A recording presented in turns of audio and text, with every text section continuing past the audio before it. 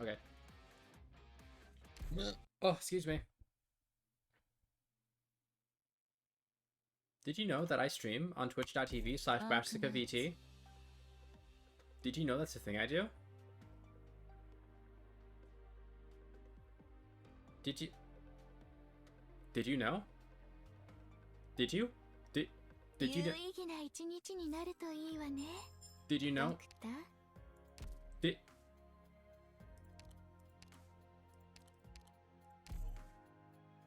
Did you know? Are you sure? Oh.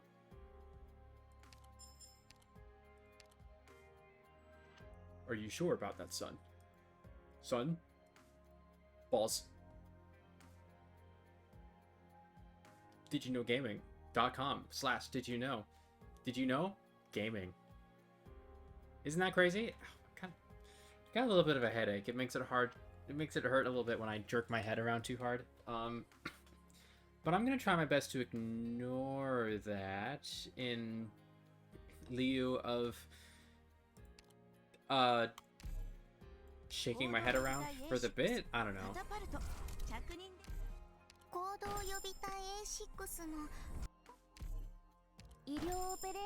It's Sushiro. Yo, it's Susuro. It's too easy of a joke to make. Just because I said the word head, really? You know the head of your body is like whatever. Your mind. Oh, hey, God control. Jerk on my head. Yeah.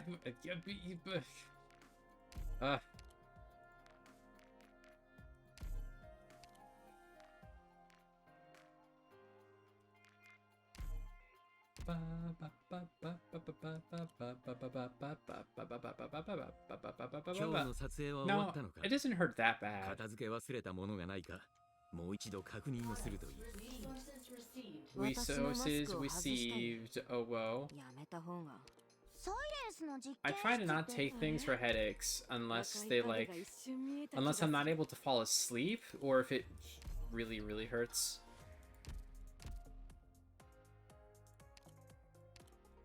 I usually just try to make sure I'm hydrating myself and everything like that. Resources received.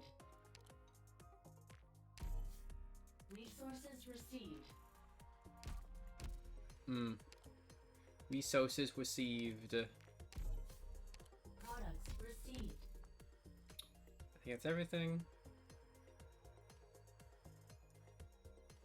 Yeah, I think it's everything.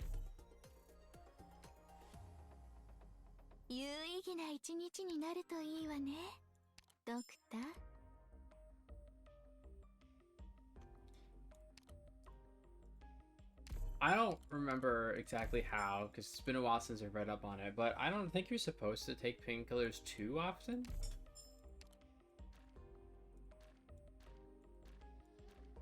But, I mean, I just try not to be reliant on stuff like that anyways.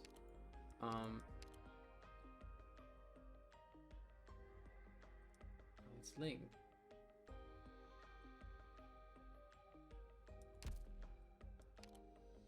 It does wash the strings. Oh, this... I didn't realize that Pozumka had a fit. I could spend in-game currency on those outfits.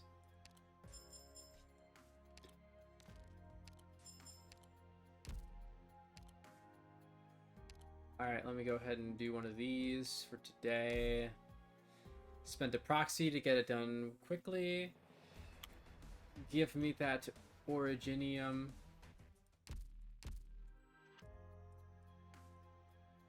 Back out, come on. And then Doctor. Also, hey Daylights, how's it going?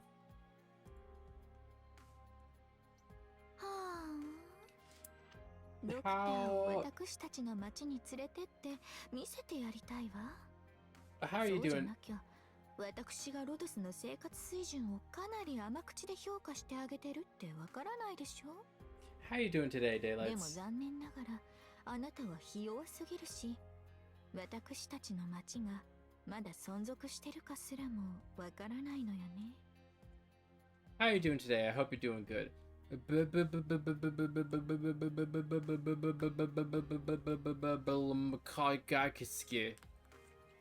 Dick pies Chiragoaji Jeff O Jaisajif. I see. Well, I can't say I'm particularly familiar with that specific emotion. Dripe, I will explode you with my mind. Do you want to lend your dulcet voice to the characters you were voicing again? Who was it that you were voicing? You were doing Blaze and the Judge Lady. Those were the two main ones. Oh, and the Knights.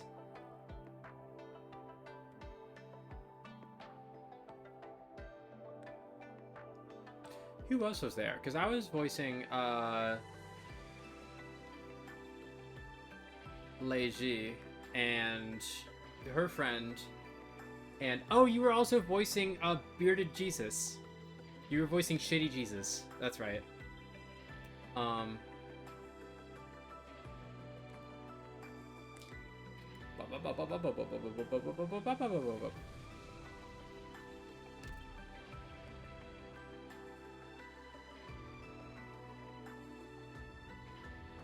Oh, I wasn't gonna... I mean, you don't have to hop on. Like, you don't have to feel obligated in any way. I wanted to get the show on the road here, and considering this isn't one of my, like, proper, you know, taking place at 6 p.m. streams, I just was gonna get into it. But if you want to, like, not, that's okay.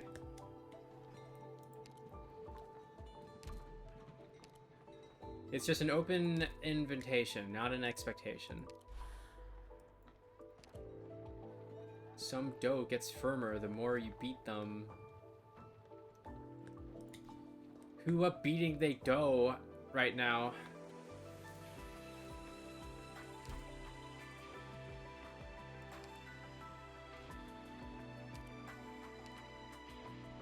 I love how this thing is just called expletive.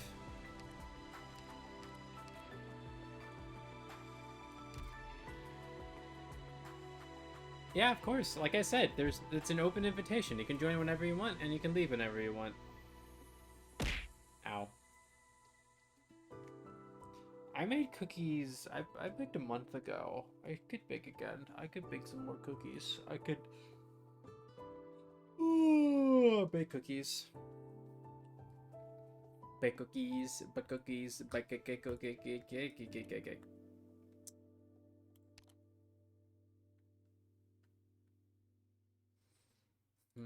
You know what?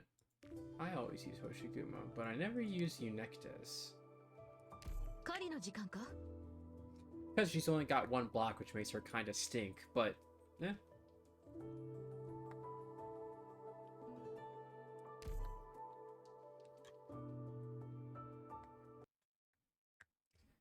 Alright.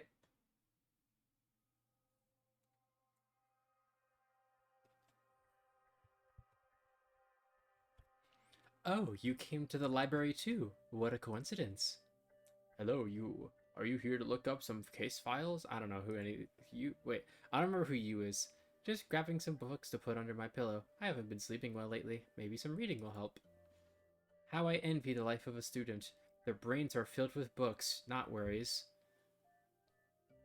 Have you ever spoken to a college student literally fucking ever? What the hell are you talking about?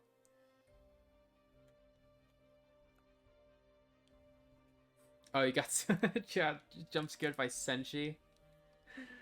Senshi jump scare is the best kind. You should consider yourself lucky that Senshi graced your...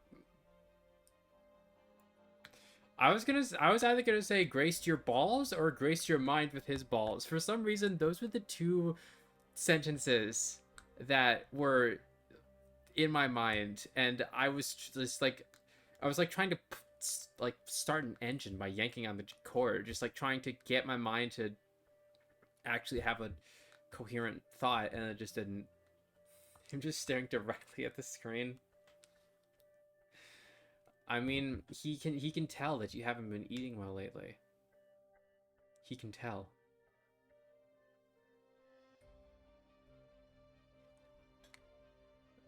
Anyways, this sentence is full of nonsense, but whatever. Surely you're joking. I'm not joking at all. Investigating these sordid cases for the Judicial Review Office every day is bound to make one feel sick. They say the Baizhou Academy Library is the cleanest and purest place in the world, where only wise men and sages dwell. So I'll sit here for a while and purify my soul. Did you used to study here at the academy too, Guchon? Who is that? Was that Shitty Jesus? Or the old man?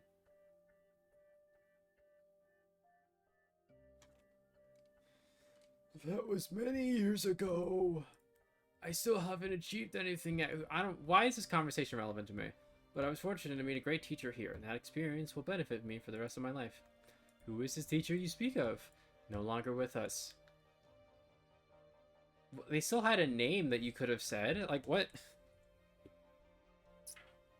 They're no longer with us, and all records of their existence were burned by a single bird carrying some burning straw. And why did you come here today? To borrow books?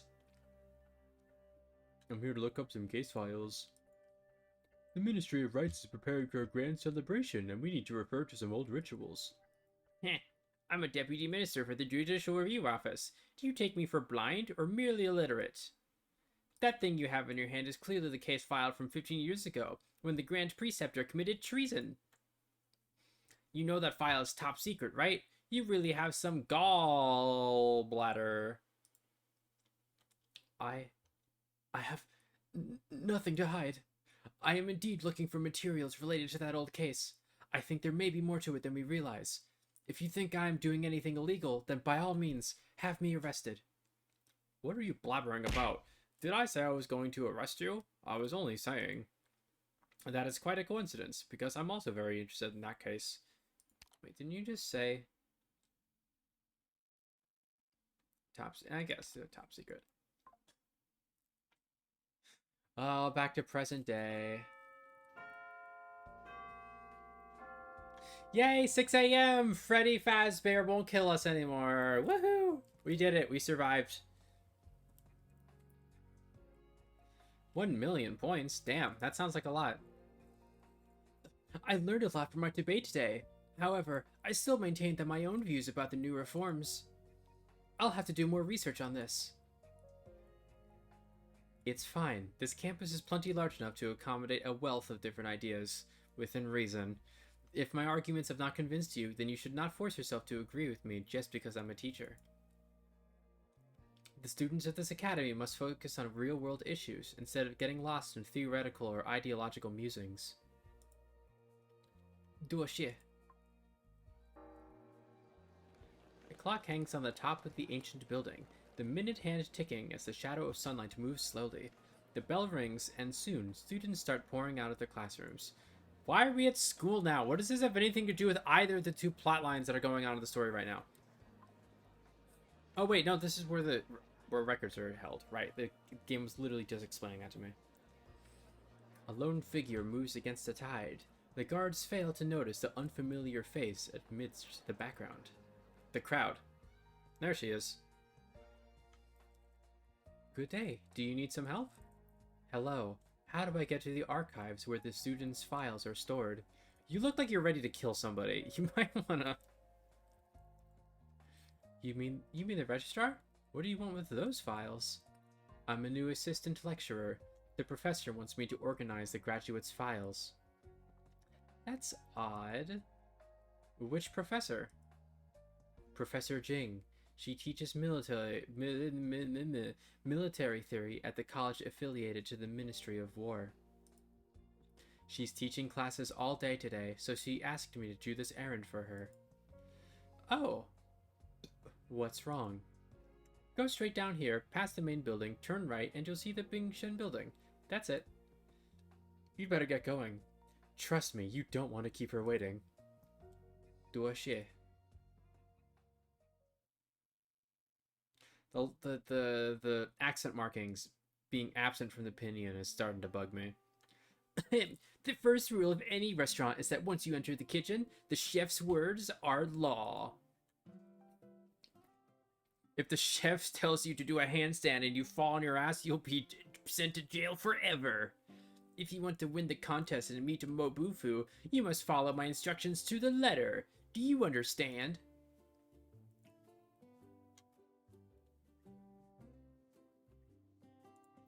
Daylight, do you want me to wait for you here, or should I just keep going until you end up making it?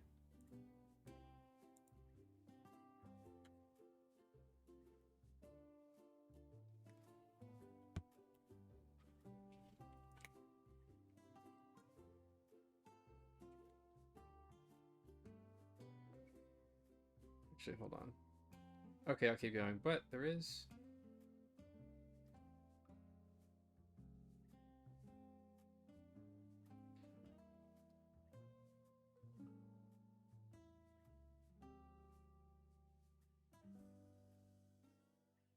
Hold on.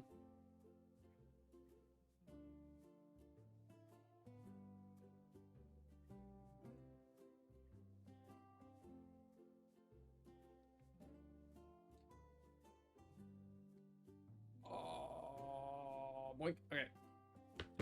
Didn't we agree to split the blah, blah, blah, blah, blah? Wow, I'm already failing at voicing her. See, you need to be here. Did we agree to split the prize money 70-30? Why are you acting like I owe you a favor? Okay, enough of that. Didn't you say you wanted to learn a few new recipes anyway? Have you changed your mind? No, I want to do this, but I'm no Rhode Island 5-star chef. This competition sounds too difficult for an amateur like me. I still don't get why you're trusting me over yourself here. Why don't you go instead? I am the head chef of Safer at U's. Participating in this kind of competition would be sullying my good name. I'm giving you an opportunity here. As my apprentice, you can go show your skills and wipe that arrogant smirk off Mobufu's face. Wouldn't Xingju be a better choice? She's a foodie, you know. I'm afraid that, as a wandering foodie, I'm too well known. It would be inappropriate for me to participate in a food competition. You scored E11 and won? Congratulations, or I'm sorry that happened. Enough chit-chat. First things first. To get you ready for this competition, let me tell you a little about Ding Feng Lo. I've been hearing about this place since I set foot in Baizhou. What's so special about it? Remember I told you about the 4 great restaurants of Baizhou, corresponding to the 4 main branches of Chinese cuisine. That is north, south, east, and west? Were you not fucking paying attention? About 400 years ago, several chefs arrived in Baizhou. They each set up their own restaurants and culinary sects. This marked the founding of the 4 main branches of Yanese cuisine. It was the first head chef of Ding Feng Lo who promoted the founding in the first place. The legendary chef's name has been lost to history. He was the founder of Northern cuisine, but was also proficient in the other 3 styles. The other 3 chefs were only invited to Baizhou after they lost to the Northern chef in a cooking competition. With such a storied history, Ding Feng Lo outshined the other 3 restaurants and became known as the #1 restaurant in Baizhou. Who's teaching this class, you or me? Oh, my apologies. I forgot that you're a bitch. Of course, what she said is pretty much accurate. The only thing I'll add is that eventually the 4 great restaurants of Baizhou started fighting with each other for fame and glory. These squabbles continue to this day, and they're really quite annoying.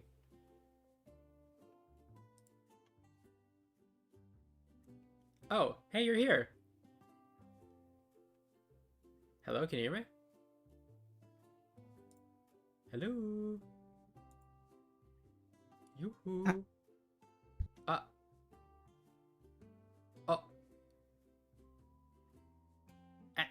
What? Oh. Hey, what's up? Hi? What's Hey. up? I don't know. What's up with you? I'm streaming. I'm here to voice characters. Oh, okay. Cool. How you doing? Good. I had a Cool. very silly Balatro run with Cryptid. Nice. I don't know what that means, but nice. What's Balatro? Cryptid is like a purposely... It's, if you've ever heard of...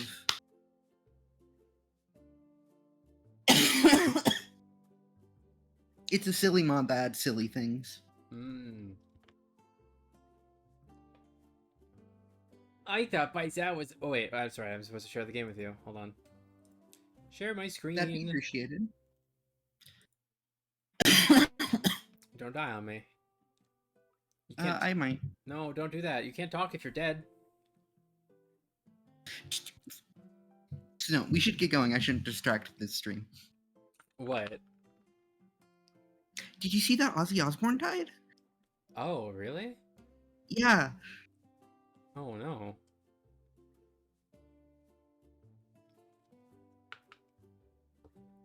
I'm sorry to hear that.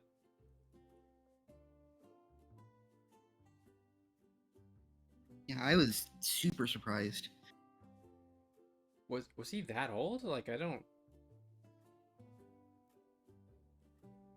I've heard the name. I think... I could... Hold on, how old was like, he? He was what, in Black Sabbath or something? Am I remembering that right? Yeah. He was in Black Sabbath. A few weeks ago, apparently, he did his, like, final... He died at 70... Hold on. 76. That's about... yeah, that's usually how people long live. That wasn't a sentence. Yeah, that was a sentence. You are correct. The string of words that came out of your mouth does indeed form a coherent thought. That's a shame. I thought Baizhou was the place where all these great chefs could learn from each other. If I had known there was going to be all this infighting, I would not have gone. Just looking at the wrong screen. Not have gone where? In any case, what you need to know is that, as the most famous restaurant in Baizhou, Ding Feng Lo and its chef selection competition has extremely high standards. Ding Feng Lo has not taken on any new disciples in many years. The only reason they're hosting this competition now is because they suddenly got short-handed right when they needed to start preparing for the Feast of 100 Delicacies.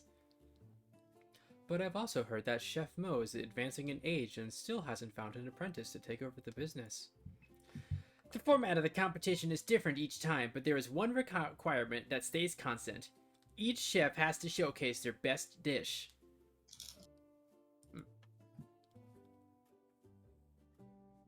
Wait a second. If the competition is really that difficult, how can I ever hope to win? Logic would dictate that an amateur chef with absolutely no culinary experience would have little hope of winning. However, you're with me. Oh, he literally says that. However, you have me in your corner. I can teach you a recipe that is easy to cook and is perfect for the occasion. Longevity noodles. Longevity noodles? Why would they serve longevity noodles at the Feast of 100 Delicacies? Is it the thing I'm supposed to know about? Can't I don't tell. know. I don't remember it either. No, not in this story. Those have never been mentioned here before. But, like, you know, some of these events do callbacks to other game events. And some of them are direct, like, continuations of other stories. Huh. The reigning Chulung's birthday just happens to coincide with the Mid-Autumn Festival, so every year they serve longevity noodles at the feast. But it's such a simple dish. Is it really appropriate for a major competition like this? Who told you that simple dishes can't show great skills? Just watch and learn.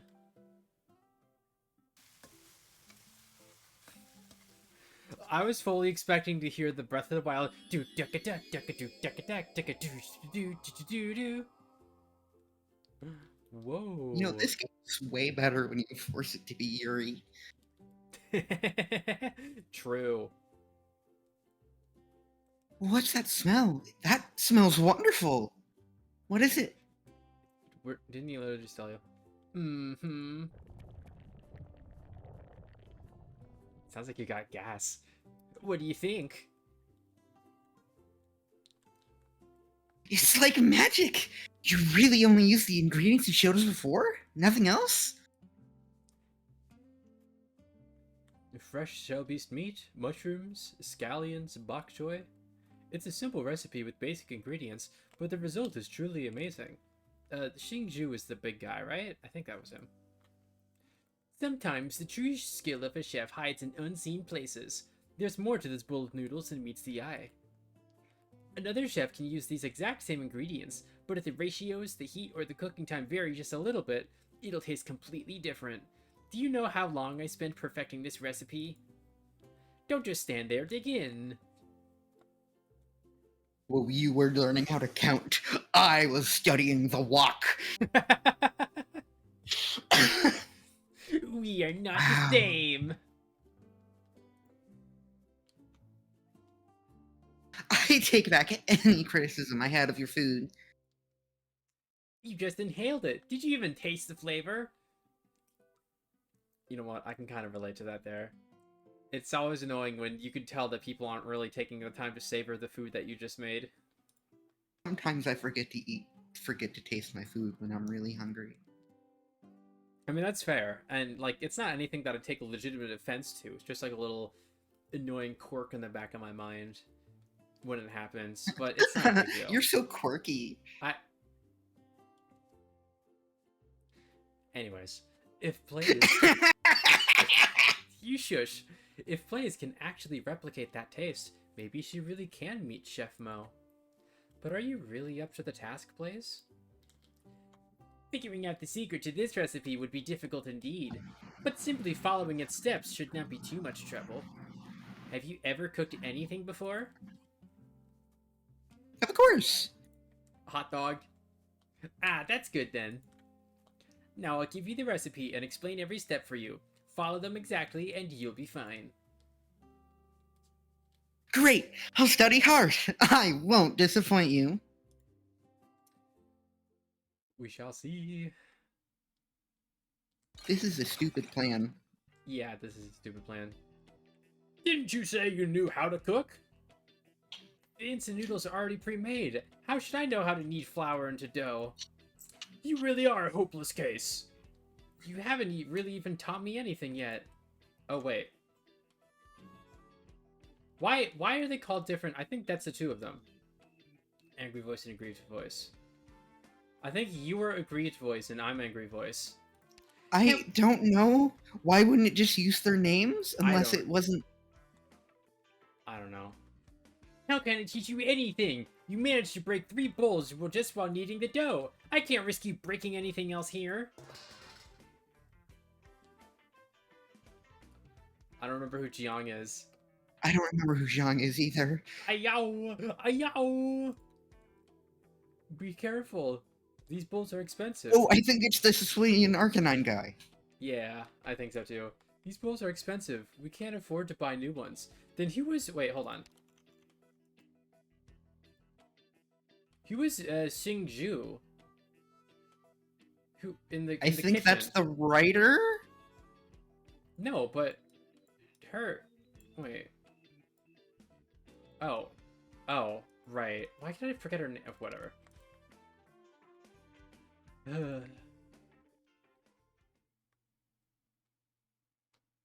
To be fair, I would also not be able to make noodles from scratch. I mean, yeah, kneading dough is tough. It's very physically strenuous. One day I'm going to learn my dad's bread recipe, though, and I'm going to make that bread. No results. Why are there no records at all? Which one? Filter enrolled in 1076. No results. Hi, guys. It's nice to see you. Whoa, the red text is scary. What is going on? Gu Chuan, an ethnic Yanese born and raised in Victoria, returned to Yan in 1074. In 1076, he was admitted to Baizhou Academy. After completing his studies, he joined the Ministry of Rights. These are the only records left for the deceased in that case. They should have files for all... You okay? Yeah. Okay. They should have files for all mandarins who graduated from the Imperial Academy and went to work in the 6 ministries of the court. But why can't I find them in the system? Gu Chuan, what did you...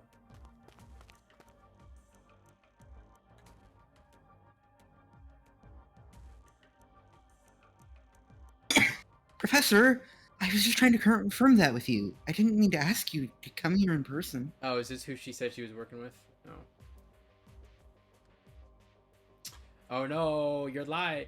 She said she's a new assistant professor. Why haven't I ever heard of her before? The person who came in here seemed to know you very well, so I didn't... How many times have I told you? The Academy's personnel files are confidential. Keep that in mind. Forget it. I'll go handle this myself. Oh no. Ruh-roh, Raggy. She looks really good in that outfit. She does. The room is empty, and the documents on the desk are still where they were, without any signs of having been moved. Gilf. Jingyan, you're a bit too old to be playing hide and seek, aren't you? Jing.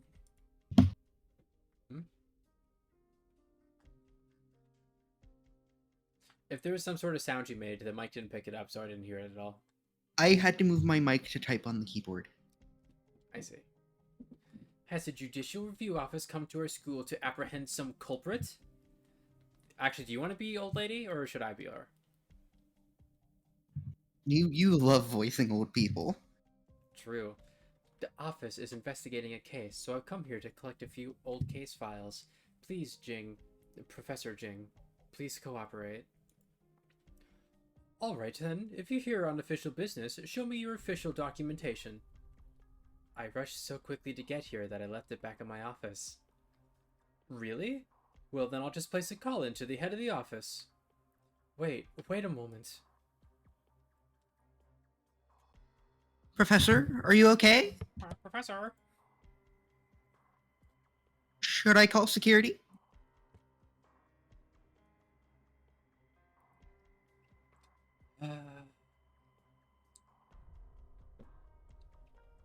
If I had a puppy whimpering sound as on my soundboard, I would totally play that here. Actually, can you do a puppy whimper? You can't ask a woman to do that. Alright, fine. Not on fucking Twitch, not live in front of a fucking audience. Wait. I just, for like full, whatever. It's fully work, but I don't know where I've been worried about it. If I could. I would have done it if you worded it differently. It's fine. It was fine. No, I forgot that I asked some other professor here to collect some materials for me. I'm sorry for wasting your time. It's not a problem. Goodbye, Professor. Alright, now it's just the two of us. Xie. Qingyan. I have always thought that you were a well-mannered and trustworthy girl. Every time I mentioned you to Le, I told him to follow your example. And look at you now. What are you doing here? A deputy minister from the Judicial Review Office sneaking around like this? I'm conducting an investigation. What kind of case requires this secrecy? What kind of case can't go through the normal process? A cold case. The deceased was once a student at the Baizhou Academy, but I just searched the personnel files and found no record of him. The Academy has a record of every student. This person you speak of, how do you know they once studied here? I saw it in the files at the Judicial Review Office. The Judicial Review Office collects its files directly from the Ministry of Rights. However, the Ministry's files do not match up with the Academy's. Someone made a mistake somewhere. Is there a chance that someone altered the Academy files? How could that possibly have happened? The Academy is one of the Yanese government's most important talent pipelines. Once a student's information is entered into the system, it is archived under strict supervision. No one has the authority to modify this data. Unless what? No, that's impossible. Enough of this nonsense. You'd better leave now.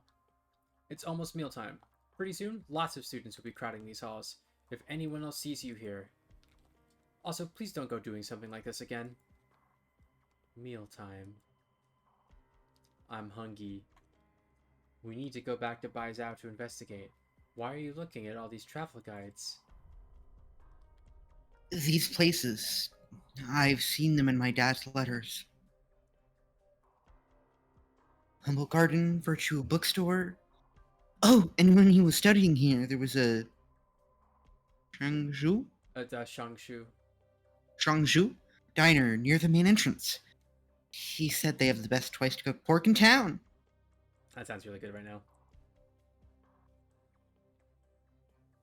Now that I'm visiting Baizhou, I want to visit all the places he mentioned to me. Say, is there a restaurant near campus called the Shangshu Diner? Huh? You want Shangshu food? The place you're talking about closed more than 30 years ago. How would you possibly know about it? More than 30 years ago? Are you sure? Yes, it closed in 1065 when I was in school. How could I forget? Lots of students used to go eat there because it was near campus and served tasty, affordable food. But then, in 1065, there was a terrible catastrophe in Shangshu, and the restaurant owner had to return home to deal with the aftermath. The students even made donations to help with the rescue effort. A man who was born and raised in Victoria and did not come to Yan until 1074. How could he know about the place? Unless he had visited Yan before. Or maybe he wasn't born and raised in Victoria after all? Maybe he was a native Yanese? What are you mumbling about?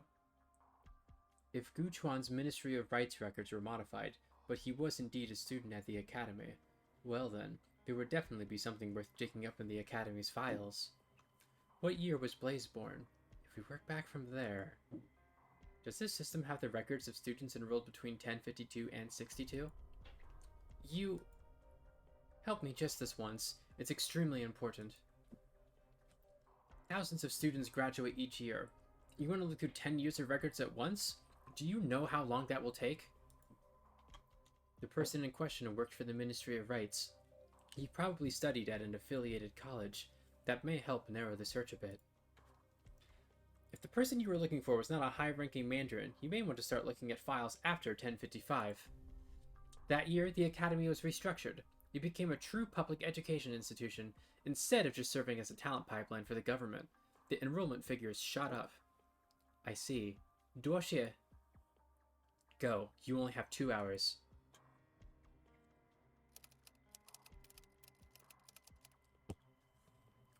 Found you. Gu Sheng. Male. Born in Langyi in 1037. Accepted into Baizhou Academy in 1055. He was assigned to the education department administered by the Ministry of Rights, and was among the first batch of students to enroll after the school was restructured. Top marks in all subjects. Wait, he didn't graduate? This file was last updated in 1062? This is a missing persons file. Gu Sheng, along with his wife and daughter, disappeared in 1062. Accordingly, this file has been sealed. So he was already a family man when he was in Baizhou, and all 3 of them disappeared. 1062. Is there something special about 1062? Blaze, I need to confirm something. You were born in 1062 in Victoria, right? Yes, from as far back as I can remember, I lived in Victoria. But was that true? I asked you where you were born. I'm supposed to remember that. Cheating. You don't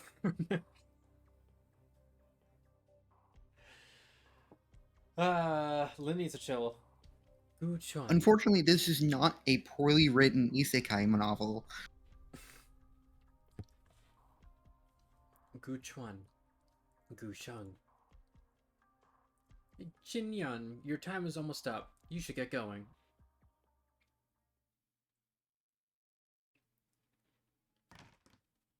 Oh boy. What did he say? What did he say?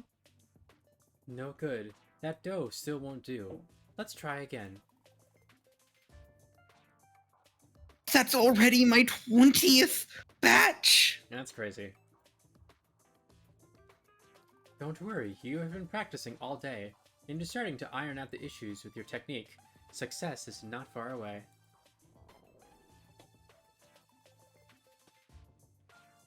Really sorry. You don't need to stay here with me through all this. It's not a problem. Why would I not want to hang out with my girlfriend?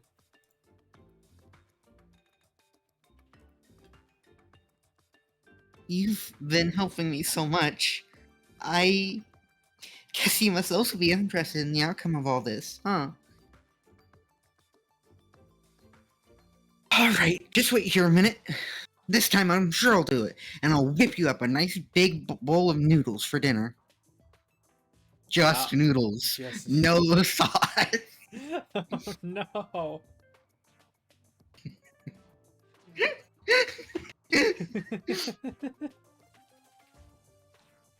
Maybe that's why all 20 of those batches have been gone, because she accidentally got like a flake of pepper or a single grain of salt in the dough batch, and it all had to be thrown out. Did you have something else you wanted to say to me just now? What? Never mind. To be fair, the recipe the young chef gave you was indeed simple enough. He probably didn't expect that your biggest difficulty would be kneading the dough. Look at you defending him. You're supposed to be my girlfriend. I'm sorry. I'm doing all I can do. It's hard. When I work, my body temperature rises and the dough starts to dry out in just a few seconds. Oh yeah, she does literally catch on fire. I add more water to the flour, and then more flour to the water, and then more flour and water, and the dough that was originally the size of my fist is almost as big as my head. The situation with your rising body temperature is certainly unique. Anyway, you need to think positively. So long as you learn to knead the dough, making the longevity noodles will be no problem at all. Just ignore the fact that your body is working against you, and then you'll not suck. Speaking of which, for someone who's never cooked before, you certainly have some impressive knife skills. Well, back at Rhodes Island, lead operators like me perform surgery on ourselves on emergency situations. I guess there's not much difference between using a scalpel and a kitchen knife, assuming you're not using it like a young chef does when he chops vegetables. Imagine you gotta dig a piece of shrapnel out of your arm, and you take out a kitchen knife and you just go like just dicing. Ugh. Yeah, that was actually that imagery is more gross than I meant. Maybe I don't can even imagine use that. skills I learned from stitching my own wounds to mend my own clothes. It's pretty handy. Yeah. I wouldn't have thought your job would be this dangerous. Not a big deal if you have the time to practice. Rhode Island is a paramilitary group that is often in active war zones, so, you know.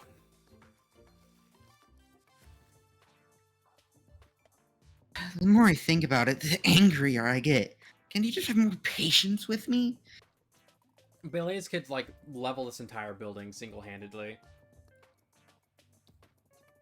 Hey, look! This is making me so hungry. Same. Hey, look! I think you're getting the hang of it. The amount of force is just right. Keep it up.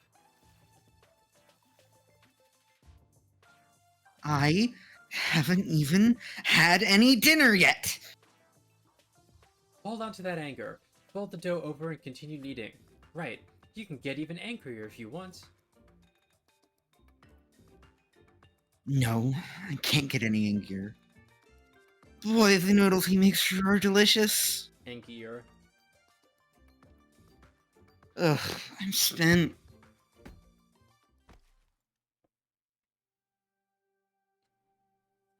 Ugh, why is cooking even more exhausting than combat training?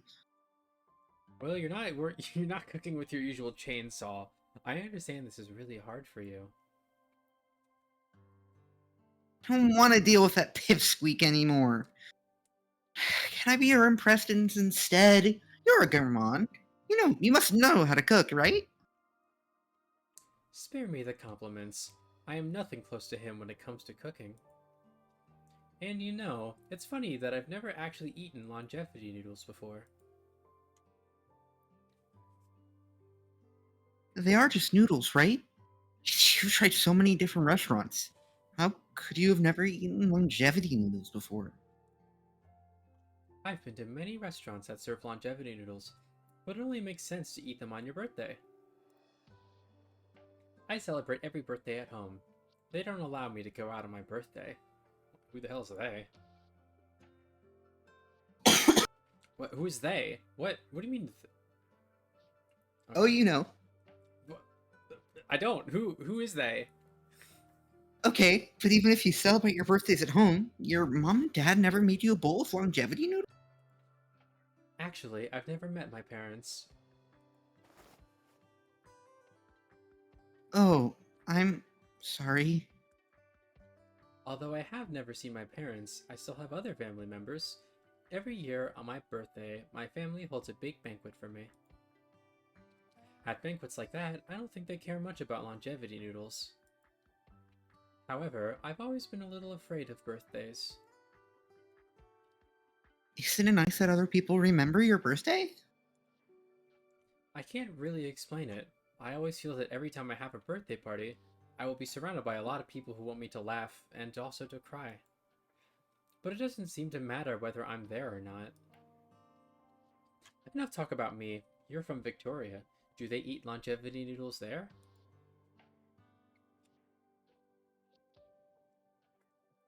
Grew up in Victoria, but my parents are both Yenis, at least by blood. When I was little, every year, On my birthday, my mom would make me a bowl of longevity noodles. The taste was nothing special. It was just regular old home cooking.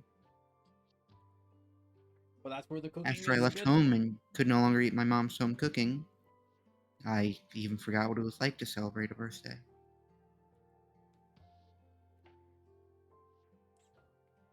That is until that night. Nice. Can you give me 1 second to go grab something? Okay, okay.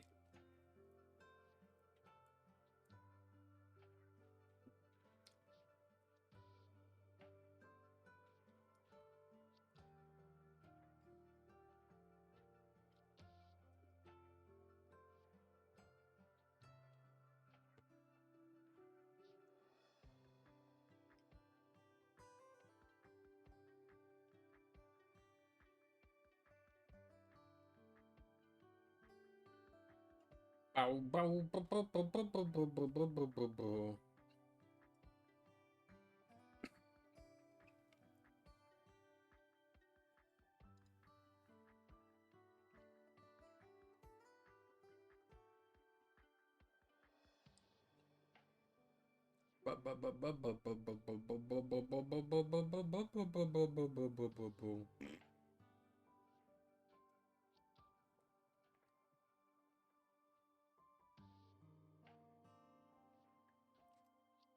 La la la la la la la la la la la la la la la la la la la.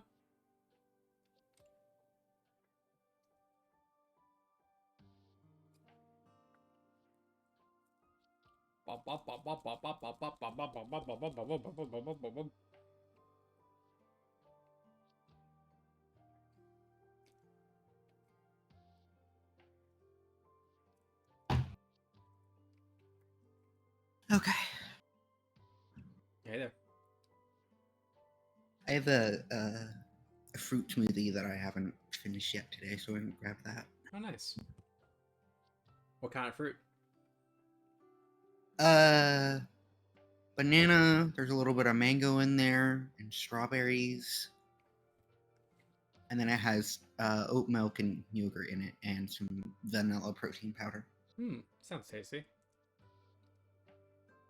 It's supposed to be a breakfast replacement, but some days I do not end up eating it for breakfast, and I end up like drinking half of it at lunch and then half of it as a snack. I see. The seasoning packet, the vegetable packet, and I'll add 2 sausages. Why are the lights off in the cafeteria? Hey, what are you guys doing here? You scared me. It's Scout. Shh, keep your voice down. It's late. What are you doing in the cafeteria at this hour? Ace, why do you look all serious? There's not another urgent mission, is there?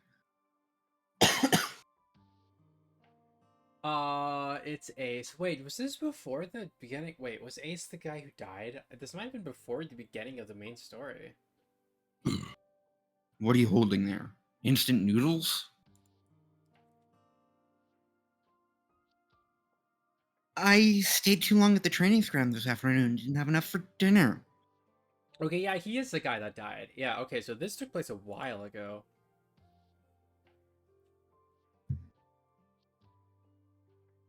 What? Now that I'm an elite operator, I can't eat instant noodles anymore?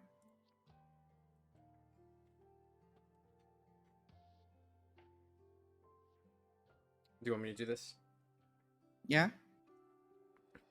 You kind of do you want to do Ace's voice?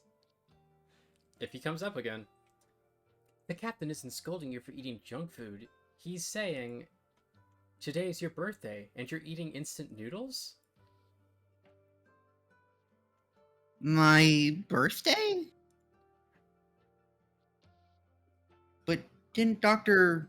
What the fuck? The Calcit. Calcit say... That's why I told you to lower your voice. So long as we don't make too much noise, even if she hears us, she'll pretend not to hear, yeah?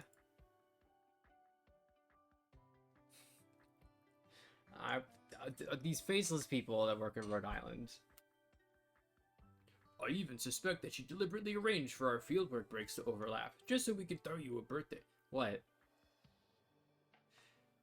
I think we might get party crashed by Doripe. Oh no, I'm scared. Oh no! Oh no! You have an idea for these fuckers? Well, get in here. I don't want to sit here and wait for you forever. I've been streaming for almost an hour already, and I haven't even started the level. Hurry up! Sorry. Get your ass in here. Bitch. I even I'm trying to do. Hold on, I'm trying to do a snake voice. Like Solid Snake? Yeah. I just. Fuck. God fucking damn it. My voice can't go deep anymore. What are you trying to do? Snake voice for every single one of these faceless Colonel. motherfuckers. I even suspect that she deliberately arranged for our fieldwork breaks to overlap, just so we could throw you a birthday party. Colonel. Think. Oh, wait, no, you keep going. You good?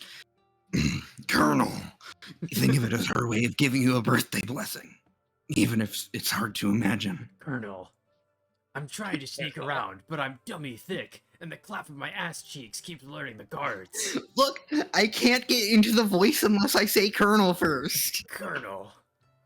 Yeah. Colonel, I'd like some chalky milk before my next mission. Blaze, you are one of us, a part of Rhodes Island. You are not alone.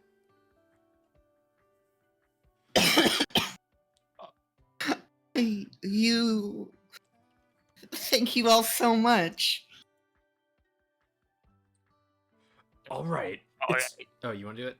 Yeah, Alright. I said I wanted to do Ace. I mean, I don't know. You died trying to do the last person. I had to fucking prepare, okay? All right. It's been a while. Colonel, all right. It's already midnight. Happy birthday, Blaze. Colonel, Colonel, happy birthday, Big Cat. Happy birthday, Big Cat. Happy birthday. I'm Batman. Happy birthday! No, Joker! That's a Pokemon! Joker! Oh, stop! Oh. Get out of my head, get out of my head, get out of my head, get out of my head, get out of my head. There's no loss against the Pokemon, Batman. I'm going Joker. to beat you to death. Joker, that's an animal. Happy birthday, Batman. Also, Amiya isn't on the ship right now, but she asked me to pass on the birthday wishes. She hopes you stay happy and healthy.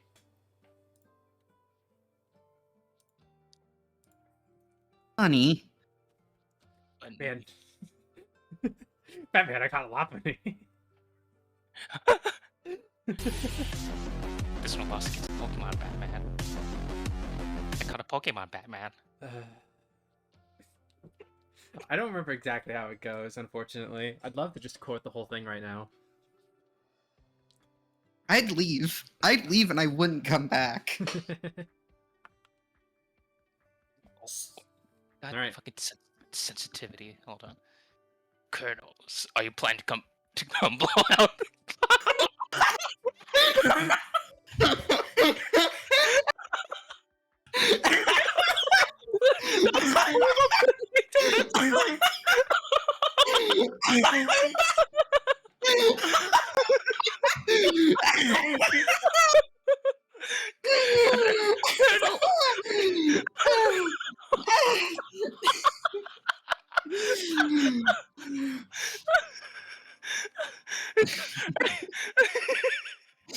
Colonel, are you planning to come blow out the candles and cut the cake, or are you going back to your instant like?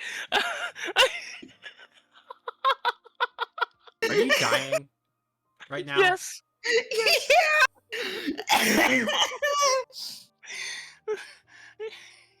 I'm never gonna be able to beat this event. I'm just gonna be stuck. Listening to us two chuckle fucks. Colonel, are you planning to come? Okay, you shush. You're fired. Okay. No.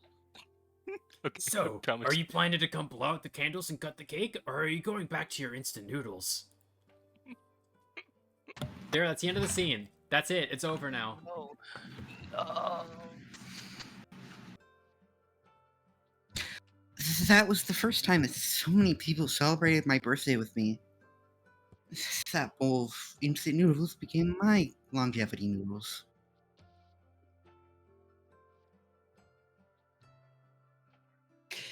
Everyone knew how much I wanted to have a birthday party, but that day, not a single person actually came out and said, I knew you wanted this.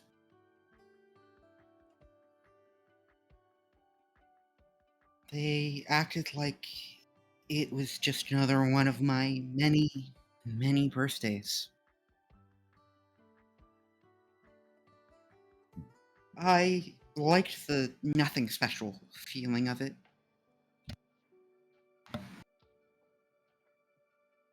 Come here, give your girlfriend a smooch. Now you're making me jealous. Oh, right. You said you never had longevity noodles. Well, let me whip some up for you. Don't explode half the kitchen while you're doing that.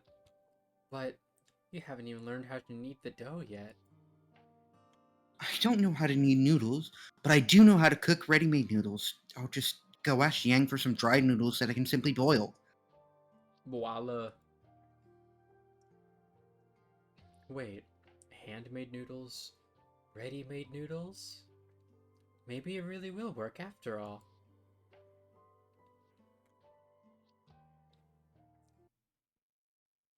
Is it time to do a level? No. Oh, yes it is! Oh, yeah! Hey, do you remember playing a video game? I didn't. I forgot. 私に続け I've been live for an hour and 2 minutes, and I'm just now getting to the actual level.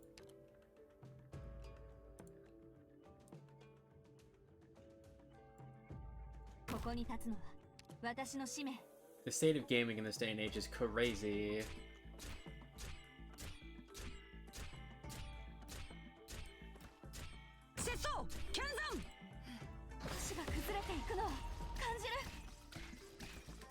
Bong! Ba ba ba ba ba ba ba ba ba ba ba ba. そんなにコソコソし Bong なくてい bong い bong よ bong bong bong bong み bong んな bong に秘 bong. 密がバ Try レちゃ it. えば Periodically summons one vapidity. Yeah, I see that. 全員の行動力を奪う。それでいいだろう。 Okay, there we go. Thorns has got it. Oh, you can't quite.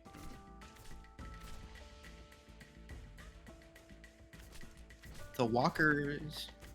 Sorry. 命令を動き回るな。そうすればお互い手間 The が省ける。 walkers? 命令を想像したことある友も故郷も二度とも納豆 Now there's more of them. Hold on. たことなくまずは収穫から Ba ba ba ba ba ba たく ba. あん好き納豆ご飯納豆ご飯先に魔法陣を準備しといた方がいいかな You go. Throw your dogs while Marcel is powering up. 動き回るな。そうすればお互い手間が省けるだろう。 Surprise dog attack. Yes, surprise dogs. Whoa, dogs be upon you. Oh, I didn't even have time to activate it. This level was over already. The thing didn't fill up before everyone was dead. Yep. And I love these early levels, at least, because we're only just starting the event. But it seems like the incentive is just to not have the damaging one fill up, not to be able to have the active one on your side. But also, these are still the very easy ones. I imagine as it gets harder, then it'll be useful.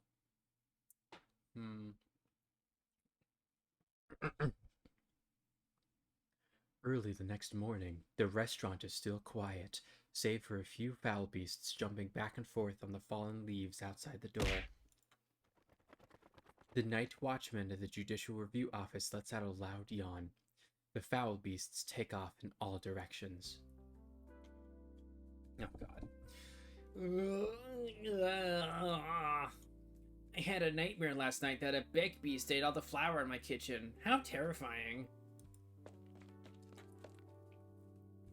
Morning. Have some noodles.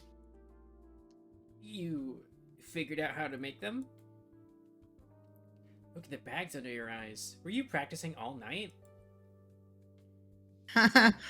No, only about half the night. Hey, Jingzhu? Xingzhu. Jingzhu still hasn't woken up yet. Working. Enough talking for now. Try the noodles. Huh? You gave up learning how to knead the dough and boiled some ready-made noodles instead? These are no ordinary ready-made noodles. Jingshu? Xingzhu.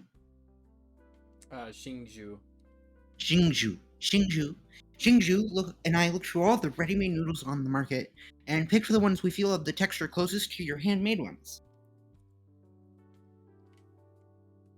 Of course, they don't quite have the same mouthfeel as handmade noodles. So, Xingzhu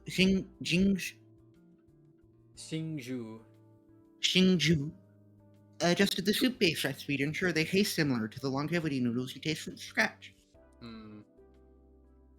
This is blasphemy! You're using ready-made noodles and you tampered with my recipe? My word! Little twerp.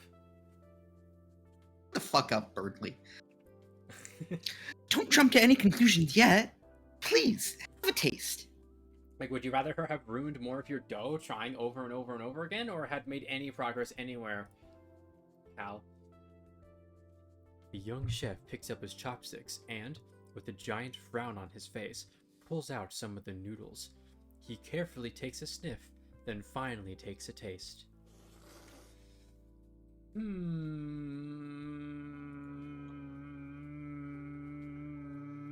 Well?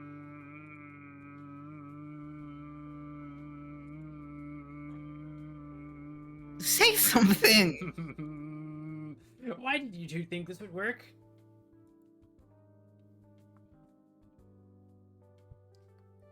Jingzhu was starving after all my failed attempts. I figured at that point I was better off just making noodles I knew how to make, so at least you should have something to eat. Then I started thinking, the most important element of longevity's noodles isn't the taste. Instead, it's making sure the person who eats them feels the birthday blessing. Birthday.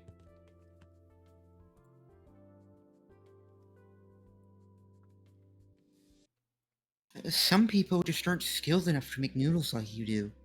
However, I can still use ready-made noodles to bring birthday blessings to myself or my family. That's the real meaning of longevity noodles, anyway. Damn. That's nice, but you're supposed to win a fucking competition. Damn, you're saying that Xingzhu already feels like your family, huh?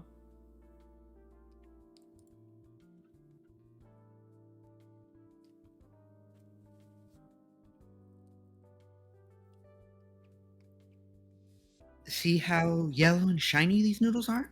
They look more lively than yours, right? Of course, yes, I am taking shortcuts with this dish. You mentioned birthday blessings. You think people can taste that in your noodles? I think so? The last night, after I finally made a proper bowl of noodles for the first time, I shared them with Jing Zhao. We felt so happy when eating it, I even caught Jing Zhao wiping away tears. He's wiping away tears while thinking, my girlfriend is so cooked. Which is ironic, considering she's incapable of doing so. Swapping out the noodles and adjusting the oil and salt ratios accordingly. Quite some innovation there. Xingzhu sure has a sharp palate.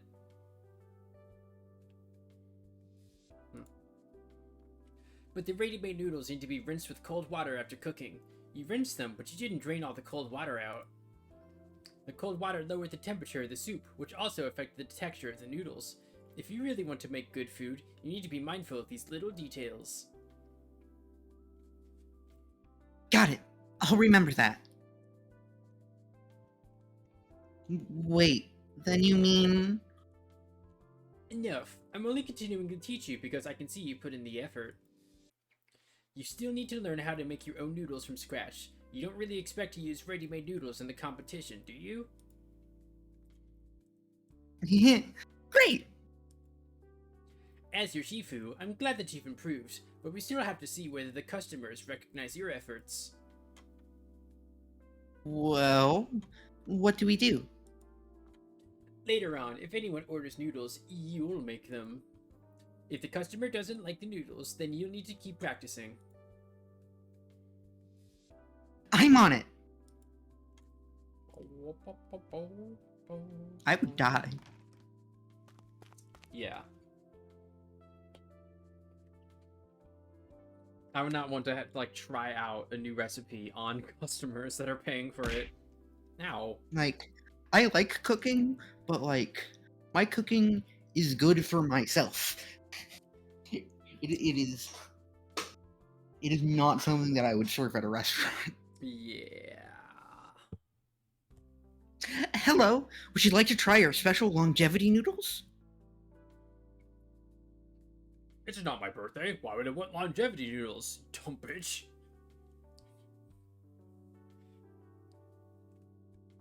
Hold on.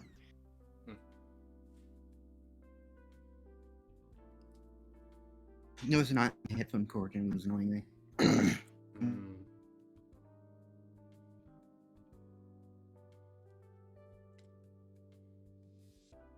They gotta stop giving away free food.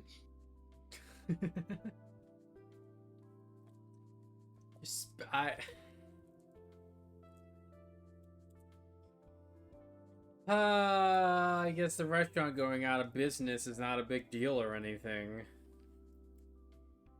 It's fine. We can just make a new restaurant. Hmm. Restaurant 2. I'm gonna read this line. I did. Oh, you did? Wait, I thought. Oh, Yeah. Okay. No, I meant if you try it and like it, then maybe you should still pay for it. I mean, I have to settle up with the boss, you know? A great pitch.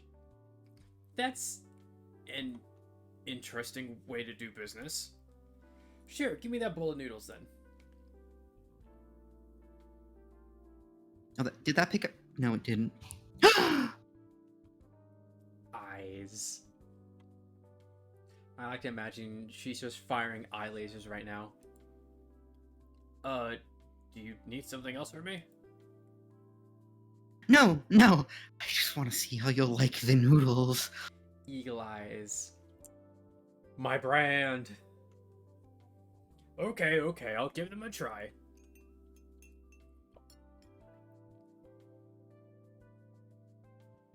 What?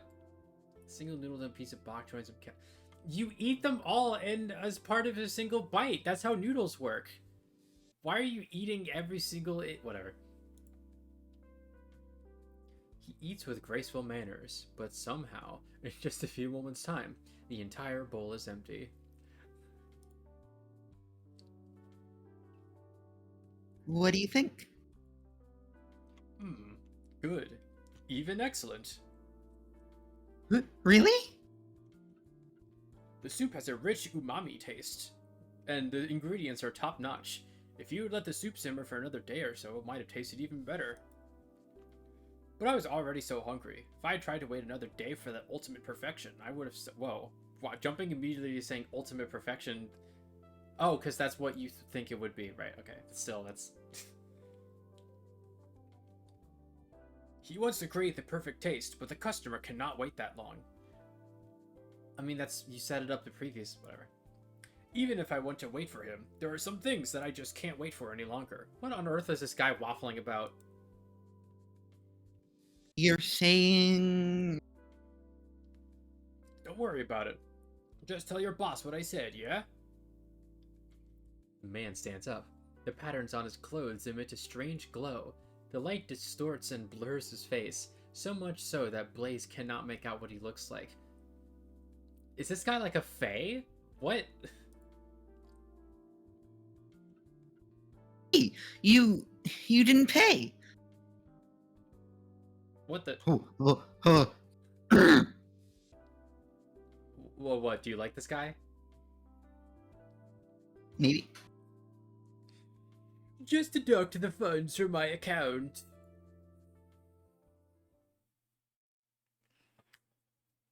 Just put it on my tab.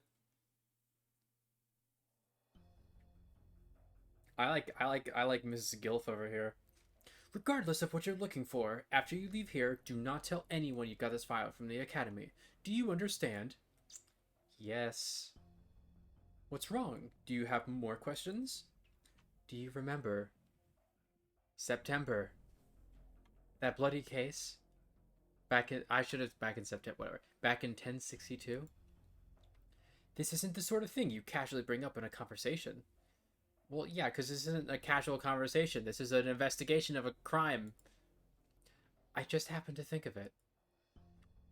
Is the Grand Preceptor you previously mentioned, the one who supported the academic reforms which benefited countless poor students, the same Grand Preceptor who murdered the Emperor and plotted treason 40 years ago? I have no way to answer your question. I will never speak about things that I do not know. I have never met that Grand Preceptor in person, but I have read some of her writings on political and social issues. Her extensive knowledge, clearly reflected in her works, has been deeply enriching for me. But people are complicated and cannot be easily categorized. You're saying you're not completely convinced that the outcome of that case was correct? Qingyan, you were never good at hiding what you were thinking. I knew you would. The office's archives will not house muddled cases, no matter how many people they involve. Solving those cases is my duty as Deputy Minister. I shall not dissuade you from doing as you see fit. However, you must learn to protect yourself, no matter what happens. Before your parents retreated into seclusion in the mountains, they entrusted me with looking after you. If anything were to happen to you, I would never be able to look them in the eyes again. I'm not a child. Why do I need people to take care of me? Everyone feels that way when they are young. However, as a mother, watching Zuola grow up, day by day, I felt a weight growing on my heart. What else should we parents worry about other than our children's safety? But if your parents learned that I prevented you from fulfilling your duties out of concern for your safety, then they really would blame me. Duoxie, sister. You call me your sister, but in my eyes, you've always been like a child of my son's generation. Speaking of which, Yumen is nearby Zhao now. Have you seen General Zuo at all over the past few days? Things are coming to a head. The Ministry of War is holding meetings day and night, and the General must remain on the front lines to oversee things personally. Neither he nor I can abandon our posts. There is truly no way to avoid this conflict. This isn't something I have the authority to decide. As an advisor for the Ministry of War, my job is to do everything in my power to accurately calculate the outcome of the war. Allowing any personal biases to affect my work would be a grave disservice to the people of Yan. You don't compromise in your duties, and neither do I. I hope everything goes smoothly. If the outcome is inevitable, it's best to not worry too much about it. If you are alone for the Mid-Autumn Festival, come to my home for dinner. I will. Wait, I just thought of something. Didn't you just ask me who has authority to alter the Academy's records? That did happen once, although it was under extremely unusual circumstances. You mean... No, I can't say that the records were ever altered. However, if a record has gone missing entirely, then it must have been transferred to another location. Death Row at the Ministry of Justice. That's a very foreboding sounding office. Oh, this guy. This is Suola. He's another operator. I didn't realize that he was going to be here. How do you feel about this man? Father is not here. I see. It's been more than 6 long months since you was last here. The furnishings in the house have not changed. Only there are many more symbols symbolizing war on the sand table. I don't think anybody's actually speaking. That's narration. A lone city stands in defiance, the two sides gazing at each other from afar. Lord Zuko! A thick, familiar voice rings out from behind. Whoa. This guy's large. Uncle Taihe? Tai-he. Taihe. Tai-he. Taihe. Uncle you go. Taihe. Your injuries? This guy seems vaguely familiar. I think I might have seen him in some event a while ago. Alright. Okay. Okay, I really gotta reach in deep for this one. I was finally able to walk since 2 weeks ago, albeit with some difficulty. At least I'm no longer bedridden. Swole stares at Tai-he unbelievably, who does not look like the man he remembers. The wind lifts a corner of his cloak, revealing his thin, withered finger under his wide robe. Tai-he, once a man so strong and sturdy, is now emaciated. It's as if a mere gust of wind could blow him away. Uncle Taihe. Kung Fu is merely an external tool. I am, after all, still a monitor censor of the Department of Discipline and Supervision, and there will always be opportunities to realize my aspirations. If you continue to dwell on this, Lord Zuo, then you're only underestimating my skills. No. I feel like you're saying no to more than one thing here. Taihe? Tai-he. Taihe. I know you are no ordinary man. A few injuries are not enough to stop you. It has been over 6 months since we last met. You look stronger than before. The general will be pleased. By the way, father is... The general has been in constant meetings with the sway regulator and the Ministry of War. He's barely had 10 minutes to rest. The situation... Could change in an instant. Uwu. Is the stork still ready to go to war at all costs? Now, after the incident in Dahuang, the bestial sway is no longer under the sway regulator's control. There are some minor disagreements between the cabinet and the 6 ministries, but their overall opinion is clear. Eliminate the threats once and for all. What the consequences of this war will be. I cannot figure out how this guy's supposed to be. Sorry, I did not mean to do that. You sound like a horse. I'm gonna be honest, that was completely involuntary. That was delightful. I'm glad. I think her name is Shui. And she's in... Oh, this Smasher Pass stream is gonna kill Emily and I. I think she's like a S+ tier defender operator in the game. Unfortunately, I do not have her, but I've heard that she's really good. I heard that 1 month ago. Other candle holders discovered traces of the conflict in nearby Zhao. Or convict nearby Zhao. I like how when you don't go awooga like, you know, the cartoon wolf. You buck up like a horse. I think it's delightful. Up! Shut the fuck up! Yes, I heard the same thing. The Imperial Court is on high alert. They've already dispatched several units of Imperial Guards. This is the Imperial Guards. The conflict's comportability is concurrently the gravest threat we face. I have a theory. Perhaps A game theory? there's still another proxy in Baizhou. What is a proxy? Oh, I'm trying to remember what proxy means. I should know this, but it doesn't come up much in conversation. You know what? If I try to remember, I'm going to misremember a little bit. I'll just look it up. Okie dokie. This proxy What? is the youngest and the most unique. Oh, huh? No, it's just I was trying to, search proxy, and for some reason to send me to this website called like proxyvote.com or something. Hmm. Weird. This proxy is the youngest and the most unique. Okay, the authority to represent someone else, especially in voting, or a figure that can be used to represent the value of something in a calculation. Oh, I meant in the context of the game, Right. since they were using it as a proper As a noun. proper noun. Hmm.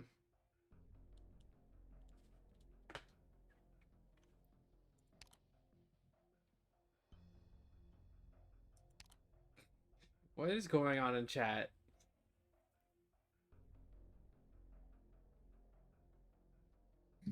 Drown.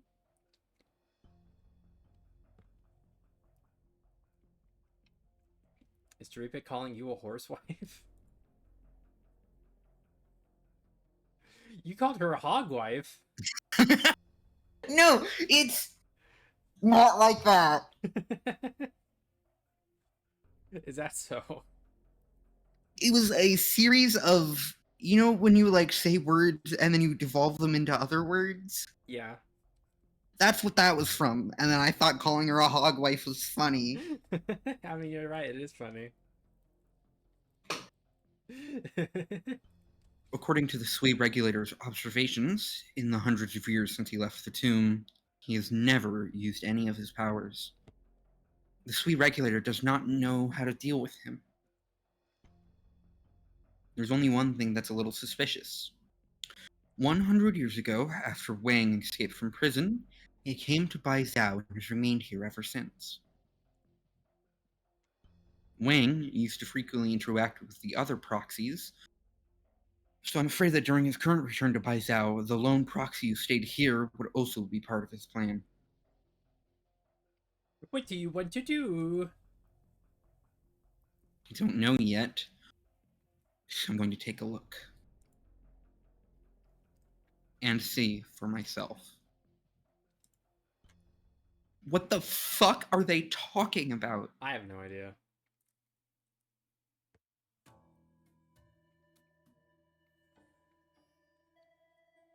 I don't know why they're adding Finished. more characters. What do you think? I've memorized every step, from watching the vegetables to serving the noodles. I can do this all by myself now. Oh, you can serve. Of course, it's all thanks to Xingzhu. Xingzhu for figuring out a genius solution. I just need to dip my hands in ice water for 5 minutes before kneading the dough and it comes out fine. It looks good, and I can taste the craftsmanship in the dish. It'll do, even if it's far from perfect. If anyone could cook as well as me after just a few classes, then all my years of study would be in vain. I've been working hard for so long, and tomorrow is the big day. Can't you at least say something encouraging? No, fuck you. I just don't want you to get a big head. Alright, maybe you're right. A little pep talk might do you good. Otherwise, you'll be too scared to cook the minute you meet Mobufu. Remember, there's nothing to be afraid of. Mobufu is old. Show him the power of your youth. Damn, I didn't know you hated old people that much.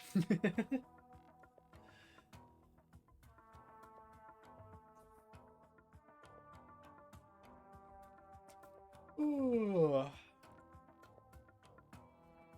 Everything's ready. Let's go win at 1 Ding Feng Lu tomorrow.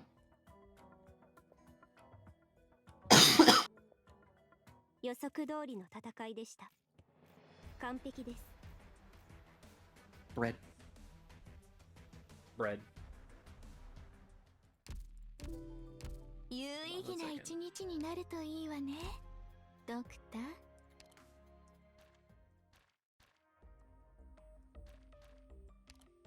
This is her. This is... Can I... I can't get a... I can't, like, look at her profile. That's stinky. infinity remaining. Yep.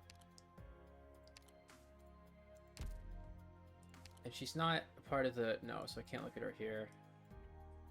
Which is annoying. She is still one of the available... Okay, yeah, she's one of the... Oh, it counts for 70% of the odds, and this counts for 30%.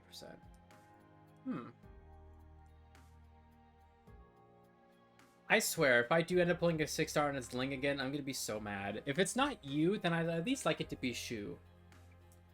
And Chongyue, I think he's okay. I'm not entirely certain.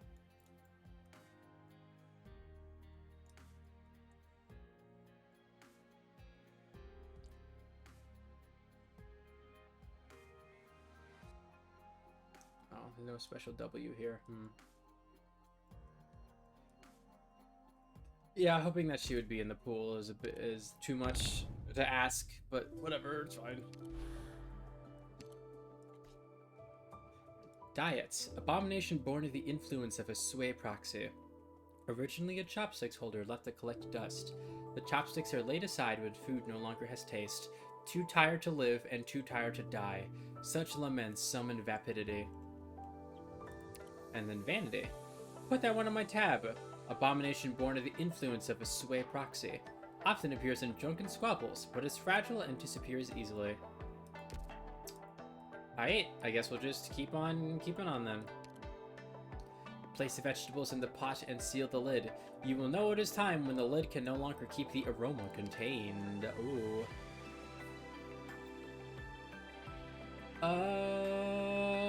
Yeah.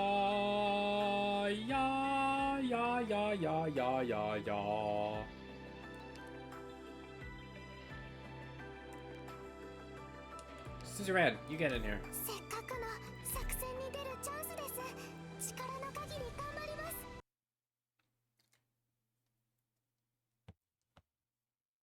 Welcome to Din Feng Lao.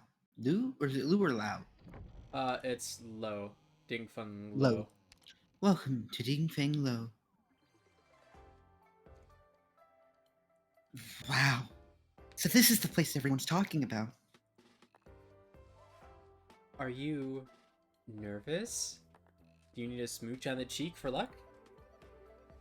Huh? Don't think I should be. The competition is nigh, and yet I feel apprehensive somehow.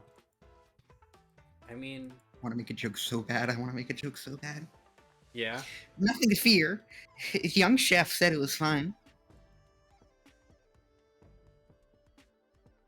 Besides, it's not like we're trying to be cooks here. We're just on the hunt for the legendary chef, right? To ask him for his tangerine cake recipe. You're being goaded in chat.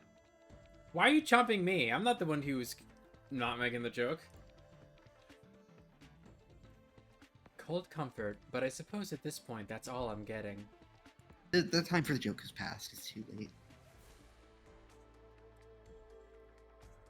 Hello, it's me, Mr. Generic Mixed White Man. Do you like my knives? It's about time. All spectators, please remain here for now. Competitors, follow me. If you get anything difficult thrown at you, don't bluster. Just keep calm and think. There's always a way. Relax, okay? I'll see you. I'll see you later in my room. Wink, wink, wink, wink, wink, wink, wink, wink, wink, wink. Please, sit. Well, I know you're here for the exam. You're still one of our guests. Please, allow me to offer you some tea first. I poisoned it. If you survive this cup of arsenic, then you're ready to work in a kitchen. You may only proceed to the next stage if you have a sensitive enough palate to taste the poison. Is this tea blueberry, or is it elderberry that's poison? I don't remember. No, nightshade, that's what I was trying to think of. The examiner picks up the teapot from the table and blurs blaze some blee. Blur blows is immediately blilled with the blesh bleat blent.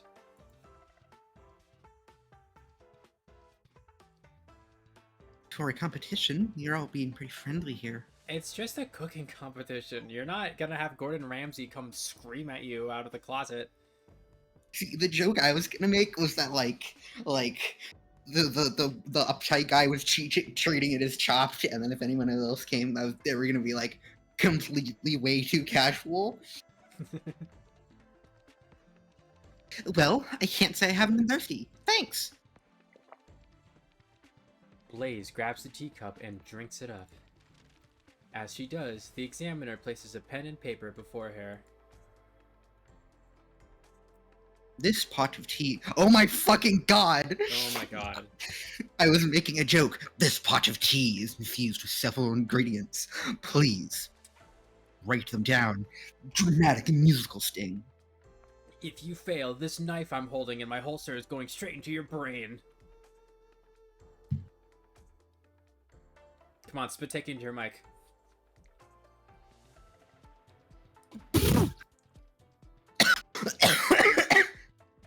What? Blaze glances down at her cup, not but a bead of tea left on the side. She looks up at the examiner, polite smile still plastered over his face. Could I, have another cut?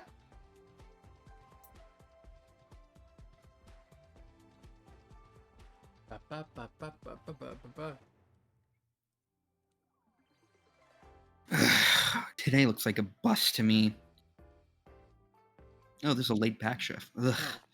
Today looks like a bust to me. Gone through dozens of people since morning, and nobody's even passed the first stage. Our head chef is being too harsh on them. It's like a revolving door over there. No one can last longer than a minute. Chef's third eye is their tongue. If their tongue's not good enough, they can't be that good of a chef. No, I can't say it. Nope, nope, I'm just gonna move on from that. Go on. No. Go on. No, nah. No, I can wait. No. Oh, hi, Corner. How's it going? Ow, stop chopping me. No. I don't even know how to articulate the joke. Just if the tongue's not good enough, and then Blaze is like, Nice. Conolingus, the joke is about that. Are you happy now? Use your damn line. Very. So, no point wasting the head chef's time if they can't even pass stage 1. May as well send him home sooner. Hey, excuse me, madam. This is the kitchen. Are you... Judicial Review Office investigation. If I could have both of your assistants. Oh my god, all that hair in the kitchen. Oh my god, all that hair in the kitchen. Oh my god, oh my god, oh my god. Don't think about it. It's anime hair physics. They don't shed. Keep calm. Keep calm. What did Mechanist tell you? Human tongue can only taste 4 flavors, but the nose can tell between over 100. Not that I ever smelt anything from his machine oil moonshine, though. Sorry? There are some operators that drink motor oil. Don't worry about it. Okay. Blaze that sounds like Aegis. Blaze gingerly cradles her cooling teacup once more and takes a careful sniff of what aroma remains. The way that the doctor eats instant noodles is that he takes the dry noodles and bites it, puts it in his mouth, and then he pours boiling water into his mouth to cook the noodles while they're in his mouth, and then eats them. Why? Canonically. Cause they're a freak. Okay. Smells flowery. That's probably jasmine. Thank God, jasmine is the only kind of flower that exists. No, not just jasmine. There's a kind of... Right. I don't know how to say that. Chrysanthemum? Chrysanthemum. Chrysanthemum. Just like the table tea at Young Chef's place. Okay, aside from that, there was definitely a sweet sour kind of flavor as I drank it. Mm, none of the initial flavors were sour. So, what was that aftertaste? Lemon? Sweet, acid, a little puckery. Kind of familiar? Is it gonna be tangerine? Oh. Why did you want me to try this plum wine, anyway?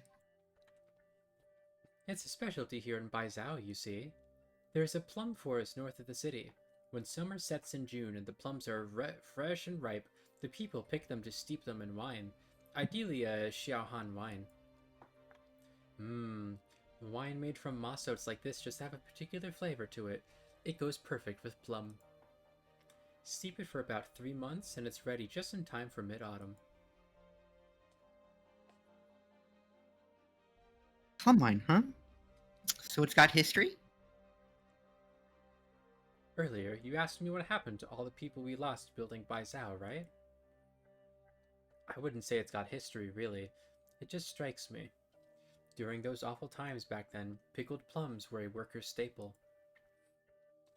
And some years after finishing Baizhou, that plum forest sprang up in the mountains north of us. No one knows exactly when it did, nor who planted it. So it's a way of remembering them, kind of? At least they were never forgotten. Once the plums are ripe next year, we can go to the mountains to see together, on a little date. On a date?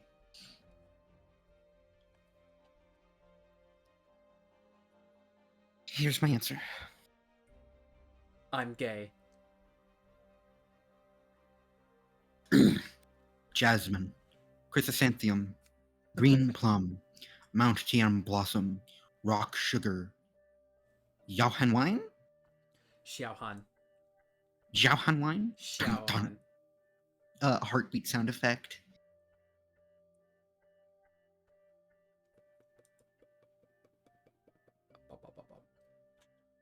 I've heard there's a plum forest near north of Baisao.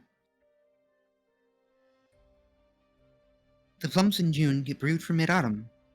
I'm guessing the plums in this were picked earlier than that, which is why there's still a mouth-watering taste in it. The alcohol steamed away while boiling the tea, and left just the sweet sourness of the plum, plus the mild and summer subtle aroma from the flower. It wasn't obvious when I drank it down, but the aftertaste really stays with you. I'd really like another cup. Yep.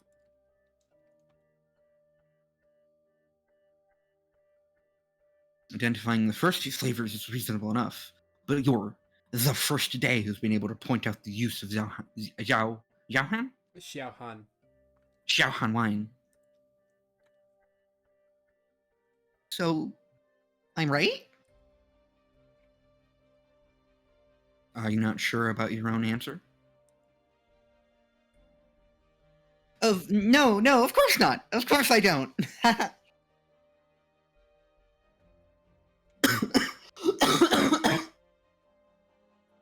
Then congratulations on passing the first stage.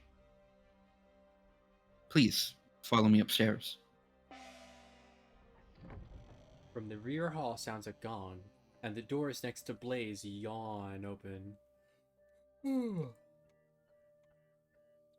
First stage? How long is this thing? It's gonna be like a 4.5 hour long stream where you only get to do the first 2 levels. You're in it for the long haul now, Blaze. I mean, Gordon Ramsay would make sense as an operator for this game, considering it's a game about food.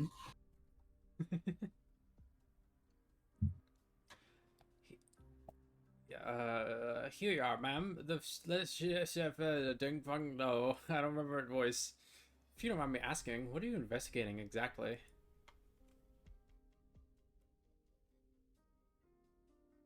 This is still me. The case is confidential. I'm not at leisure to tell you for now. Okay. The head chef here, their name is Mo Bufu. Yeah, I don't think there's a cook in Baizhou who doesn't know of Chef Mo.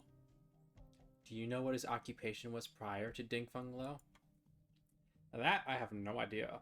Chef Mo arrived just under 10 years ago? Not quite a long time, but not No, short either. no, What? no fucking way. You're not doing this. His cooking skills are the real deal. They're sublime. Almost straight away, he succeeded the previous head chef. Where is he now? I need to see him. I'm really sorry, but he's holding an exam right this moment. There's no way he can meet you. Exam? What exam? You could call it an enrollment exam for Ding Feng Lo. It only happens once every few years. If you're interested, we're televising it right here. Oh my god, it is actually a television program. Yeah, she was watching TV earlier. That contestant. Blaze? Imagine locking somebody in their room and then you go out later in the day and you find them on TV. Oh, this is like a day later. This is a day or two later. Oh, yeah, I guess you're right. And they just still have. Wait, this is the old man's house? Oh, really? Or no, actually, they reuse backgrounds. It's not always the same place. Oh, okay. Not I necessarily. got really confused for a sec. Yeah, no, this This is is... just acid reusing. Isn't this a restaurant?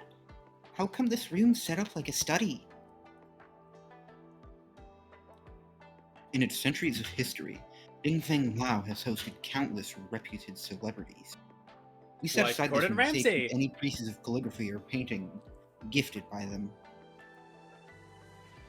Delicacies, calligraphies, paintings, all are works of art that take years of practicing. Blaze looks up and around. Hundreds upon thousands of silk threads hang from the ceiling, a wooden placard tied to each one, resembling a curtain. All of these are names of dishes. As you're no doubt aware, Ding Feng Lo Ding Feng Lo is hiring chefs in the run-up to the Feast of 100 Delicacies. This calls for cooks who are not just culinarily skilled, but who grasp the significances behind the dishes they make. Every dish here originates from a past Feast of 100 Delicacies. Pick one placard and tell me the dish's history. That is today's second stage. It's just placard. Placard. From the feasts? How the hell should I know about any of these? Whatever. I've gotten this far. Blaze closes her eyes and swipes one down. The neighboring placards clatter against each other, as if an endless wind chime. What's this? Medley of bites. Me when I see the crowd at an Applebee's.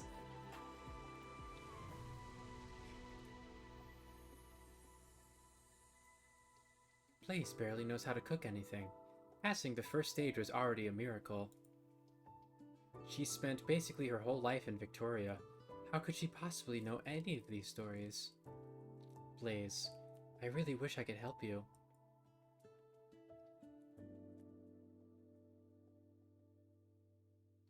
You have a time limit. Do you know the origin of this dish? The dish is a fishy dish, bish, blish, bish. About 50 years ago, give or take, Jan Grant's preceptor presented the Tulong with a dish, the simplest, plainest stewed radishes. But the special thing was, radishes he used came from all over the land, and each one had a massively different flavor and texture. Having been stewed for long enough, they absorbed enough broth and were all equally tasty. I hear Jan's always put education first, but because the country's so big and every city has wildly different circumstances, any out you go, the harder it is for students to really achieve. The Grand Scepter was trying to tell the Tulong that every student, no matter their background, should have equal opportunity. The Tulong took the Grand Scepter's advice, advocated hard for educational reform, tore down any regional restrictions and brought equality to educational resources. The next year, when Baizhou Academy announced its successful applicants, students from remote regions took up more than half of the 60,000 plus that qualified. Of the 1,000 plus that were qualified. In the decades after that, the Yeah, shit. Tianxi buried in their guru's books, the students studying like hell in their academies. Academics, all of them thanked the Grand Scepter for boldly advising. That, if I'm not mistaken, is what Medley of White represents. You see what I mean by how this game really loves to world build? Yeah, Blaze senses the spectators stop chattering. She's not wrong. Everyone is nervously watching her right this moment. How did Blaze know that? And why would the Blaze's- exam writer leave the name of this dish in there? You don't just mention her, not in front of everyone.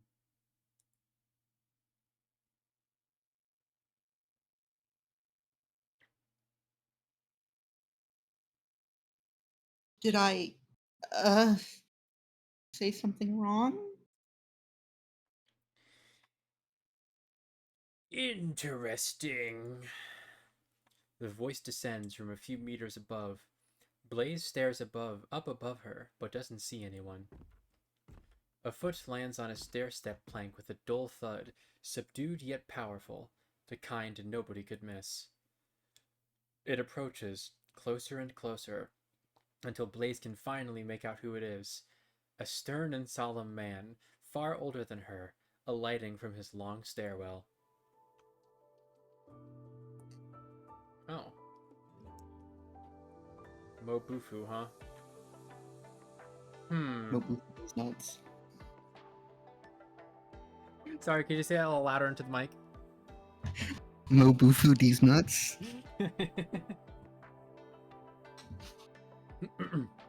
After so many years, I didn't think anyone would remember this. Nice to meet you. The story you've told is far older than you. Girl, how come you know it? What you doing? Why you acting so cray-cray? Well, someone from my family told me it a long time ago. He said he was one of those students in poverty all the way back then.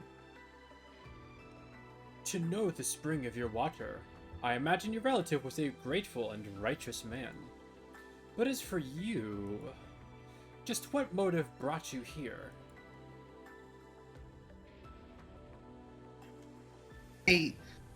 I'm here to compete, of course. You're here because you need to find tangerine cakes.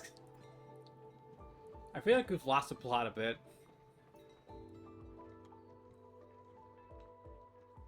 This is literally okay.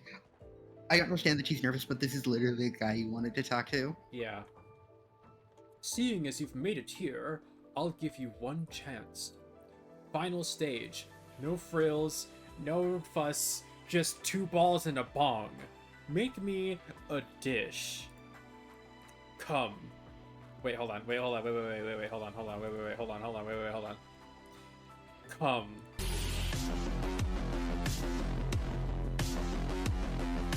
Thank you for waiting.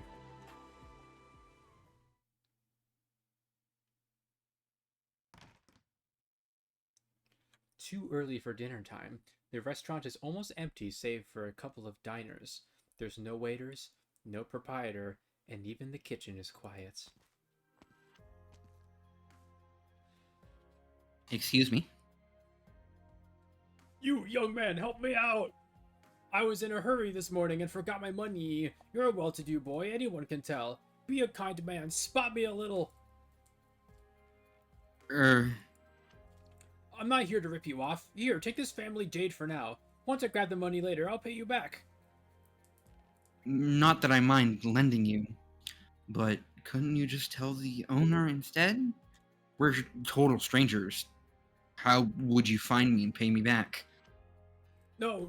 You see, this jade's not your average thing. It's not fit for just anyone to take. I'm only entrusting it to you because I can tell you've got a rare air about you. You're a 6-star unit. And you have the air of someone who I can bullshit. All right. Zuo rummages for some loose coins in his pocket and hands them to the diner, whose face immediately broadens with delight. When do you plan to pay me back? Where would we meet? We'll meet if we do, and we don't if we don't. And if we don't, you can just go ahead and pawn this jade off. Relax, relax, you made a favorable deal today, young sir. So saying, the diner is gone out the restaurant door in a blink, disappearing into the crowds. Pawn it off? Bitch. Like, I get he just got swindled, but like, it was literally just worthless change to him because he's so fucking rich. That's true. That is true. There's my dish. Pretty good job, wouldn't you say? Longevity noodles. Mobubu's hand rests on the table, chopsticks in his grasp. For a while, silence, before he finally picks up the spoon and tries a mouthful of soup. Blaze examines Chef Mo's face closely, but the satisfied look she's hoping for simply does not blossom across the old man's face. These noodles, this soup base, who taught you this? It was this tiny little chef. I really put my back into learning it too. This tiny little chef, is he a small rat that lives in your hat? The owner of Savors at Use, who is he to you? Wait, how does how come you know? I thought so. The disgrace of him! Uh-huh. I see he has talent, and give him the chance to display his skills. He's not grateful for that, fine. But now he even sends an amateur to humiliate me. Does he just stomp off? What's happening? Blaze finished it up with no trouble. Nothing should be wrong with the flavor. Does Mobufu know the young chef somehow?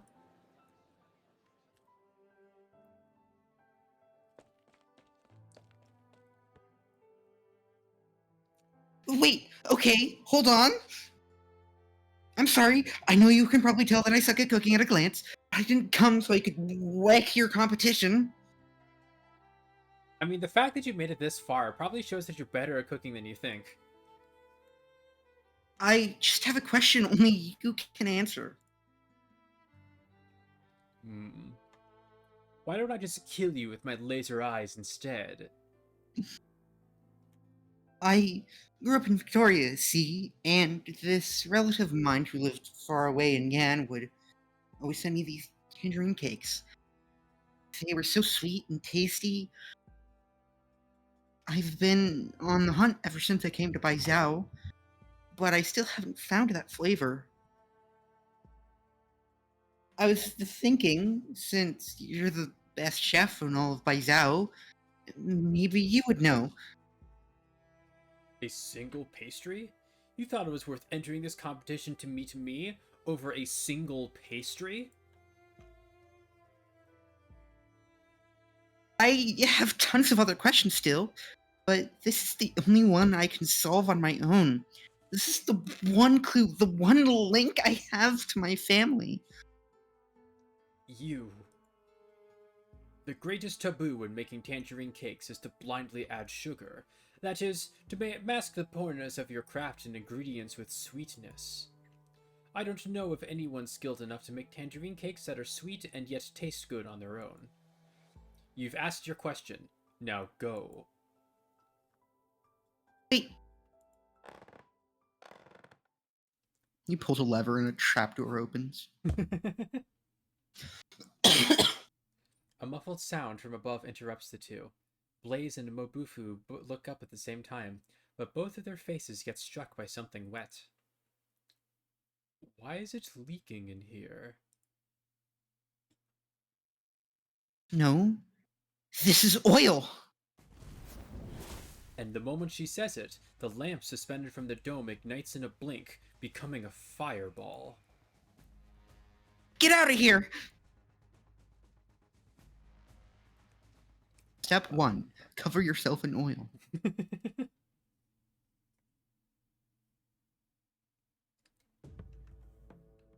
Step 2. Set the oil on fire. Step 3. Die.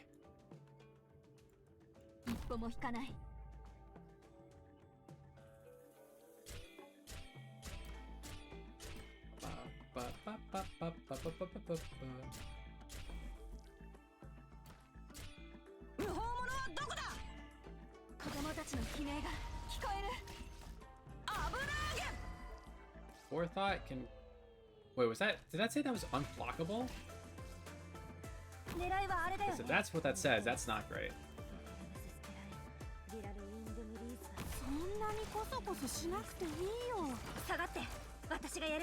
Wow, I think it's really zooming, huh?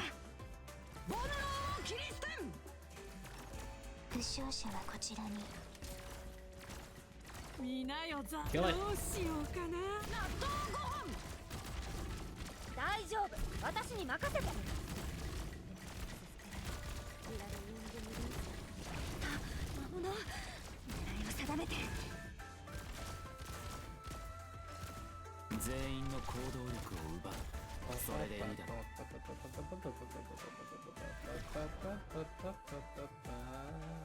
Oh, this is ready to fire already.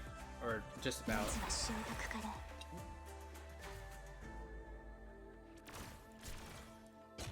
Go, my dragon!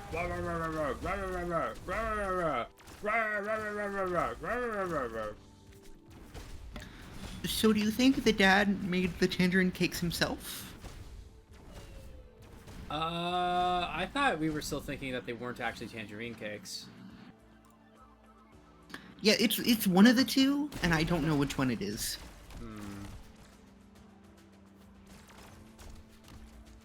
I mean, if it's the dad that made them, that seems like a sensible solution that doesn't really answer any general questions about like her past or the world in general. It's yeah, I don't know.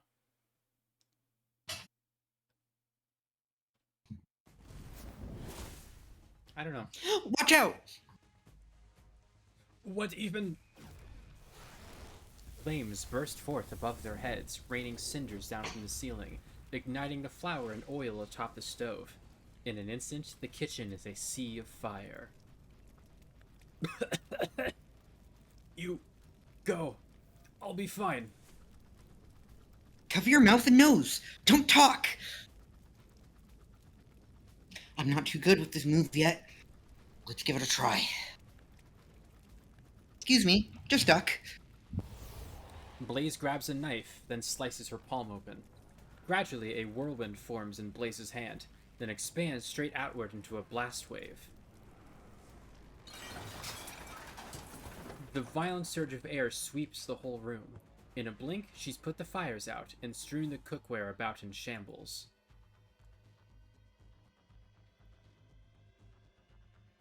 That's me. What a skill you have. Could you be... Duoshie? You're welcome? You're welcome.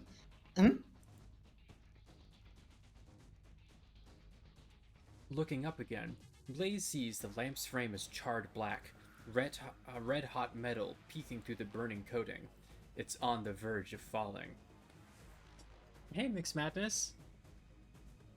It's so cool if only she was a better 6-star. Wait, which do you mean? Like her original form or her new caster form?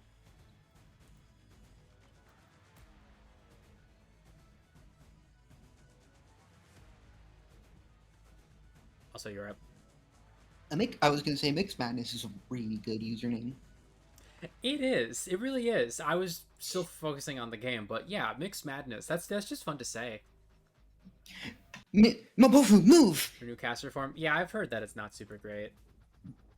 Unfortunately. Blaze grabs the old man's arm, trying to pull him to one side, but the lamp's already falling. With a stifled crack of thunder, the remains of the fixture are abruptly flung to one side and smashed hard against the wall. Are you alright there? Leslie? What are you doing here? Maybe I should ask, what are you doing here? But we can talk about you later. Could this be a repeat of the Ding Feng Lo fire last month? Lin Qingyan scans her surroundings. The kitchen chefs are in a frenzied jumble, but her gaze quickly locked into a masked figure among them. Also, hold on. I had to clear my throat.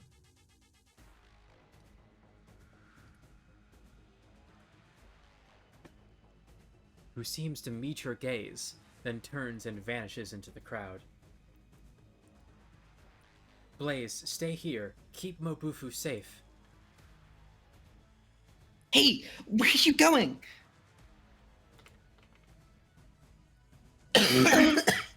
Jeez, this smoke is killing me. On that pillar there, there's a breaker. There's, a lot of them here. Which one do I pull?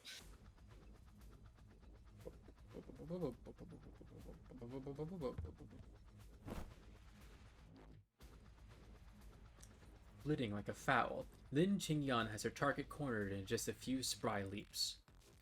Mere meters separate them, but so smoky is the air that you can't quite make out their silhouette. Just as he makes a run again, a thunderclap strikes next to his feet. Hold it! Move another inch and the next bolt is hitting your head. Answer my questions. Why set fire at the Ding Feng Lo? Is your target Mobufu or someone else?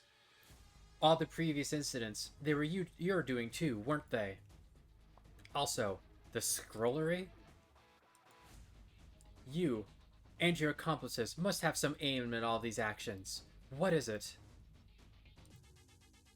Not talking? Then I'll take you back to the Judicial Review Office for a nice long questioning.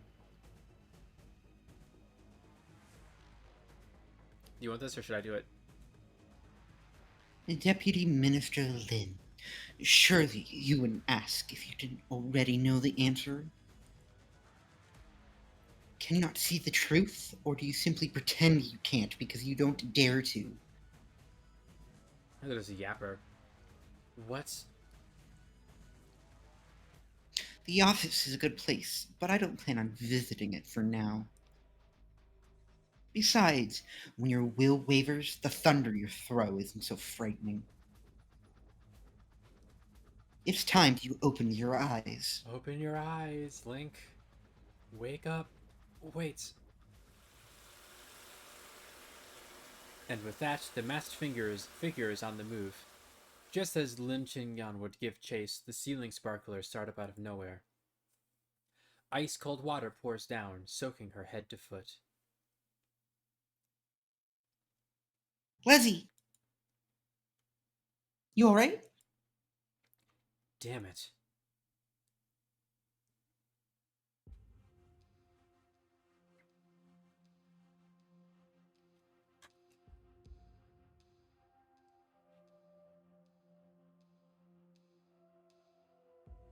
The customers are all safely out of the way.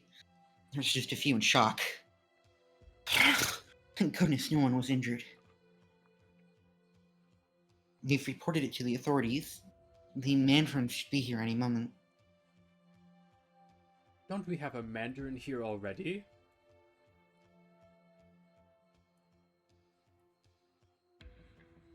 Head chef, you're... I'm fine. I owe it to this girl. There's nothing left for you to do here. Go on, go home.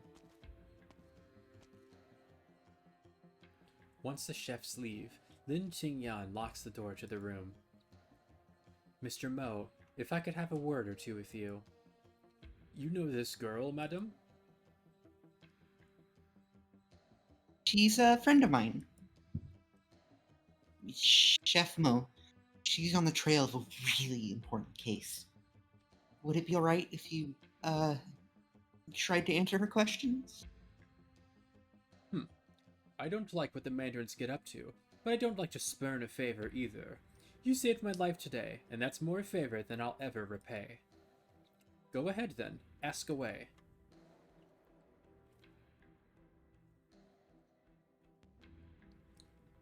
It's still me. I keep forgetting. I'm looking for one of your restaurant's chefs. He's a witness in a case. I believe 10 years ago he was working in the Ministry of Justice death row prison, making last meals for convicts. Chef who only makes last meals. How exactly did he pass the Feng Lo exams? Ding Feng Lo serves all manner of mandarins every year at the Feast of 100 Delicacies. That means every chef's background must be clear as day for the record. I imagine he shouldn't be hard to find. What exactly do you want me to say, madam? First, my restaurant catches fire for no reason. Now you say we have a chef who makes meals for dead men. Should I even bother to open Ding Feng Lo again?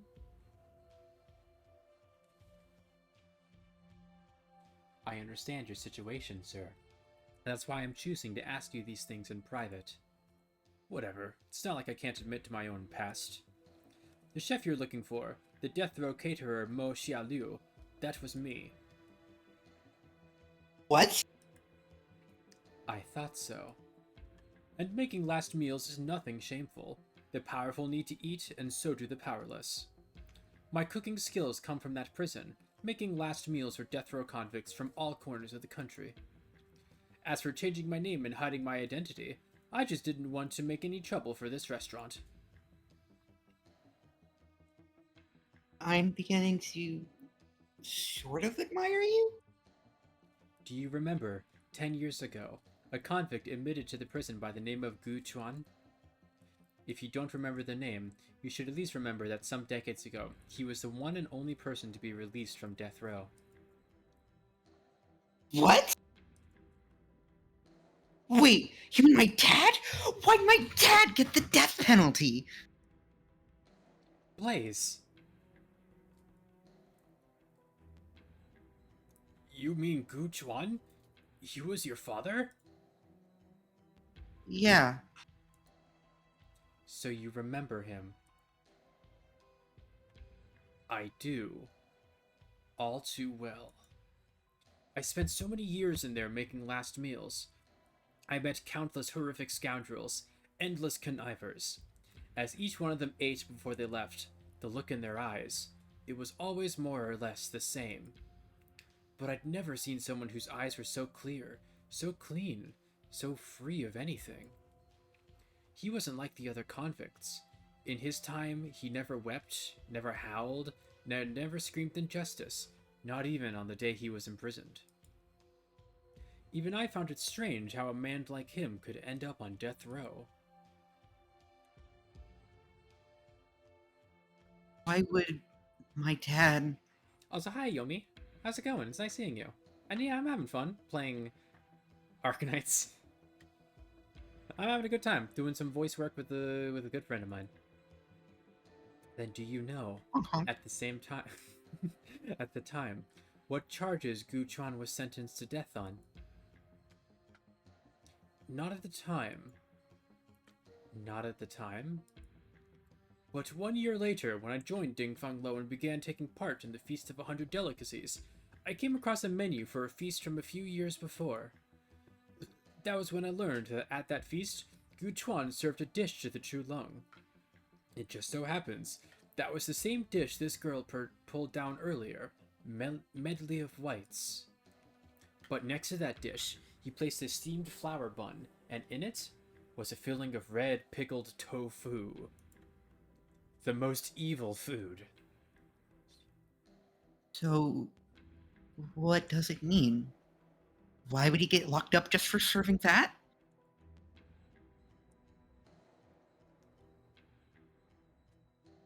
Lin Qingyan. Qingyan, aren't you gonna say anything? Waiting for an order from DoorDash. I hope it gets there soon, and that your DoorDash driver doesn't eat it on the way. Your relative... Or get lost. Hmm? Or get lost. True. Your relative told you the story of the Grand Preceptor, but never told you her eventual fate? Her fate? 40 years ago, the Grand Preceptor plotted to assassinate the True Lung. She committed suicide after it failed. Every single one of her underlings was arrested and trialed, and their numbers were over 1,000. Damn, that's a lot for a political plot. When Guchuan served that dish at the feast, it signified redressing her for her treason. It made the True Lung furious.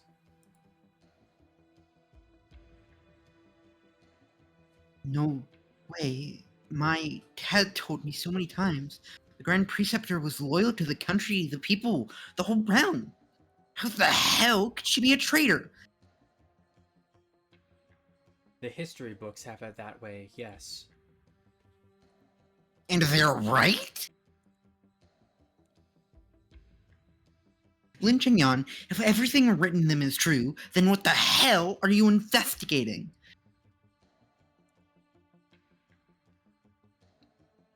And besides, my dad didn't actually get killed, right? Doesn't that, like, prove, like, at least some people from the court believe that the Grand Preceptor and my dad were both innocent? That's a sticking point, yes. If Guchuan was imprisoned as part of the Grand Preceptor case, why would they free him afterwards? It stuck with me too. You see, after entering prison, Guchuan had 2 visitors, and both were people I happened to know. One was the person delivering his meal, Yu Chung, deputy minister of the office at the time. Huh.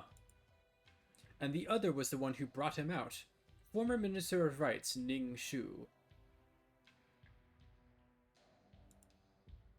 What? Oh dear. Quick! This way! Surround the place immediately! Damn it. Why now?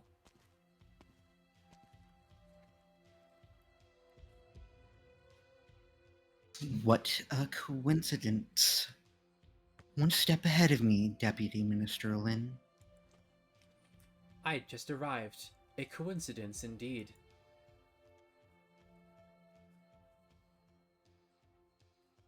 The Judicial Review Office is investigating the Dinlang Lo fire. I ask all of you to be cooperative. Lin Chengwan and the girl next to you, come with me.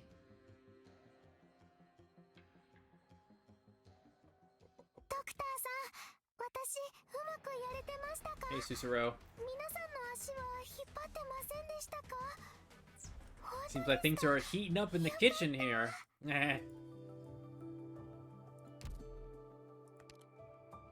Fuck you. I'm hilarious. Forethought. Abomination born of the influence of a sway proxy. Life is always easier when there is spare meat and grain in the kitchen. Those who have known hardship always keep something in stock for a rainy day.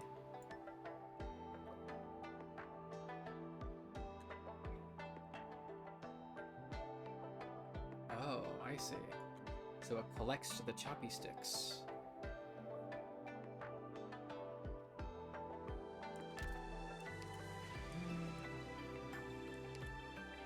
Alright, level 5. A cup of tea after a meal may ease the stomach, but it cannot ease one's worries and regrets. It is sweet on the palate, but it is the bitter taste, aftertaste that lingers after the taste lingers. After. Taste. Oh, there's only this one exit, huh?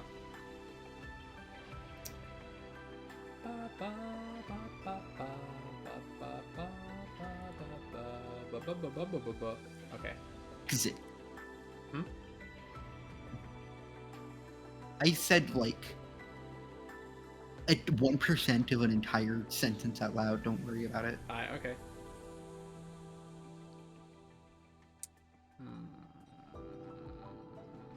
It's probably fine.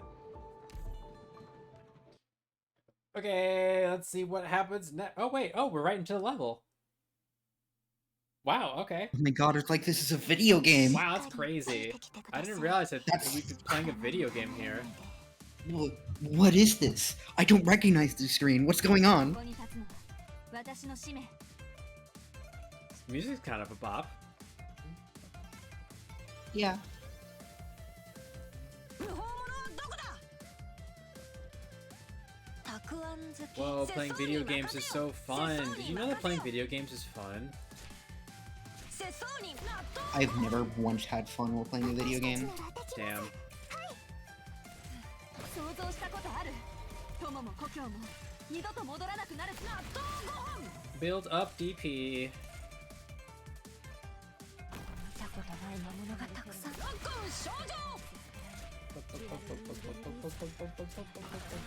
前回使い魔を使った時からずっと腕がだるいんだよね。 Doing inflicts arch damage and burn. Oh, and burn. God damn it. Okay. You そんなに need to be コソコソしなく obliterated. ていい。私が痛みを消し去ります。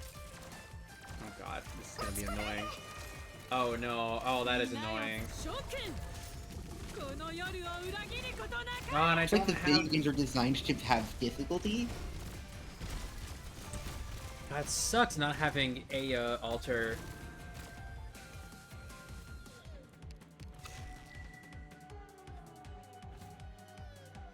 The dogs are just floating there. Oh.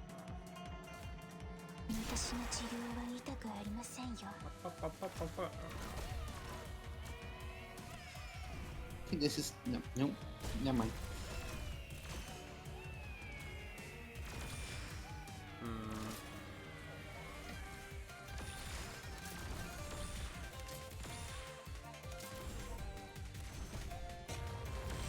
Bonk.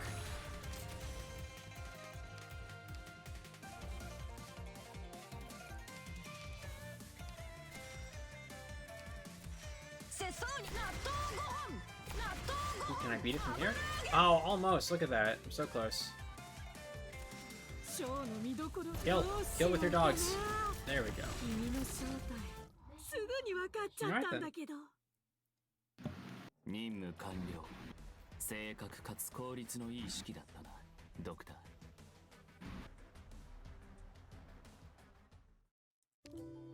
Oh, that was a whole level that didn't have story attached because this is just going to be a whole thing. I see. Boiling pot. Abomination born of the influence of a sway proxy. Boil chili and pepper in the pot, and let the aroma drift across town. Do not be too hasty when you tuck in, lest the heat burn your mouth. And they're immune to slow. Ugh. That'll be annoying in the challenge stages. 'Cause I don't have a good way to deal with it. Burn damage.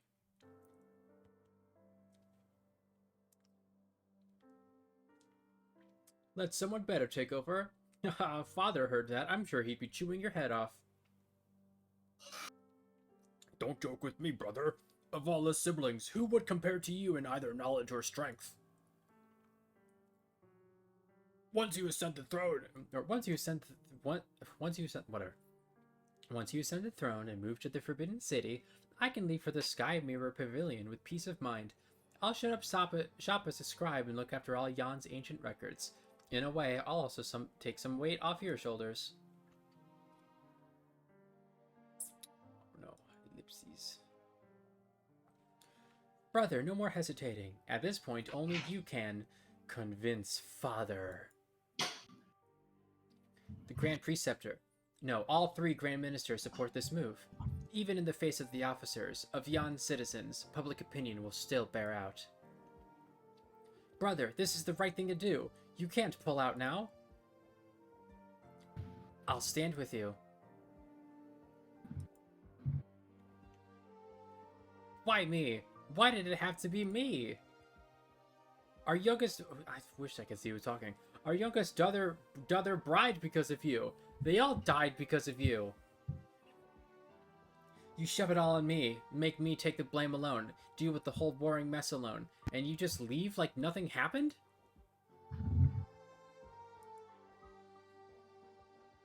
Yan Wu, never return again.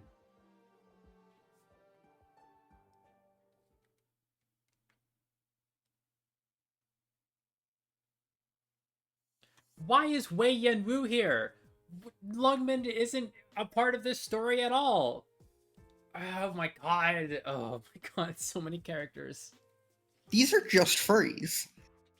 Yeah. Yeah, I mean, the game has furries. Wei Yenwu is a bastard. That's all I need to know about him. Which one of these two do you want to voice? I kind of like the look of the bastard. You want to be the bastard? Alright. Look how idle you are. All the mid-autumn festivities of Lungman, and you don't plan to attend a single one? Should I? Who wants to see my wrinkly mug on their TV anyways? The Schweiers? Yeah, Schweier. The Schweiers girl is a planner. She'll handle it. She can make anything lively. I've watched you grow lazier day after day since we arrived back from Yuman. You just coop up in your study at home eating snacks.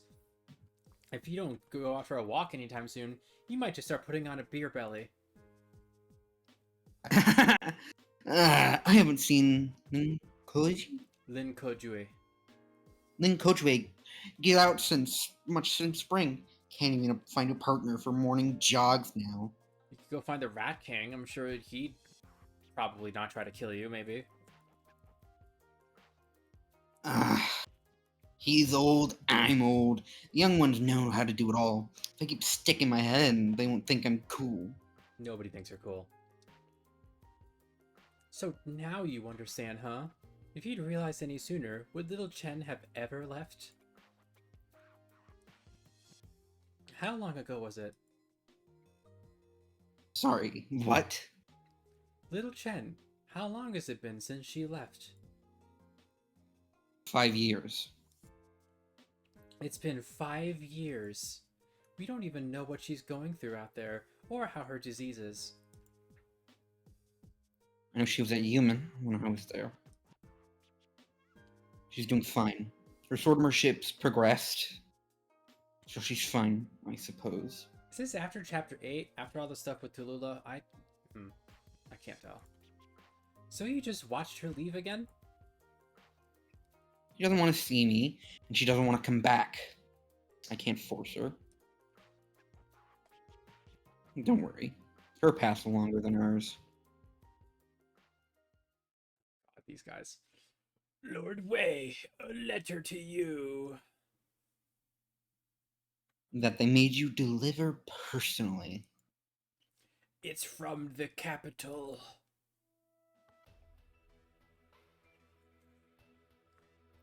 Hi, Hulk Hogan the Furry. How you doing today? It's nice to see you. The sender? His Majesty's Imperial Guard. Did he have any message aside from the letter? The True Lung invites Lord Wei to the capital for the Feast of 100 Delicacies and for a moon viewing together. Oh my god, I don't want Wei Yenwu to be there also. Leave the letter on my desk. You're dismissed for now. Unless he gets killed, that'll be chill. If we may ask what Lord Wei intends. I have my own plans. None of you need to worry. Lord Wei, we volunteer to escort you to the capital. I said you're dismissed.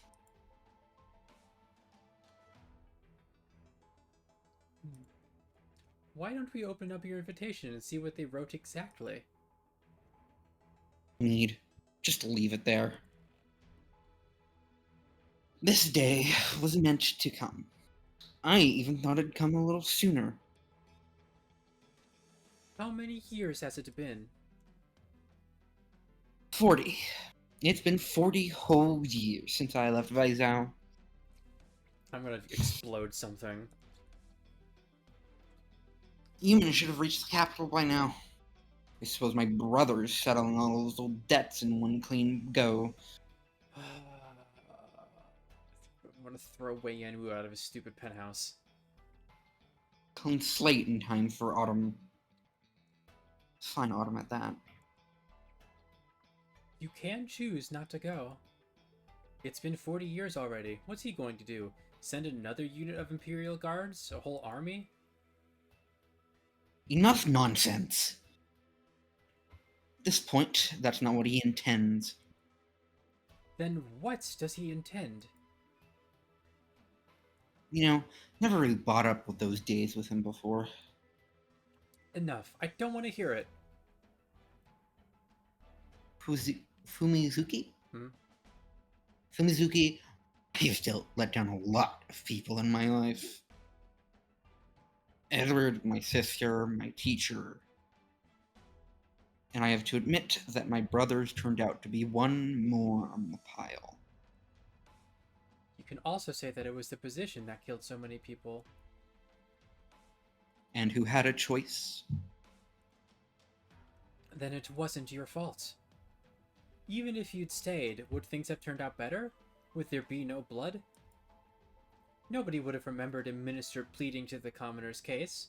They would only remember a regicide, fratricidal prince.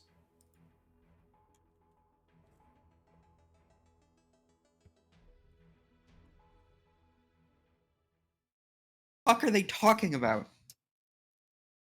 It's probably related to the ruling class here in Baizhou, and he's got some hand in the politics, and is part of the reason why the person was killed or something. I don't know. I feel like we've lost the plot 5 different times along the story. It's just, why do they have to keep bringing in new characters? If you have questions, ask.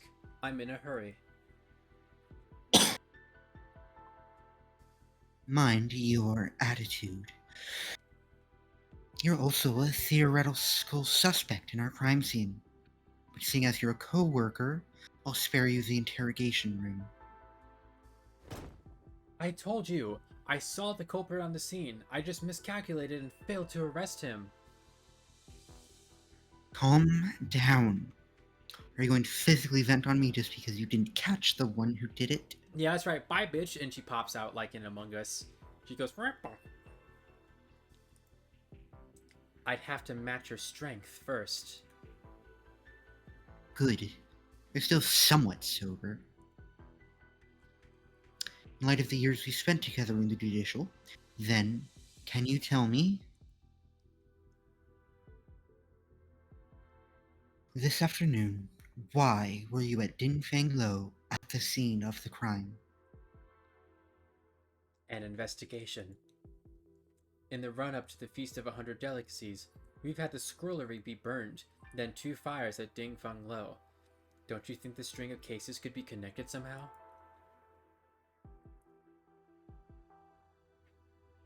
So you're saying you knew beforehand that someone would set fire to Dingfang Lo today, and thus you were lying in wait for them? I was just there following up a lead. Just they're following up a lead? Do you need me to list off every action you've taken in the last few days? You've been tailing me? I don't have that sort of free time. But I have no ways of knowing these things, naturally.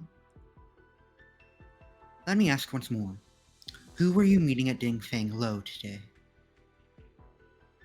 I fear I'm not the only one working on this sly. Explain? For your information, you never told me the Ministry of Right's files in Guchuan were forged, and that he was sent to death row before leaving Baizhou. As a minister, you must have known these things. These are all clearly key points of evidence. Why were they nowhere to be found in the Judicial Review Office archives? And why would you cover up?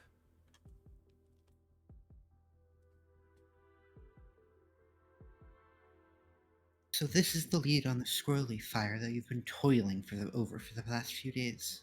Days? So this is the lead on the squirrely fire that you've been toiling over for the last few days. How did you find any of this out?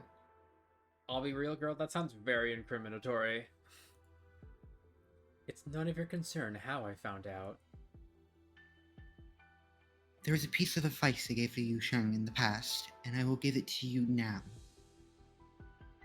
Some past affairs are learned of, some are not learned of. In both cases, there are reasons why. Some things are best left forgotten by all. Girl, try sounding a little less suspicious, please. I never imagined I'd hear those words come from a minister.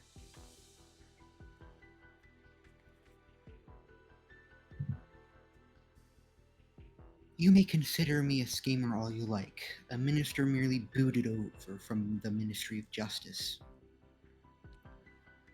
But I know exactly what I'm saying.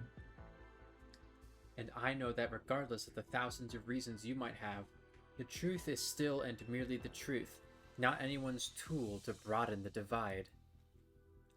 There will always be someone who remembers the truth and the meaning behind it.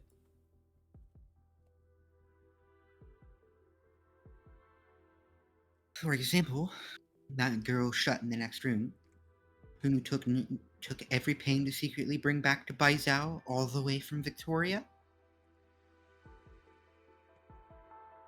I mean, they were on Rhode Island before, I think. Yes, I did uncover that Guchuan had a daughter in Victoria. She too can provide vital testimony in the Guchuan case.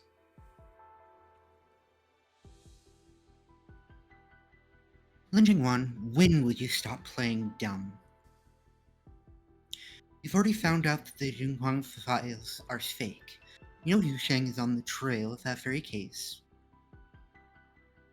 So I'm guessing you've also found out about the child who the Imperial Guard brought back 40 years ago, who they recorded in the files as deceased. You have your suspicions as to the truth of the case, correct? Was that girl you brought back here born in Victoria or born in Baizhou?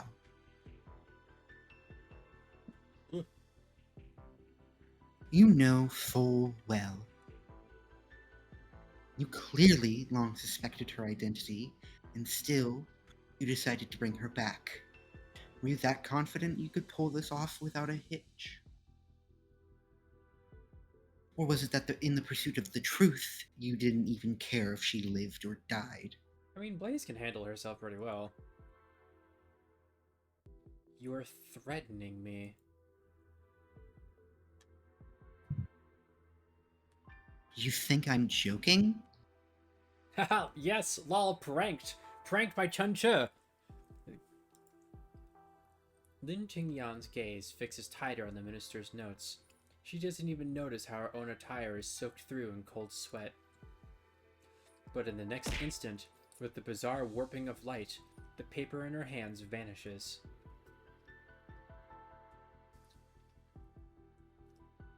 But back on topic. That's not what I care about. At least, right now, it's not what I care about most. I've told you, past affairs were never as important as present.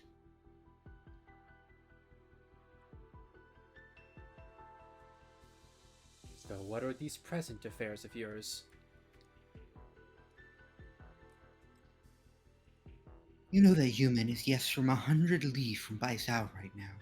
For 3 months, Baizhou's been preparing to split up and move. And how does this relate to the Guchuan case? Should you keep investigating this case, then there will only be one person involved, Yan, who can give you answers. Yan, take one step out of this door, and I can no longer protect you. Let alone her.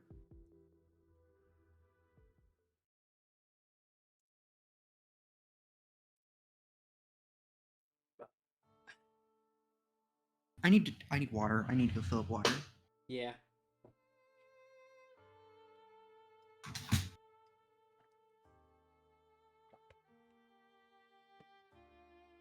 I should probably go get some water too, shouldn't I?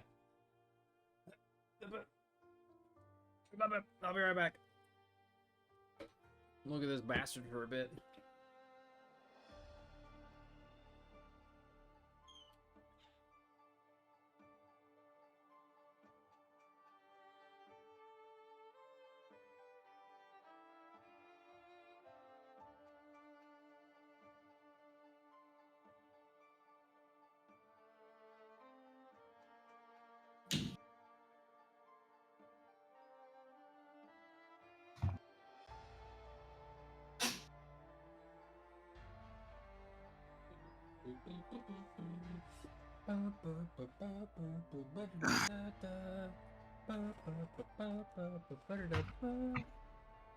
Hey, you back?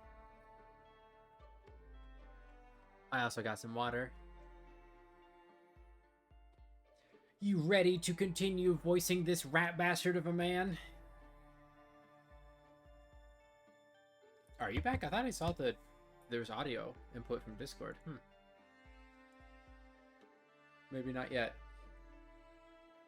Oh, excuse me.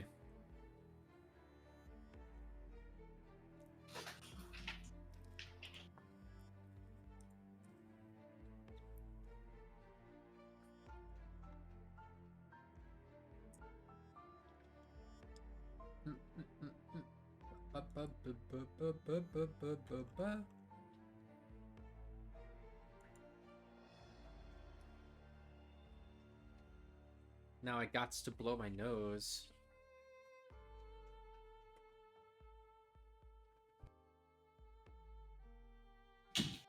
Sorry, the envelope, the cover for my headphones just fell off. I'm having to get that back on. It's all good. I always blow my nose.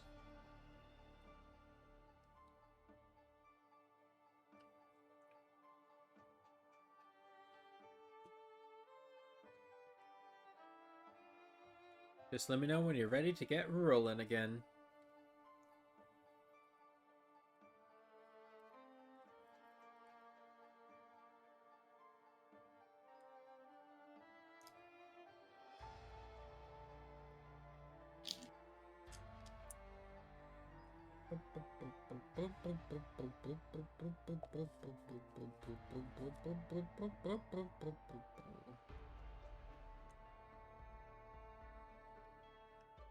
Alright, that'll do for now.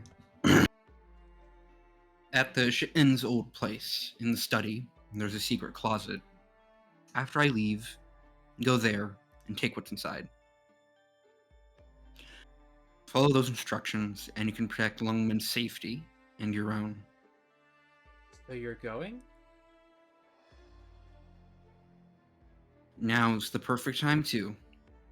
Kojui's girl isn't doing a great job handling the downtown, and the Schweier's future doesn't rest on the sick old tiger anymore.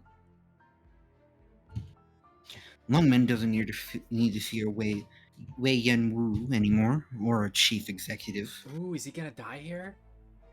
I think you're giving your last words a little too early. This is about Lungman's future. Fumizuki, listen to me. Ow. I've made a lot of mistakes, done a lot of things I regret. But Lungman, our city, built by us, a home to millions. Lungman must stay. Then you stay too, and take care of it. Youngsters can handle it all, but it still needs some oldies to look after it. You see this letter too. How am I meant to ignore this? So once again you'll just roll over and die? Just like the last time you'd pay with your life, is that how you're envisioning it? Does that make anything even? It's different this time. There's no one standing on the other side, just facing my own debts. I made a choice 40 years ago, and ever since, with every action I take, tried to convince myself that even knowing how many people I've failed, I was still ready to make that choice. But I can't run forever. You know, your life's never been yours alone. Not then, and certainly not now. Forget about sacrificing yourself to make up for anything. You can't make up for a mistake with another mistake. It never ends that way. At our age, we should have already learned that lesson well. Stay. We'll face this together. Fumizuki, don't try to stop me. You cannot stop me paying for my past. Well then, you leave me with no other choice Hiya! She kicks him in the head. While I'm stood here, you're not going anywhere.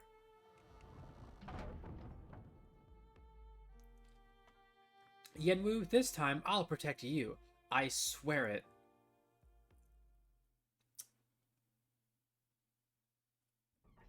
Cool. I'm getting a headache from all the plot lines you're trying to make me juggle in my head. Yeah, tell me about it. Lazy! You're alright? Of course I'm alright. All that judicial lady asked me what I saw during the fire, and I just told the truth. I didn't see anything, so she let me go.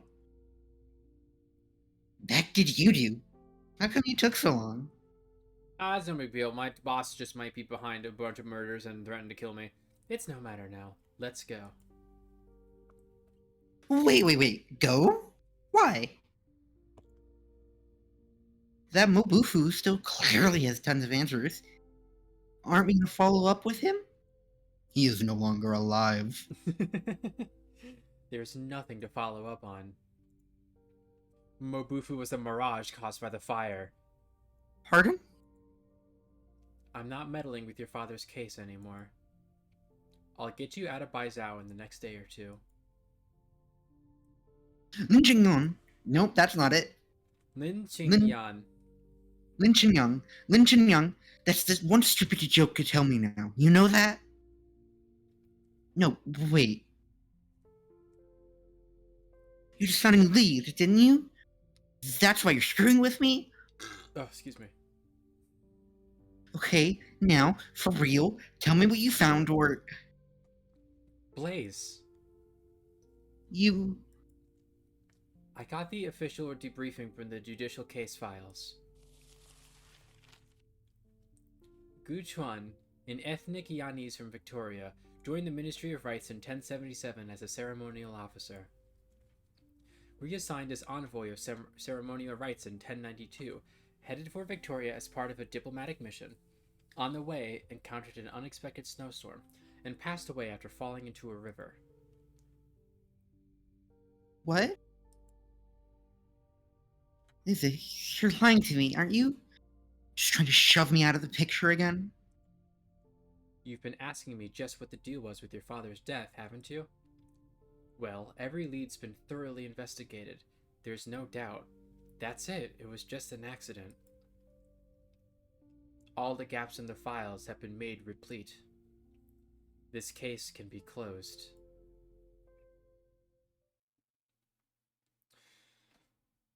We're only halfway through the story right now, so I don't believe that for a single damn moment. In creeps the In creeps the mid-autumn. The night sky is moonless. Out in the streets, the energy bowls churn away at max output, but the drop in temperature is still noticeable to some. All falls, balls, stalls, growls in the dead of nights. The human sea recedes.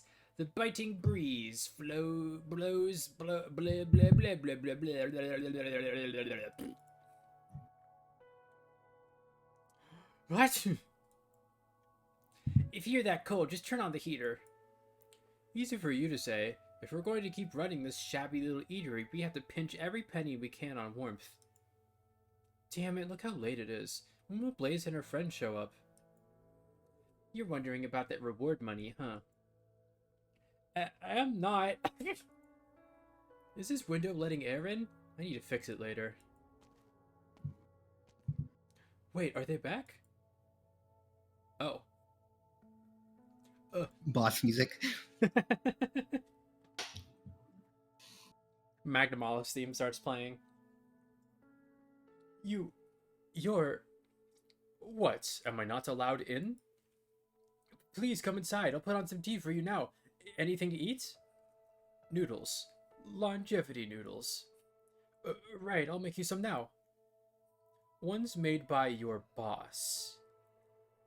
Well... Jiang glances back at the staircase where the young chef had been standing. By now, he's vanished without a trace. He's out on business. Then I'll wait for him here. Far out. He won't be back for a fortnight. And I'll still He's wait. dropping it. Hmm? He's dropping it to the towers? I get so tilted at the towers. Oh no, he's looking for ingredients at Tomato Town. He'll be back later. I've waited 30 years. So long that I've shriveled up. What's a little longer? Chef Mo, please don't joke around now.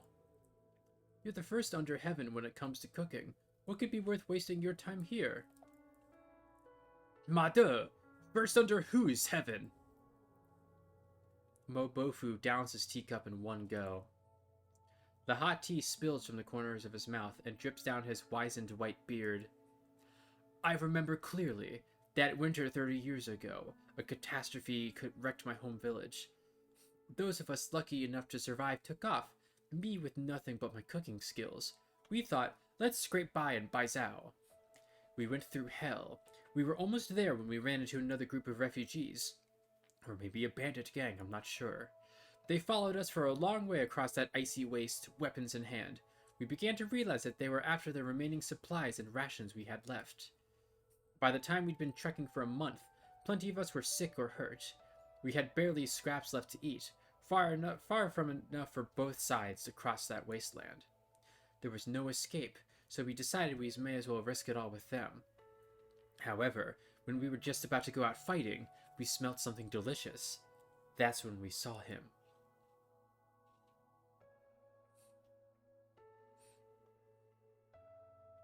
Yeah, I knew it. He's not young.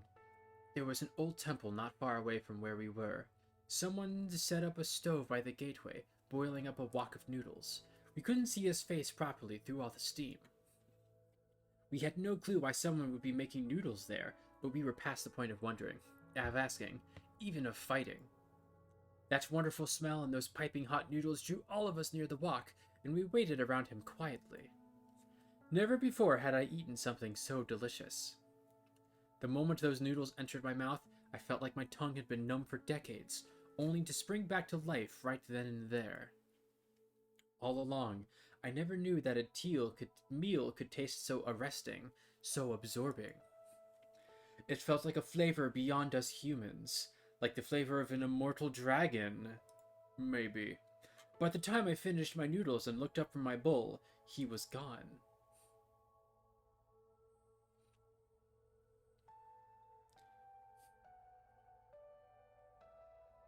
Who knew that in my lifetime studying as a cook, the most profound lesson I'd learn would be in the shack of a temple outside Baizhou City.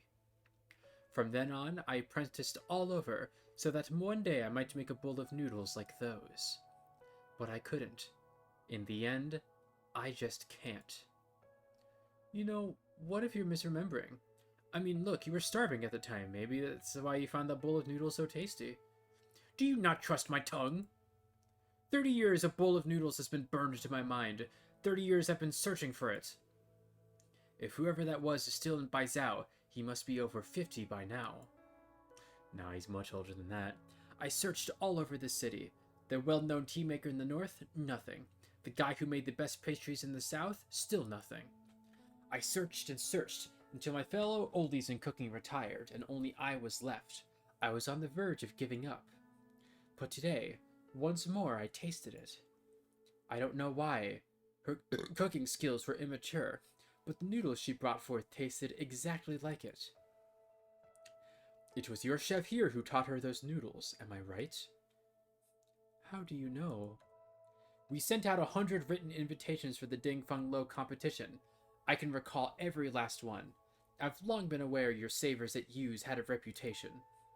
I don't know what kind of relation your chef and that savior of mine have, and I have no clue why he's willing to waste his talents away like this. But I won't do the same.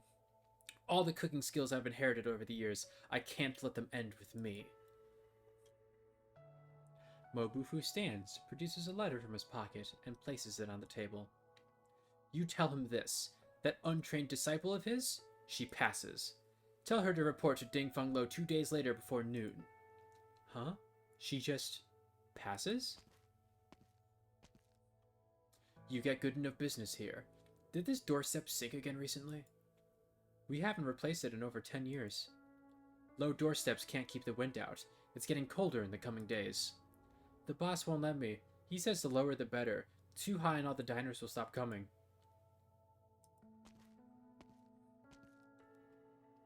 Mobufu steps over that low doorstep and disappears into the thick of the night. Once again, the restaurant is empty save for squalls of wind through the hall. Their whistle grows louder, as if lamenting. Is he gone? You really are...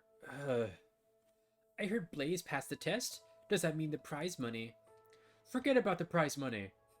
What's wrong with you to torment a man like that? He's 70, 80 years old, and you'll just watch him freak out like that? He just can't find an apprentice to fit him, right? What's to worry about? Look at me, I never worry about things like that. Put yourself in his shoes. He spent a lifetime honing his craft just for it to be lost in a blink. Well, if it's lost, it's lost. It's his future reputation he cares about right now. It's the title of First Under Heaven he's carrying.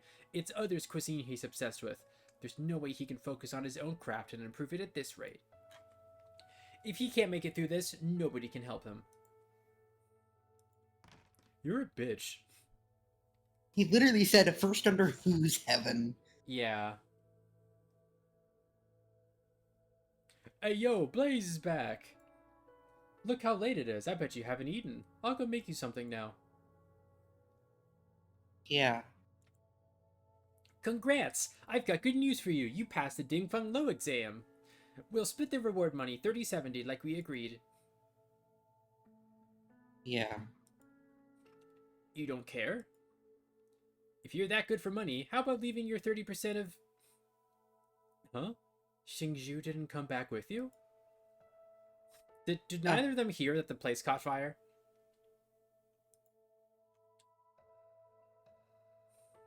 Right. Where's Jingju?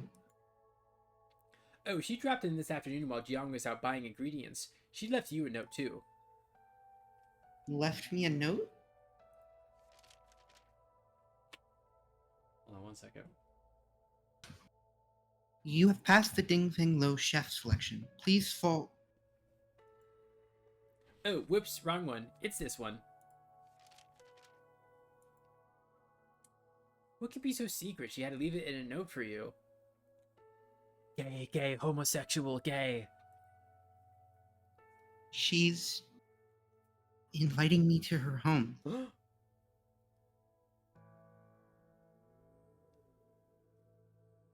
Say Gex. Say it. Say Gex now. Say it. Nick! You're fucking with me. You're fucking with me. You're fucking with me. You're fucking with me. It's all coming full circle. Oh Okay, my god. she doesn't have antlers, so she's she's a princess? She's the princess from the prologue.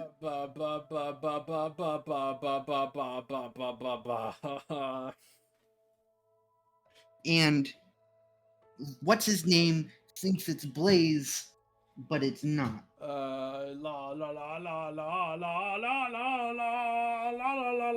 la la la la. You're fucking with me. I'm going to explode into a million tiny little pieces.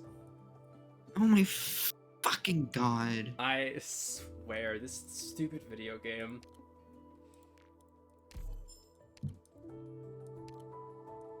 Oh, I'm gonna wait. be honest, that was some good as hell payoff for all the setup they did. That's fair. It's like it's a good story, even if it's like too long-winded and whatever. Like it's still written well. 私をご存知なのですか？もしブレイズから何か聞いたのであれば、どうか信じないでくださいませ。 Oh, I've already been introduced? Actually, she's talking. Ow, stop chomping me. もし面白い要言を耳にすることがあれば、いつでも話してくださいますね。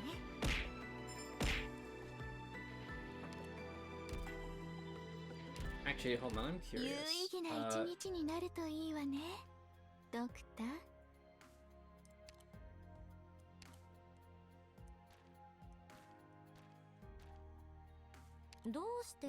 Why do I have all these bottles of ink on my desk? She's British. Are you She's an British? She's enthusiast? British. Of course you can borrow some. I have ceramic grey for dignity, feldspar grey for simplicity, and cloud grey for... Whoops. Blaze is spreading rumors that I deal in ancient texts. This is but a collection of historical records. I simply cannot bear to see them lost in the long river of time. She Ballads, proverbs, is poems, British. even accounting ledgers. They all harbor secrets between Why? the lines. Not British. Why? Doctor, what was that you were hiding just now? Don't worry, I won't conduct any research without permission. So, what is it you're hiding?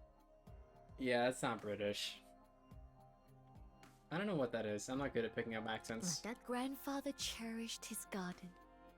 Though the 2 persimmon trees he nurtured bore fruit perpetually astringent, fit only for drying.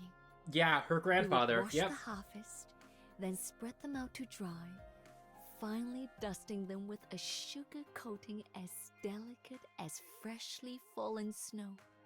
The sweetness would mask the bitterness, deceiving the tongue, rendering them unexpectedly palatable.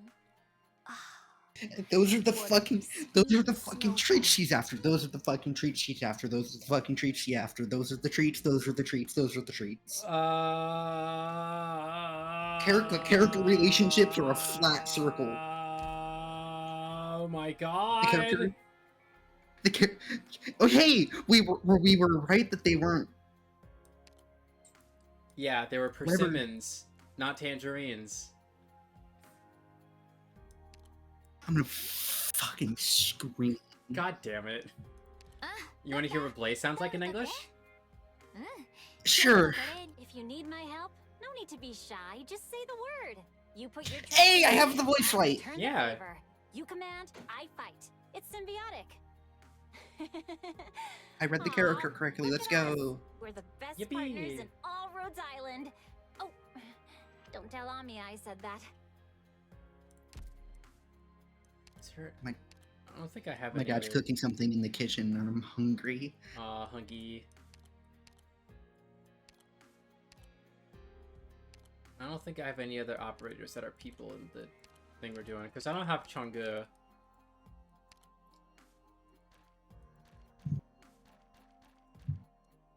Maybe it was Australian. If it was Australian, it was very posh Australian. Yeah, Xingzhou.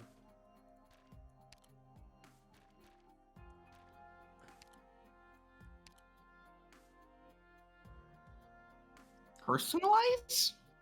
Let's just, I think, 試薬 I don't know. 薬物手術細菌の培養まあ好きだけどただの趣味かな先生そんな oh, is that like the 風に呼ばれる type 道 of 理はないよ Chinese that they have available to them? Hold on. テキサスのやつがあんなに生き生きとしているのは私のおかげだよ。 I don't know. こんなこと What 言 that うま means でもないでし exactly. ょ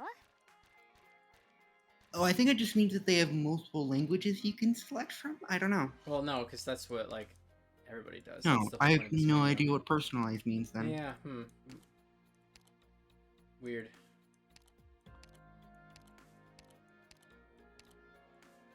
The little chipmunk gal? You're gonna have to give me more than that.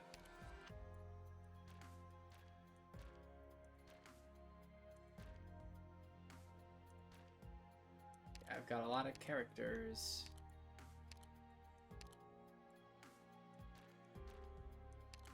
Well, it's just, I don't exactly know,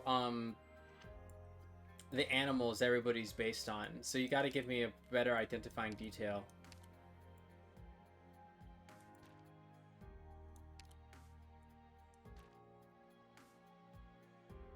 Oh, Shaw.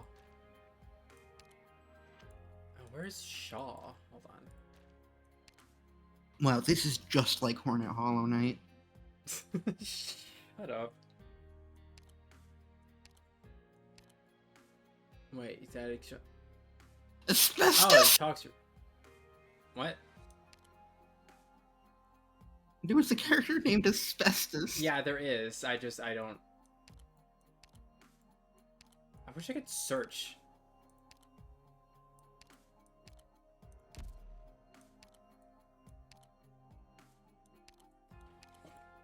Huh.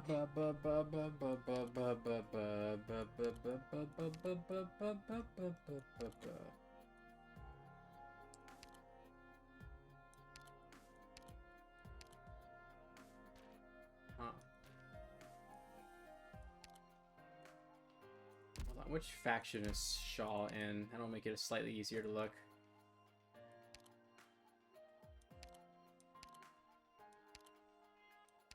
Where is she? Here she is. That's not her. I clicked it. There we go. Wait, is that also Jan? Really? Hold on.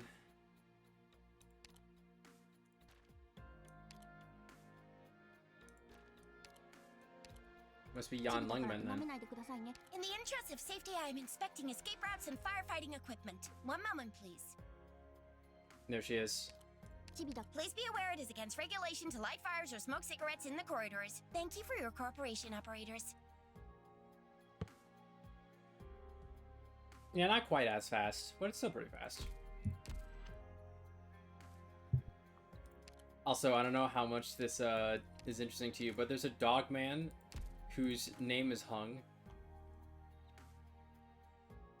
Just so you know. I just want you to know that.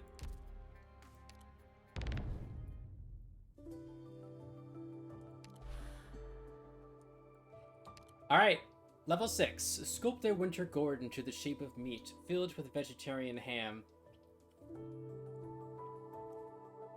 Oh wait, you weren't here anymore? What the... Alright. I didn't realize you left.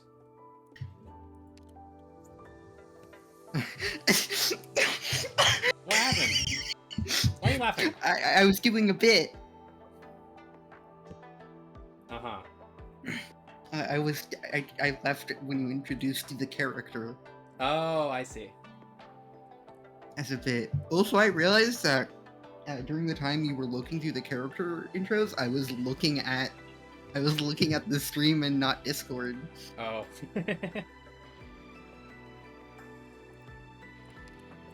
Are you ready for more story? Are you ready to see more that happens?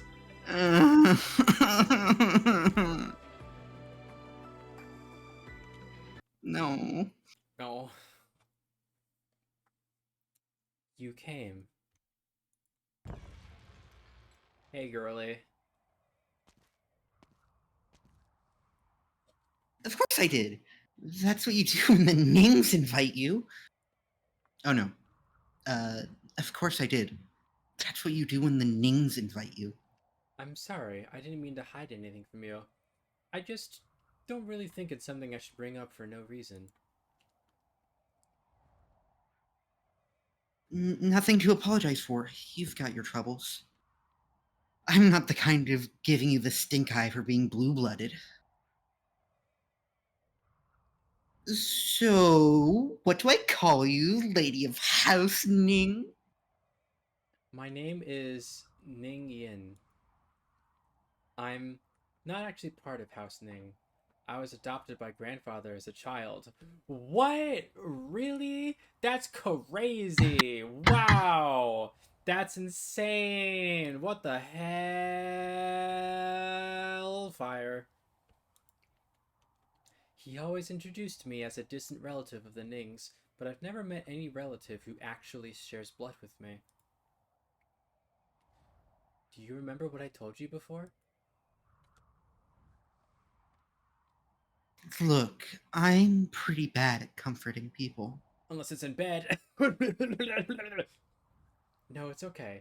Grandfather's very nice to me, and that joke didn't really make any sense now that I think about it. I just kind of went for it, and then I didn't use any critical thinking. And my background has never caused me any trouble at all. Everyone treats me very well.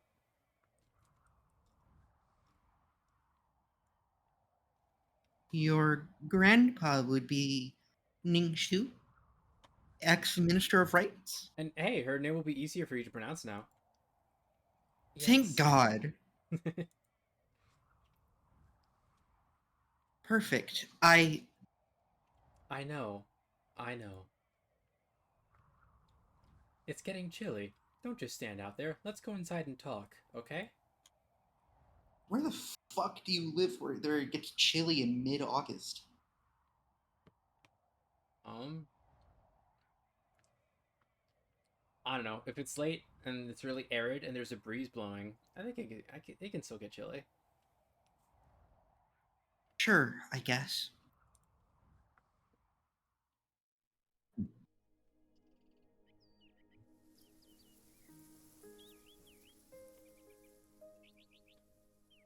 Hey, Poke. It's nice to see you. It's going okay. I'm just playing some Viblio games. How are you doing today? The corridor meanders on, through a rock garden and a bamboo thicket, then between the two halves of a lotus pond. Hold on. Excuse me. That was gross. 2. A cool breeze brushes through. The autumn waters softly ripple, and in them Blaze's reflection follows behind Ning Yin's as they pace across the bridge. The two pass through a deserted room, packing up belongings and dead leaves strewn everywhere. The courtyard is messy, I know. Not presentable to guests, at the very least. I apologize. The whole family is moving out of here soon. Grandfather can't take Bai Zhao's dry climate in his old age. Okay, yeah. So that's why it's chilly. We're planning to move back to that old place in Jiangnan.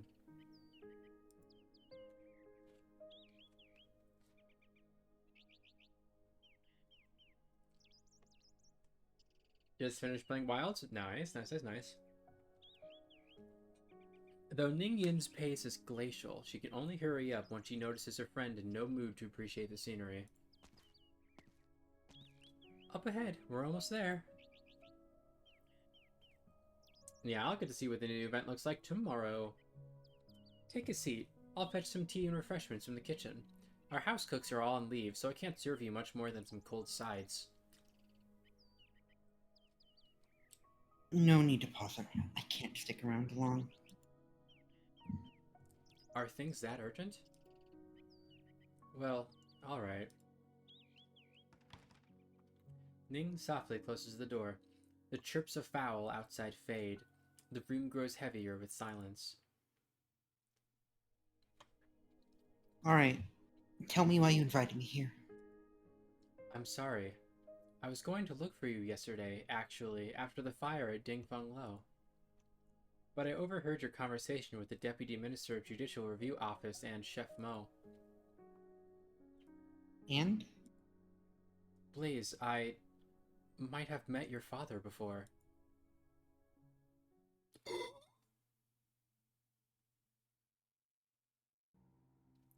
When I was 15 years old, I remember we had a visitor. Also, that means that Xingmin is a lot. It's really old. Older than. What? Wait, 15? If she was 15 when this happened, then this must have been 25 years ago. I don't know. Grandfather was always busy with work. His apprentices and co-workers were coming and going in the estate. None of my business, by and large. But slowly, I realized an extra person had moved in, wearing blue low-ranking Mandarin's robes. Every time I saw him, he was alone, as if other people just weren't his concern. At first, I didn't really pay attention. It was later that year, on my birthday, when... Like every other year, Grandfather would hold this great big birthday dinner for me, with lights and banners strung up everywhere, and friends and family all around. Not that I knew more than a handful of them. Is everything going all right over there? Daylights? Yeah, I was listening to something, sorry. Okay. They were chatting the day away, and about what I had no clue. So eventually I sneaked out of the dinner, and nobody noticed when I did. I wandered around the courtyard for ages, bored out of my mind, then scampered into Grandfather's study on a whim.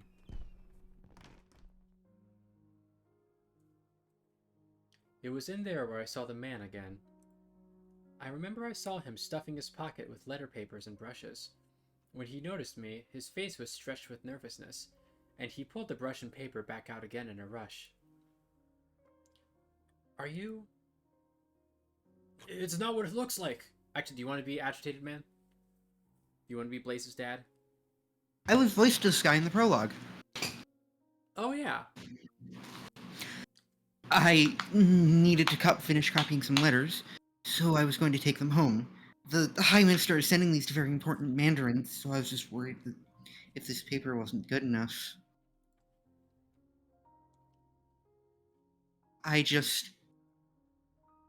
It's okay. It's just brushes and paper. You're welcome to make use of it, sir. Thank you, little lady. What's your name? My name is... how do you say it? Gu Chuan. Gu Chuan. I am a transcriber for your estate. I copy and file the estate correspondence. I'm Ning Yin. Miss Ning. Of course, I know you. Then now we know each other. Sir, I want to read in here for a bit. I won't interrupt you while you work. Is that okay? Of course. Feel free, Miss Ning. Mm-hmm.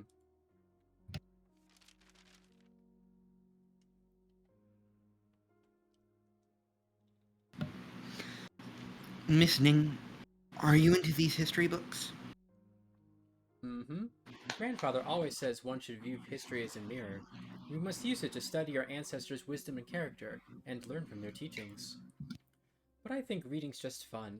It's like all these amazing people recorded in the texts are coming to life before me, and they're all my friends. I think someday, it might be nice to join the Imperial Historical Cabinet as a historian myself.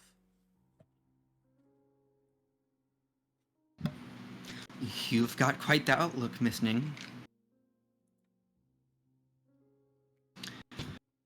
If you're interested in following the High Minister's family footsteps, I'm sure you'll do well. You think Grandfather's really cool too, then? Of course, Mr. Ning's been helming the Ministry of Rights for decades. He has plenty of teeth to his name. He's the Mandarin everyone loves. Mm-hmm. Everyone in this family is so cool. My uncle and aunt are always away from Baizhou, traveling all over the country. I hear Yan couldn't have set up the meteorological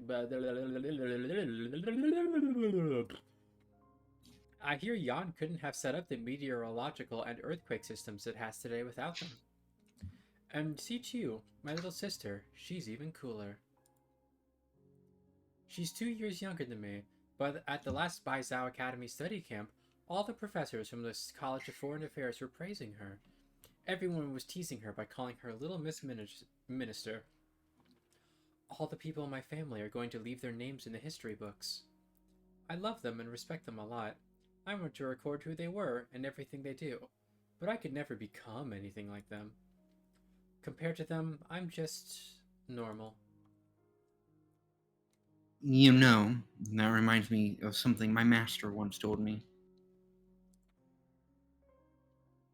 As history has ebbed and flowed, the floods and tides are recorded, yet most are streams that simply trickle on by. But without the babbling book, how would the waters arise?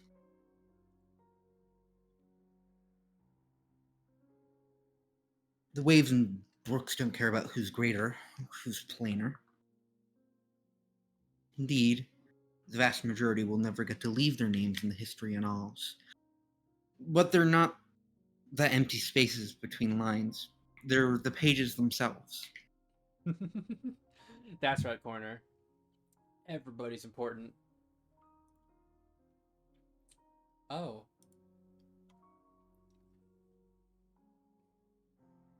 I'm sorry, I talked your ear off there.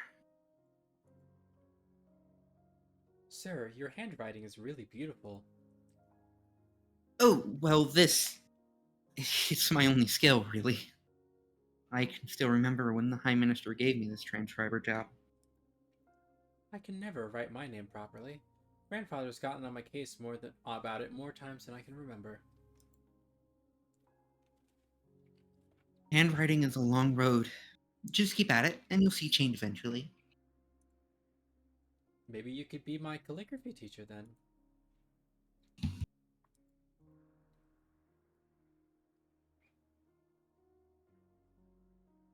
I forgot that I would never pose your teacher with my modest brushwork, miss, but...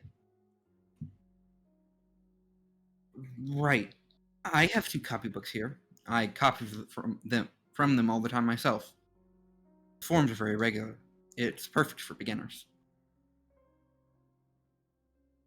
You don't mind, Miss Ning? You can have these as your birthday present. How did you know my birthday's today?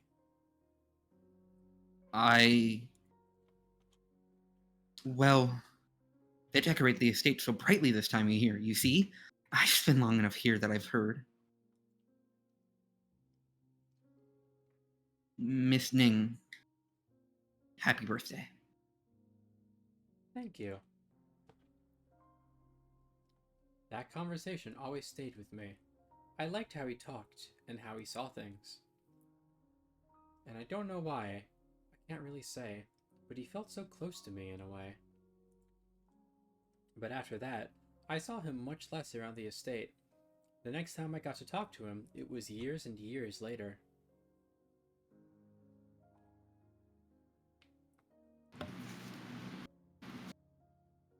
Grandfather's cold has lasted for a month by now, and it's still not getting any better. Now it's almost winter. It might only get worse at this rate. We'll be counting on you for the next while, Doctor.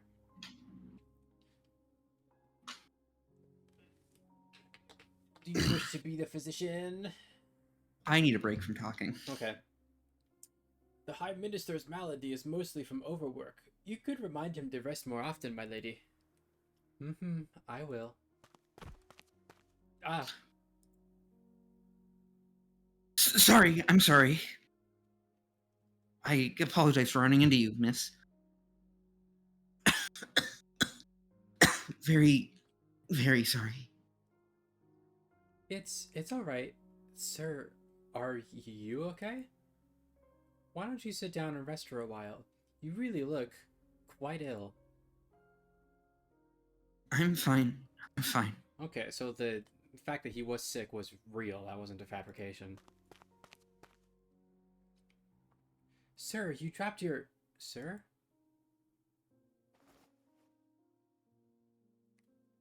Are these painkillers? Strong painkillers at that. Whoever that was, he must be quite badly ill. Doctor, if you're free, could I ask you to attend to that man too? You can bill his medical expenses to me. I was worried about Grandfather's condition at the time. I didn't pay that encounter much mind. I was just planning to pay him a visit later at some point when I had the time. But after that winter, I never saw him again. Doctor, thank you so much for all your work. Grandfather's back in perfect health now. Right, and about that man I asked you to attend to. Oh, you mean that Gu Chuan man? He died. What? Was it his illness? No, I hear some kind of accident took him while he was on his way to Victoria. But given his health, I can't imagine he'd have lived much longer even then. Truth is, last I met him, his malady had taken root in his vitals. I could hear it in his breathing.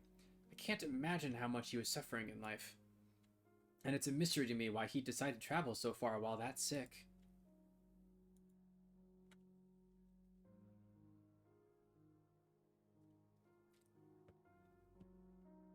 This very room. It was a study Sir Gu Chuan was using. It's been 10 years since he passed away. The place has gone through some changes in that time. But... This... I couldn't tell you why, but I kept hold of this medicine bottle ever since. Blaze, I really am so sorry. No. He was... My dad was nothing like that. I don't think he was ever that fighting fit, but he was never weak. Whenever I was with him, he always had this light in his eyes. How could... Even now, I'm not sure I understand Sir Gu Chuan, but I know he was a warm, gentle person. I could tell. I blamed myself over and over for not being able to do anything more for him. Why are you bothering to tell me all this? I know you suspect that my grandfather was somehow behind your father's passing. At the point, I can only tell you what I know, but... You told me all this just to try and convince me meaning she was innocent? No. I just wanted to implore you. Please, find out the truth. Whether for Sir Guchuan's sake, or for the sake of the truth itself. Whatever that truth even is. You... I want mommy, I want milk, I want to be held, I want to be comforted. And if you do not do all these things immediately, I will ruin your life. I'm being given half of a sandwich. Okay.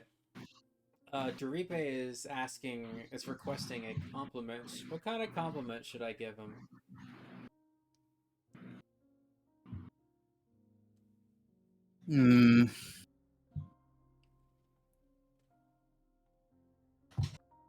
Can't say that on Twitch.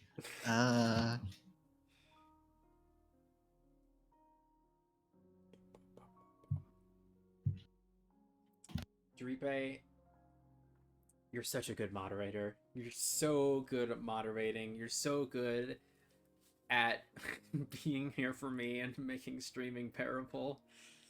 And I appreciate you for all the time you spend with me so much. I appreciate it a lot. You're very kind for dedicating so much time to helping me not lose my mind while I'm streaming.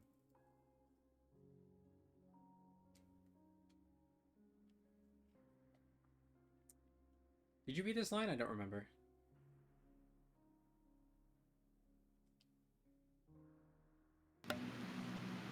No, I was just heading to the sandwich. Okay. You don't have to tell me twice. I am gonna get to the bottom of this. I was just checking to see if I needed to click off it or not. Oh.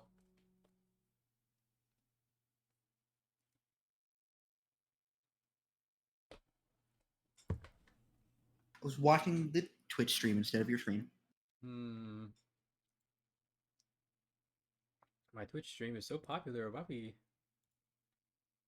What first struck Lin Qingyan about the Judicial Review Office was the solemn hush. The first time she ever set foot through this courtroom's door, all noise promptly vanished behind her. She remembers Yu Chung telling her why it was designed so.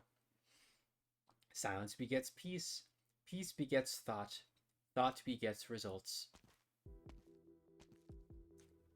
Shouldn't the Judicial Review Office be drowning in work top to bottom? And yet you've got the office all to yourself, Deputy Minister Lin. Jia Zhen, what are you here for? Since her routine investigation, there are some issues we'd like to consult you on regarding the Yu Chung case. Consultation or investigation, which is it? Deputy Minister Lin, after working together for years, I implicitly trust you on a personal level. But the Department of Discipline and Supervision has a lot riding on this case. We have to go through the motions, Lin, if you'll pardon me. Just ask what you need to. Name, Lin Qingyan. Gender, female. Let's skip the basic info for now. For the next few questions, you don't need to elaborate on your answers, just respond yes or no. Are you grilling me? Everything you say from here on will be recorded. I'm worried what you say could fly against you. If you have no further questions, let's begin. Deputy Minister Lin, you passed Tianchi Bureau assessments in childhood and were exceptionally admitted per your outstanding grades, and followed the esteemed science storm count in learning your Lei Fa. After graduating from the Tianchi bureaus, you chose to join the Judicial Review Office, and soon accompanied the then Minister Yu Chung in investigations all across the realm. In just a year, from Registrar, you rose several ranks to become the youngest Deputy Minister in the history of Yan. Is this background, as stated, true? Yes. In your third month with the Judicial Review Office, as Registrar, you handed in a whistleblower report to Discipline and Supervision. It accused the Right Assistant Revenue Minister of embezzlement and extortion, and you recovered 10 million in stolen assets. In your 5th month, in Changji, you essentially single-handedly shone light on the local academy's examination fraud. Over 100 mandarins were implicated in this, the highest of which was 2nd rank. All were eventually rounded up.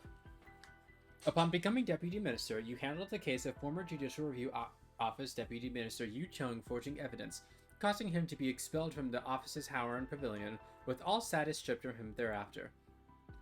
Are these case histories, as stated, true? Yes. With an academic background like this, surely everyone lauds you as a young up-and-comer blessed to the gills with talent. And yet people can't help but wonder, what gives such a green-hand mandarin the courage, the capacity to handle these cases? Can you get to the point? If I'm remembering right, your good mother and father were Tianshis at the Chamber of Heaven's designs, spending years building much in the north, even being vested personally by the True Lung. The Lin family is a well-bred one, many Tianshi giants in its line, and on top of that, rumor has it they're quite closely knit with the Lord Exorcist's household. As for Science Storm Count, I think even the rank fails to sufficiently capture your Shifu's importance to Great Yan. Are these relationships, as stated, true? Jiazhen, what are you doing? You need only answer yes or no, Deputy Minister Lin. Don't think I'm deaf to your connotations. You're trying to say it was only by leaning on my background that I could take on judicial cases all these years? I certainly didn't say that at any point. Having known each other for years, I would never doubt your integrity. The Lin Qingyan in my mind's eye has always been a pursuer of justice. But why, Lin, do you not pursue now? Jiazhen, just why did you come to see me today?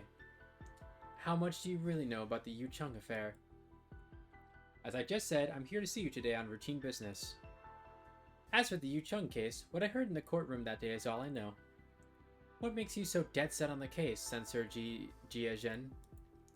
Before you decided you investigated, I remembered we actually had an argument. I'm going to speak out of line here. The whole stripping of his rank aside, I really do respect people like Yu Chung. Now of all times, you're going to defend him again? If a law enforcer does not themselves abide by the law, that's abuse of power. That goes for every last member of the 3 organs of justice. What kind of double standard could you possibly be applying here?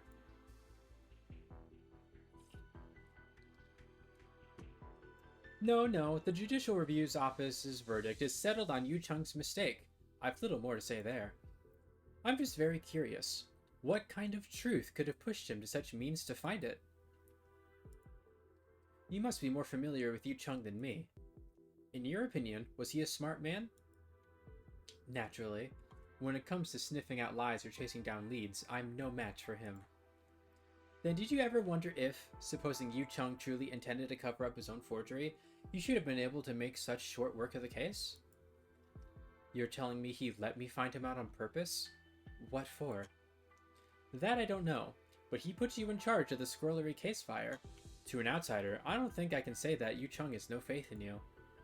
You've been all over Baizhou the past few days investigating that case, I know that. I've heard as much. And yet since yesterday, you've been loitering in the Judicial Review Office, acting like you've been grounded. I can't help being curious. What made you go and give up on pursuing this case? Are you afraid of offending the High and Mighty? No, that's not like the Ling Qinyan I know. Did someone lofty crack down on you? Can't be, I think. You're sitting here in the office after all, not in a judicial prison cell. If not that, then all my pondering can only produce one answer. You're scared that if you continue, you'll implicate someone you know. Seems I guessed right. In the thick of things, your concern clouds your judgment. It's like you've forgotten the simplest of truths. Don't miss the forest for the trees. If you can't hide it, you may as well tip it out. Show it some sunlight.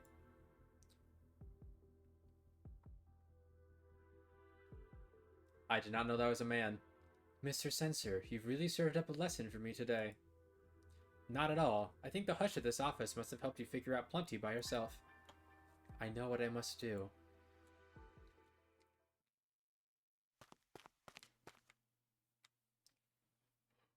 Madam, I went to ask Deputy Minister Lin if she wanted anything to eat, since I saw she hadn't left the office all day, but she...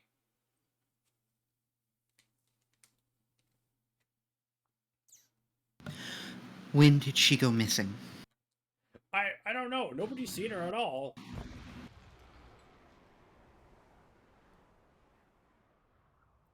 A biting chill gusts through, the stiff breeze curling papers and sending them dancing madly through the air.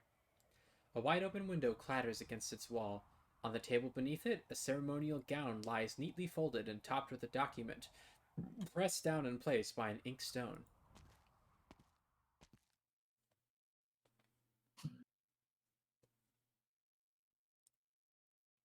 It is Lin Qingyan's written resignation. Oh. Oh.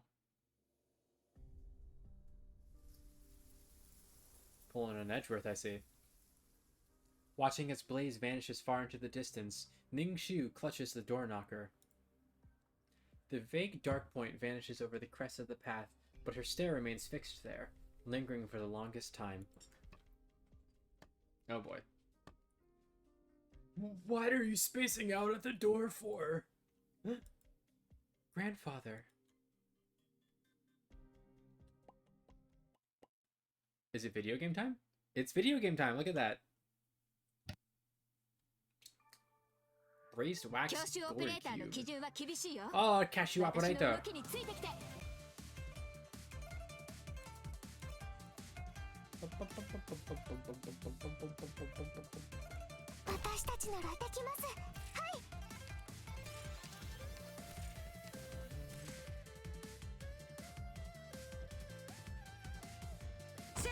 Oh. That's fine if one gets through.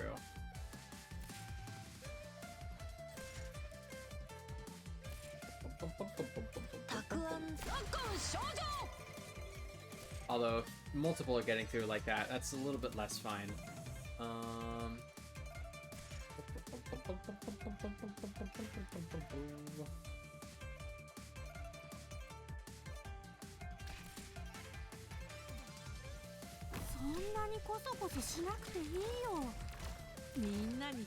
No, hit those things! You're wrong target! Oh my god.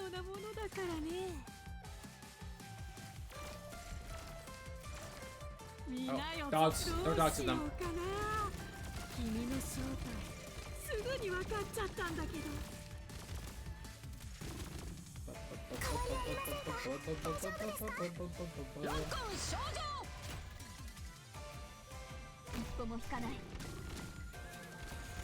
Who's gonna be coming from down here?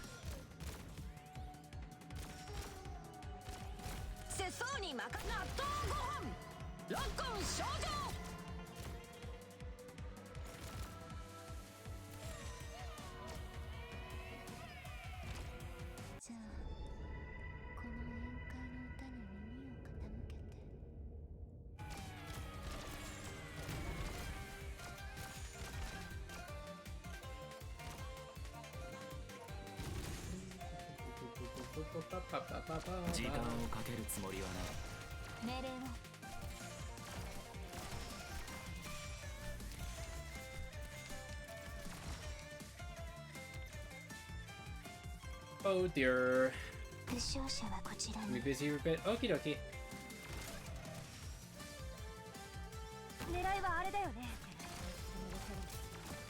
Do what you gotta do. Grab the stakes. There she goes.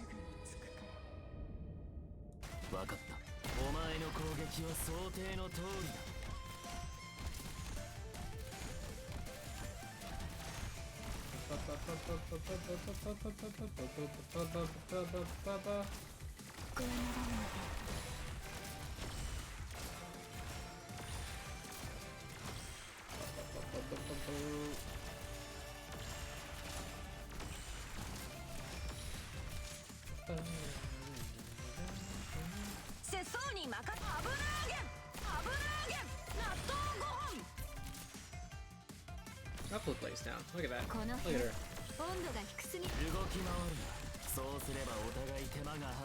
Dogs! Ooh, bonk, bonk, bonk, bonk, bonk.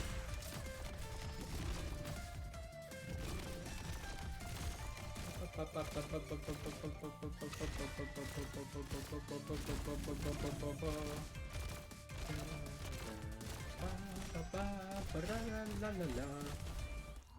accomplished. Yippee! We did it.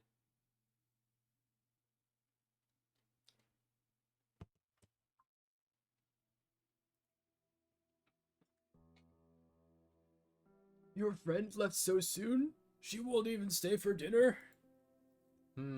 She had urgent business. She couldn't stay. Even as a child, you never brought friends over.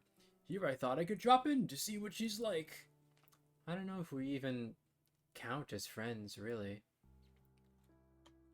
Seeing the dejected Ning Yin, the old man tries to think of something to say, but can't. He simply reaches over and brushes a leaf off her shoulder.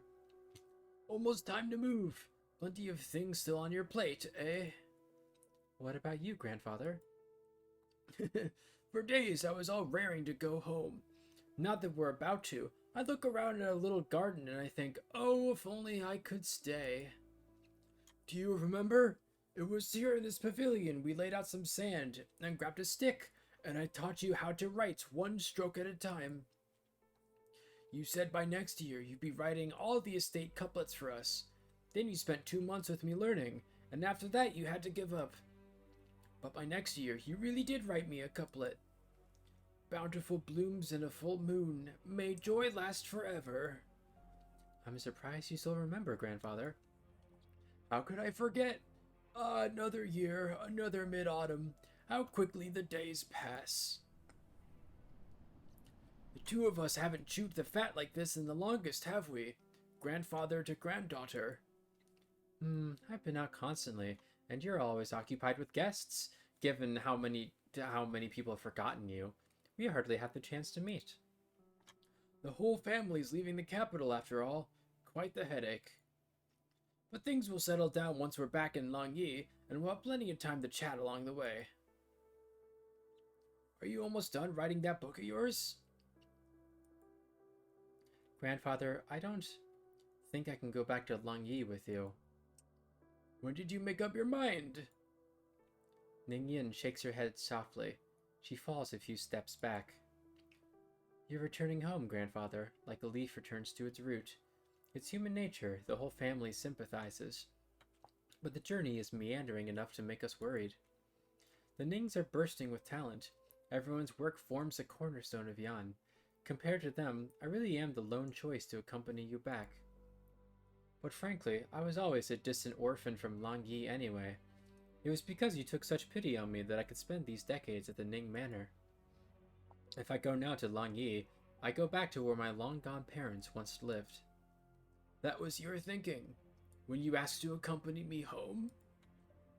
Grandfather, that was my thinking. It all seemed to fall into place. I almost managed to convince myself.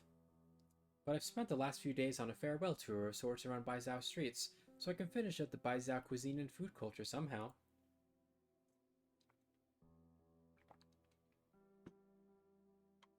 And I realized, all my memories are of this city. I can clearly recall what year we planted that persimmon tree in the courtyard, and when its fruits make for the best wine. And every restaurant of every road and alley, and what their chefs are like, and how many different ways you can cook each dish. All of a sudden, it hit me that this very city, more so than the Ning Manor, feels like my home. That's on me. That's on me for not asking you how you feel. I've been nothing but me this whole time. Grandfather, you're my one and only family. You've always been since I was little. I really did want to go back home with you at first, but the reason I'm set on staying in Baizhou now is you as well, grandfather. Is it? Mm-hmm. When I first joined the Imperial Historical Cabinet to compile annals, there was one thing I could never puzzle out. At some specific point in Yan's millennia of history, out of nowhere, the written word proliferated and education became for all. Even the earliest of the tablets we were studying only went back to that period. So I thought, in that period, someone must have pushed through those changes. But I flipped through practically all the material we had, and I couldn't find a single clue. I had the strange feeling that, there in Yan's history, one person seemed to be missing. Then one day, I met someone strange at a Go Club who told me the story of that person. I thought he was just a yarn-spinning storyteller at first, but as I further researched, I gradually found all his stories to be corroborated. According to him, she was a gentle person who gave her heart and soul, her blood and sweat to the well-being of the people. And she gave too much. But how could someone as good as her fail to leave her name in our annals? That was when I realized that a history book isn't a container, but a sieve. The stories that stay behind are few and far between. Grandfather, I want to record your story, but then I look back, and it dawns on me that for all the years I've spent with you, I can't even write with any clarity about what kind of person you are. Ningyan finally lifts her head and meets the old man's eyes. She waits for his reply, his answer to her unspoken question. She's waited for so long. Huh. Who goes there? Oh, who? Wait, was this? Oh yeah, I voiced this guy. Who goes there? Thought I heard something. It's all the bizarre cases these days. Makes me feel like someone's going to barge in any moment and wreak havoc. This is the Judicial Review Office. What kind of miscreant would break in here? Quit jumping at ghosts. Guard duty's almost over, and then we can clock out and head home. Is it Blaze? Yep. Like a phantom. Here, I'm gonna go piss real quick, and then when I get back and if Daylight's not still here, I'll have to take on the Blaze mantle.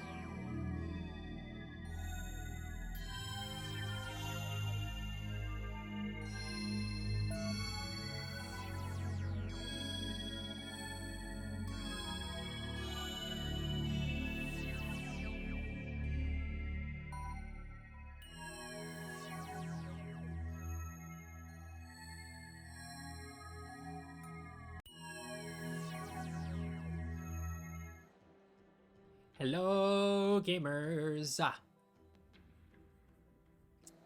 Hey, Daylight's you there? Yeah. Hey, are you still up for talking? Yep. I Okay, feel much well, better now that I have eaten something and Nice. not talked for a second. Yeah. It takes a toll on you.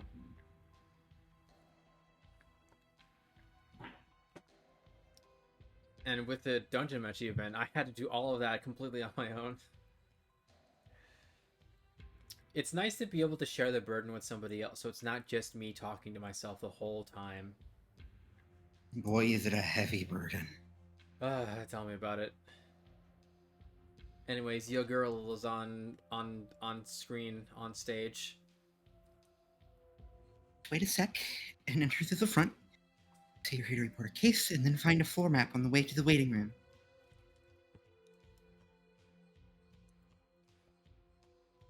The window in the waiting room yesterday faces north. The judicial entrance faces south.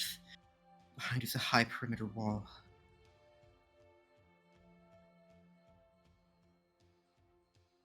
Lin Qingyang?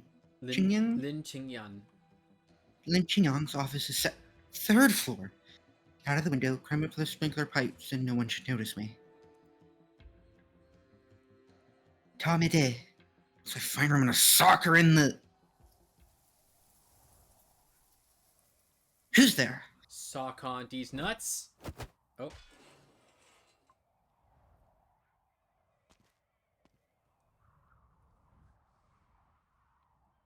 Lin Qingyang? Blaze? What are you here for? What am I here for? I'm here to get you back. Where'd your court uniform go? I resigned. Then went back to the restaurant, couldn't find you, and worried you might be up to something stupid, so thank you for confirming that fear. Now let's find somewhere else to talk.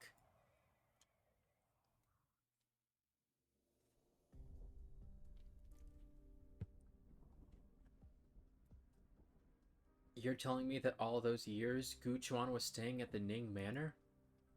But how did you find out? Never you mind that. Now, can you tell me exactly what that means? Minister Ning's involvement in the Gu Chuan case runs deeper than I ever thought. He was clearly hiding something in his previous testimony. I did suspect he was the perpetrator, but going by Mo Bufu's testimony, when Gu Chuan was sent to death row in the fallout of the old case, Ning Shu was the one who got him out. Knowing that, he wouldn't have a motive to try and get him killed again. And the most key thing, I had no idea before that Yu Chung had contact with Gu Chuan so early on. Whatever's connecting this string of events, it's likely more complicated than anything I've imagined.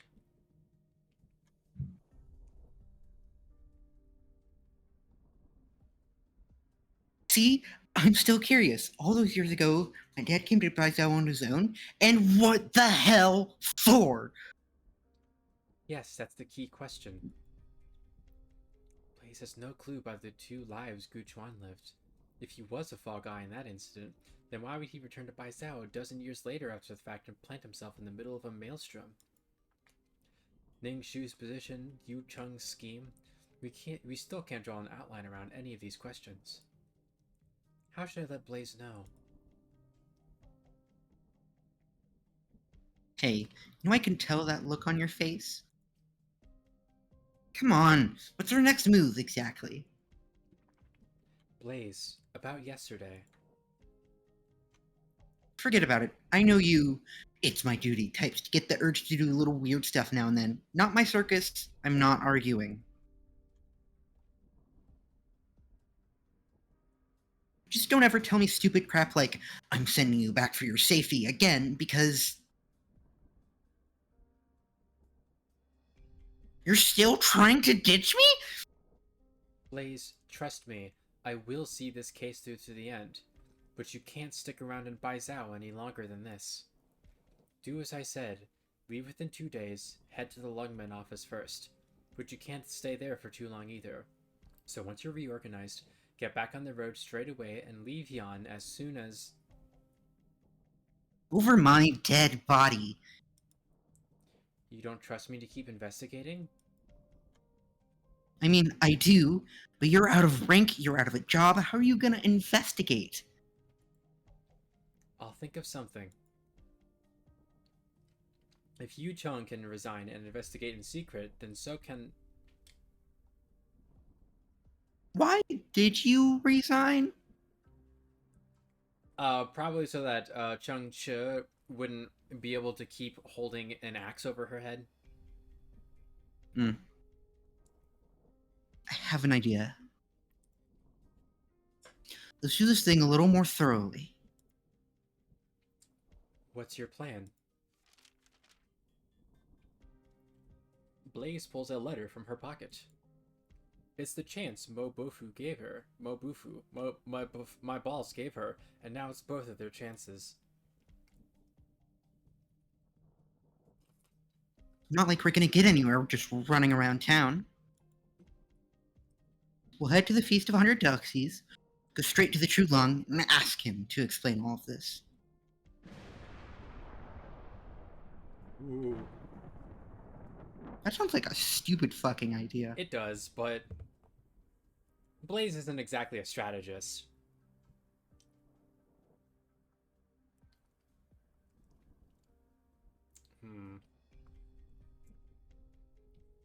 Your Imperial Majesty, the Ministry of Rights has drafted the official list of attendees for the Feast of 100 Delicacies.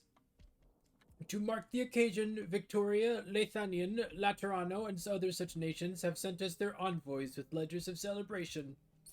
For your Imperial Majesty's perusal. Actually, wait, which one of these people do you want to voice? You were voicing the Grand Commandment. Yeah, I guess that's fair. I just don't remember what I did for him. Your Imperial Majesty, the Ministry of War and Sway Regulator have finished drawing up joint battle plans. Also for your Imperial Majesty's perusal.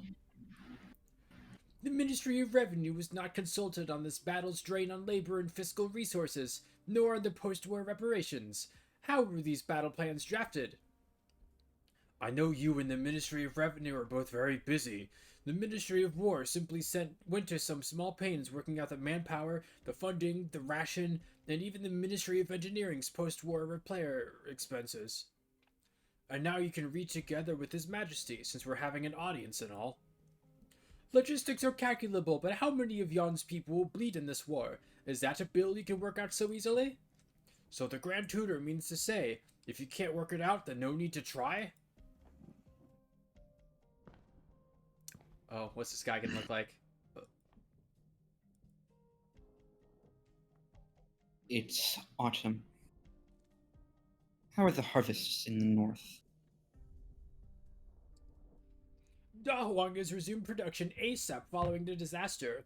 Our harvest this year is more or less on par with previous years. In that case, what about next year? Your Imperial Majesty. A life measured in years, yet the stress feels ancient. We're running out of time. This involves the livelihoods of all Yon's people. I ask that your Imperial Majesty reconsider. Grand Tutor, the ministries have long discussed everything worth discussing. It's about time we made up our minds. His Majesty's decree is made. We simply await his proclamation at the Feast of 100 Delicacies.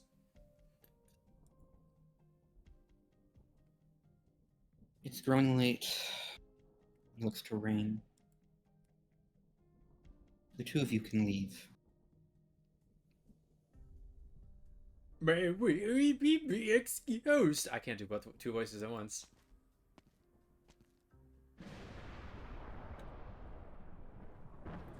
The man behind the curtain lifts his gaze.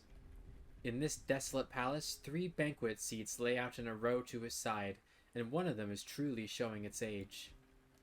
Faintly, a sigh.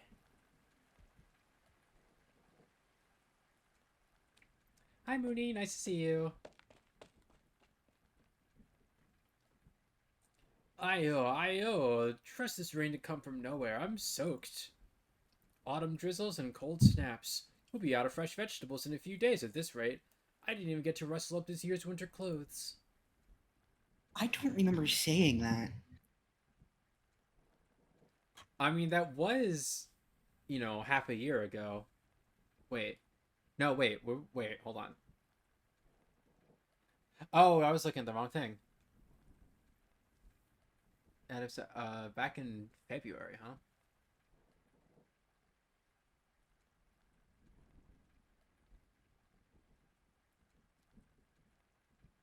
I don't remember you playing Generations Ultimate. Really? Yeah, I don't remember you doing that Huh. at all. We've done it on a couple occasions.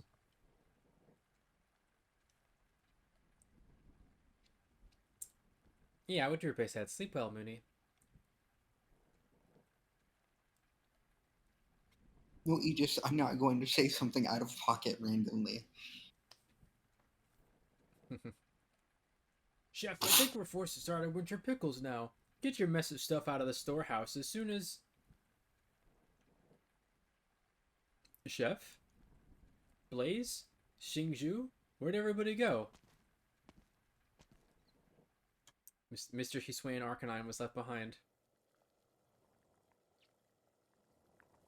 The ever-lively kitchen is presently deserted. All the cookware tidied away. The cramped space seems a good bit wider like this. The only presence is a pot of soup boiling on the stove.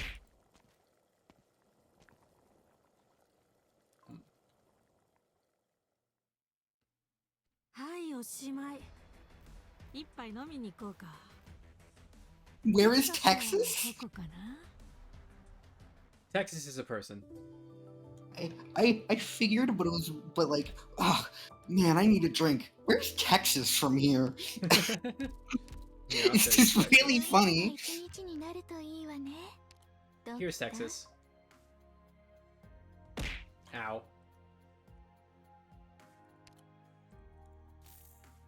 Fortunately, I don't have her snazzy suit, which I really wish I did. Oh, wait, it's available now? Oh, shoot, it is. Oh. Not that I use it very often, though. It's just... it looks nice. Mm-hmm. I remember Aiden saying that.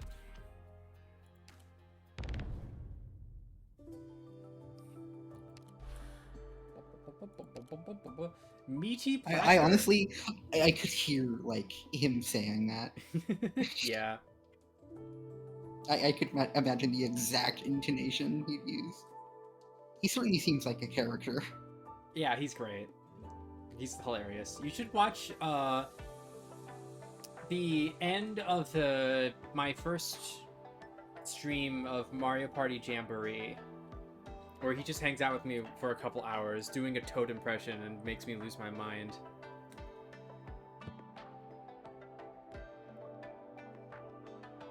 Abomination born with the influence of a sway proxy, originally a vessel for holding the 5 grains. The 5 grains are fundamental to sating hunger, and the vessel that stores them is appropriately solid and heavy.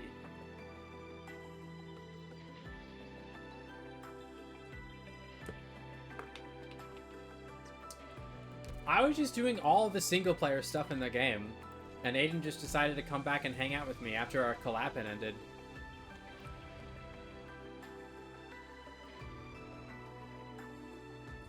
Good night, Mooney. I like spending time with my friends. Yeah.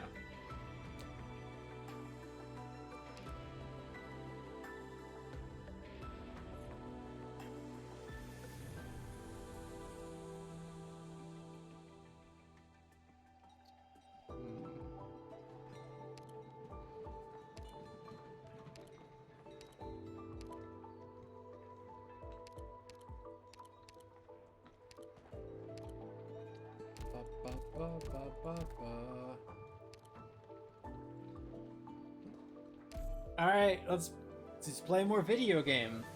Oh yeah. And by that I mean read more of this visual novel. More video game. Yeah. Oh my god, I'm so done with this. I'm so done with this. I'm so done with this. You don't have to keep going if you want to. I am kind of done for the day, I'm going to be honest. Okay. I can finish this off then. No, I had a ton of fun. I'm just done. Yeah, that's totally fair. We've been going for I'd 4 love hours. I'd love to do something like this again sometime. Mhm. Maybe something that had a little less talking, maybe. I have mean- this weird thing where I like spending time with my friends. Is that so? You're weird for that. That's weird.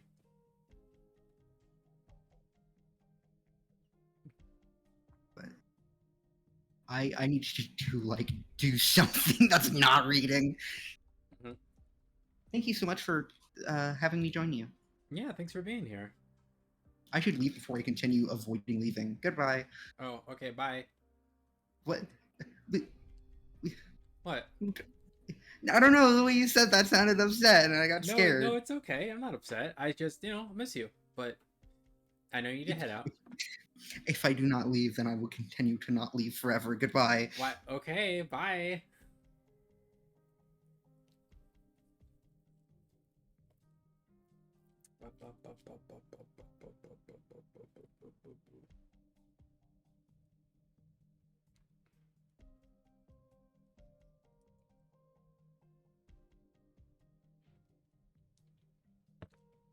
Hmm.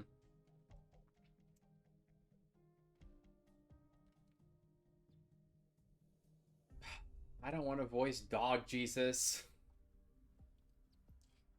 You sure are lucky. All my years at the Judicial Review Office, and you are the first I have seen who has had the chance to get out of this damn prison alive. I myself never expected it to turn out this way. That's what's wrong with all you clerical types. Always living for the day and never thinking about the consequences. All that time spent researching, all those years of blood, sweat, and tears, all for a dish at the feast and one very angry lung. You caused quite the ruckus and ended up in here. Are you happy? It is as you say, but my deeds were loyal and just. This I know. My conscience is clear. Those who peer into fin ponds to find omens will see omens. So what comes next in your plans? The order to transfer has already been issued. I will be joining a diplomatic mission to Victoria in 3 days. After all that happened, I can no longer stay in Baizhou. These arrangements are the fruit of Minister Ning's efforts. Victoria? How are you supposed to get to Victoria with a body like yours? To be favored with a pardon is all I need ask for. Besides, I can consider going to Victoria for returning home. Can you really? I remember you saying your wife and child already passed away, no? Yes. It has been many years since that day. Even if I did believe you, do you think other people will? If you can remember things that happened back then, so can others. Do you know how many eyes will be watching you when you return? What am I to do? Please speak plainly. Lend me your life, my friend. That unvarnished truth you crave? I will give it to you. Life, let me just slurp out your life energy. With my Jesus powers. Whoa.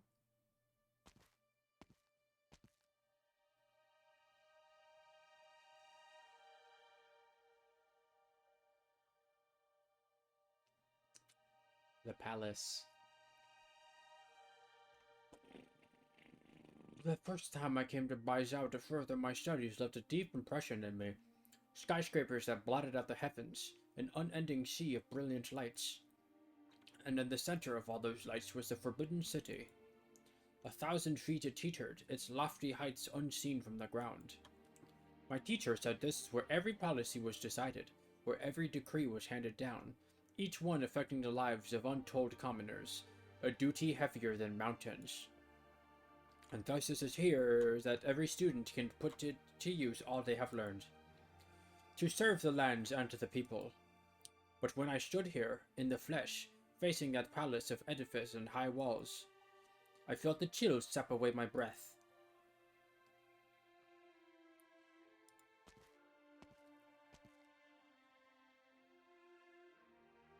Yearning C2. Right, you're the... Right, okay. I keep forgetting people's names. You've arrived early, Mr. Leon. Meshneng. You seem surprised. Do you not wish to see me? Hardly. I simply had not heard you would also be attending a feast of 100 delicacies, Miss Ning. Minister Ning is ill, so for this year's feast, the Ministry of Rights has no choice but to send me to attend in his stead. It was a rather last-minute decision, so I did not have the time to tell you, my lord. I suppose that leaves us equals in silence, since it seemed you never planned to tell me you were attending either. I am merely here as a part of my work. I did not wish to bother you, Miss Ning. I'm suddenly reminded of how, aside from Shangshu, we have not met for the better part of a year. Several of my letters to you during that time received no answer. It can be hard to put words to paper, and I find myself often mired in official business. I have been negligent in maintaining my side of the conversation. I cannot deny your blame, Miss Ning. Where have I mentioned blaming you, my lord? During your time as magistrate, even the smallest needs of your hometown never left your thoughts. Now with expanded duties, the concerns have only increased. But for some reason, after only 6 short months, I feel as though we have become estranged. As if there were some things we cannot say to the other. Putting that aside for the moment, this is the first time you are attending the feast, yes? Yes. My early years were spent in Shangshu, so I had little opportunity to take part in government events such as this. Major topics are often deliberated upon during these feasts. The question this year is, what decision will His Majesty make in regards to this war? I dare not make any sort of wild conjecture on His Majesty's thoughts. But you are a clever man, Mr. Liang. Your conjectures are always correct. You did in fact have something on your mind the other day, and you wanted to discuss it with grandfather, did you not? I dare not lie to you, Miss Ning. Phrase it how you will. I am always happy to hear that you wish to see me. But I'm afraid that for you, I've never been someone to be trusted, or to entrust things with. I believe there may have been a misunderstanding, Miss Ning. I do not mean to blame you. Who among us... Oh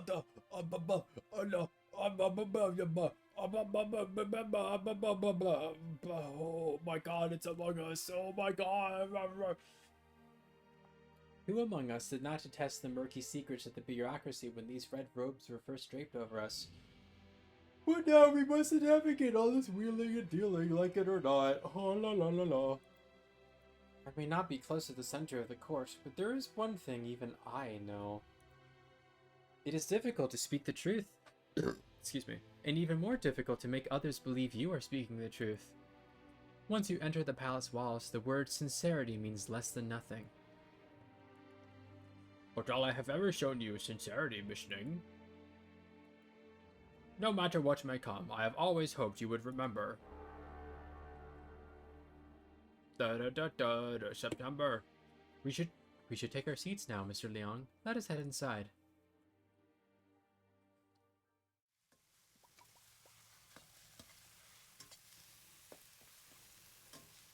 Come on, step on it. Check over your ingredients one last time when you're done. The guests are already seated. We need to start serving as soon as the orders come in. Inspect all your ingredients. Check on the stews and soups while you're at it. The bliss soup on stove number 90. I don't know how, but the color seems to be a bit off. What? How many times did I say to cut the ingredients into finger-width cubes? No more, no less. And it's supposed to be on the fire for 20 hours. No breaks. Someone must have screwed something up. Alright, move aside. I'll come have a look.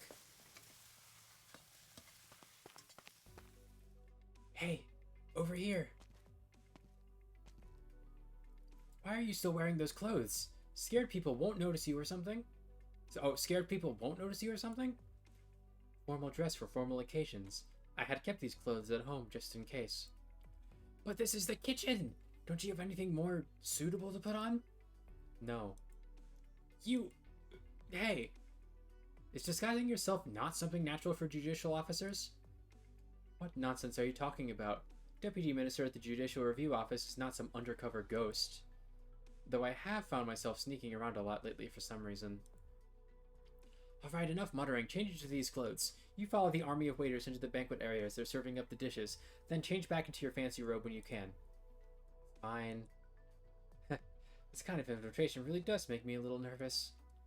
You said you were going to stand up to see justice restored, so if you make the Chu Lung mad, is he just going to arrest you right away, or is he going to... There is a tradition of remonstration during the Feast of 100 Delicacies. Besides, we're just going to request a reopening of an old case due to inconclusive evidence. Why would the Chu Lung be mad at me?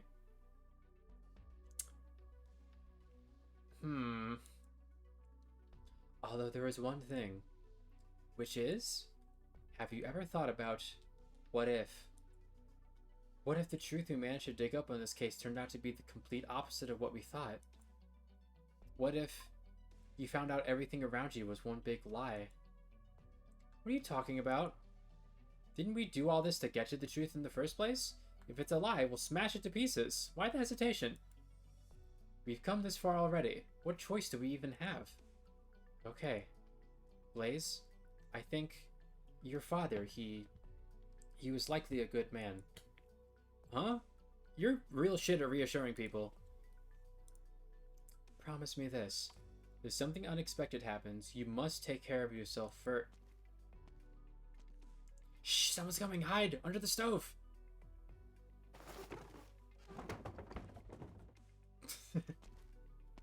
Oh. Flint and steel! Ah, the stove's flames burn my brain. Is everything ready? Ready, chef.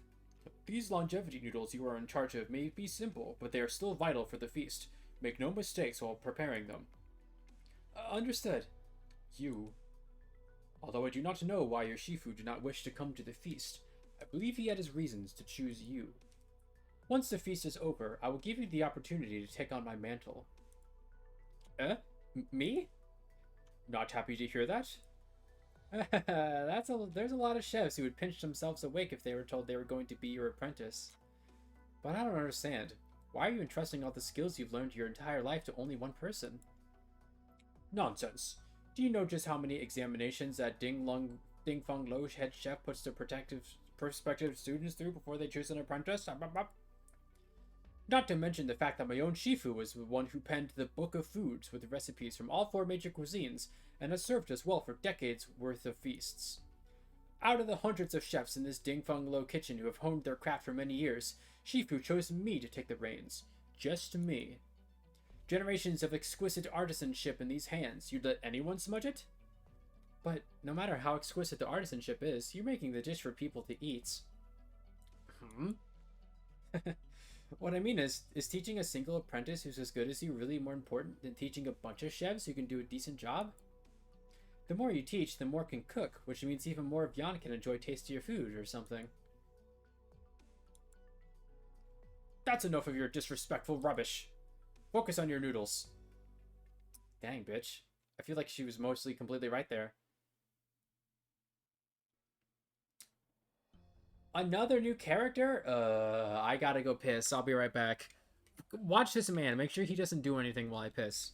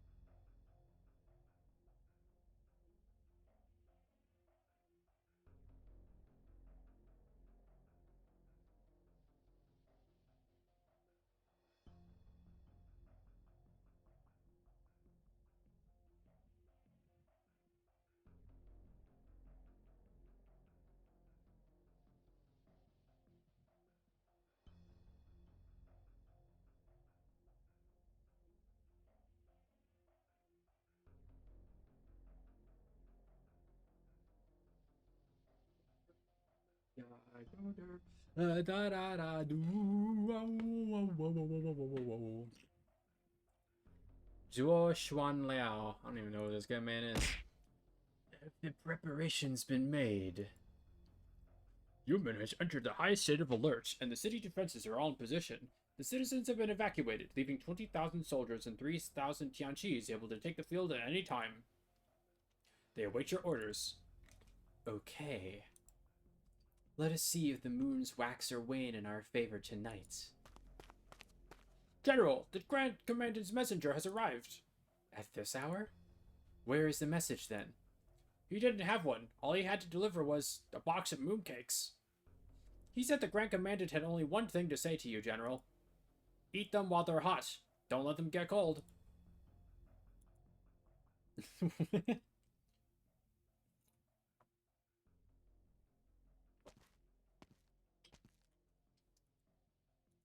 received my notice, Lord Zuo. Lord Zuo. So, oh, hey, it's the guy that that Daylights likes. I don't know if they're still here now. It has been a while. Are you faring well? You. No need to be so tense. This pawn shop has long since closed its doors. No one will be bothering us. Why meet me alone? Shouldn't I be asking you that, Lord Zuo? What do you mean? I opened this pawn shop on a whim during my stay in Baizhou, and for a time business was booming. Every day would see customers bring in all sorts of curios, scrolls, precious babies, precious baubles, and odd gemstones. In the end, many of them were taken by my wandering younger brother and placed within his garden. The most curious thing was that all of the customers who came by this shop had one thing in common. They were looking for me. It is daunting to be desired by so many so carnally, but who am I to deny them the whole that they desire? You think far too highly of yourself. Well, since you have come to see me, does that not mean you have something to discuss, Lord Zuo? Perhaps I can answer one or two questions plaguing you. All I want to know is, why have you come to Baizhou? If that convict has decided now is the time to declare war on Yan, all that awaits him is death and destruction. But I'm sure he knows that already. Indeed, my elder brother is skilled at the art of the griddle and naught else. Though it is a formidable and well-owned skill at that, he can cook burgers inside. It's crazy. Do you still remember the Xian Haizhong who appeared in Yumen, Lord Zuo? During the Sui Regulator's analysis of the incident, we noticed traces of another Faranmut's proxy's actions. Wang is suspected of being involved. What are you trying to say? I'm sure you remembered, Lord Zuo, that during that hunt 1,000 years ago, the Faranmut of Yan were either put to the sword or banished. Has the Sui Regulator ever wondered, considering my brother was able to find one of them? Could he perhaps have found more than just one?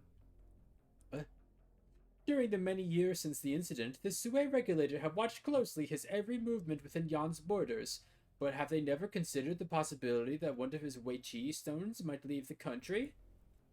Don't underestimate our intelligence network. The Sui Regulator has never stopped keeping an eye on the Faranmut outside.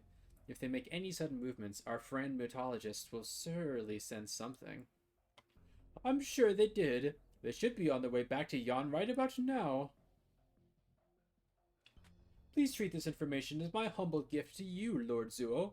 How you use it is for you to decide. Why are you telling me this? You're one of the convict's conspirators, so why tell us his plans? In truth, though I am indeed in collaboration with my brother, our hearts are not as one. We have our differences. He insists on seeing a victor decided. I, on the other hand, prefer doing my business in a more amicable fashion. As for why I chose you, Lord Zuo, I feel like we are kindred spirits. What? I profess I have some skill in reading people. My intuition tells me we will have the opportunity to do business once again in the future. It is possible that the fate of our siblings will lie in your hands, Lord Zuo. To be able to chat with you on this festive day, even but for a moment, is destiny at work. I hope that in the future you can see me as a man you can discuss things with. Why is man in quotations? You can see me as a man. Wink, wink, wink, wink, wink.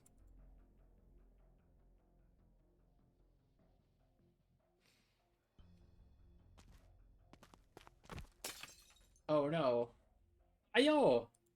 Hey yo, what the fuck? Sorry, my hand just cramped. Couldn't hold it steady. You seriously? Sorry, I'll go back to the kitchen and get a new one. You were quick. The mandarins are all seated already. Once the true Lung arrives, the banquet will start. Still haven't even seen this man's face yet. Do you need help, madam? Madam? I am here for the Feast of 100 Delicacies. All the mandarins should have already been seated. May I ask why? Forgive me, I was delayed on the road here. I will head in right away. Please wait a moment. Madam, please show your invitation to the feast. Why? Is me standing here not an invitation enough? A routine inspection. I beg your pardon, madam. My lady, you dropped something of yours. Oh. You left in such a rush. How could you not have noticed you dropped something so important? Good thing I spotted it. Ah, Madam Tanga, the Ministry of Revenue. Please forgive my earlier impertinence. There are no further issues here, but the feast is about to begin. Please take your seat as quickly as you can. That invitation is a forgery. It will only work the one time. Do take care when you're inside. I know you. You are one of the ladies at the Ning Manor. I'm also a friend of Blaze. I spotted her name on the chef roster and guessed that's your plan. The rest, you will simply have to beg forgiveness from the true Lung after meeting him. But don't you know? If this case is reopened, you'll be ruined. But the one most heavily implicated by this case would be Blaze, no? Didn't you already agree to help her find the truth? What else is there to worry about? Besides, if you really do manage to pull back the curtain on all this, well, that's what I was after in the first place. Thank you.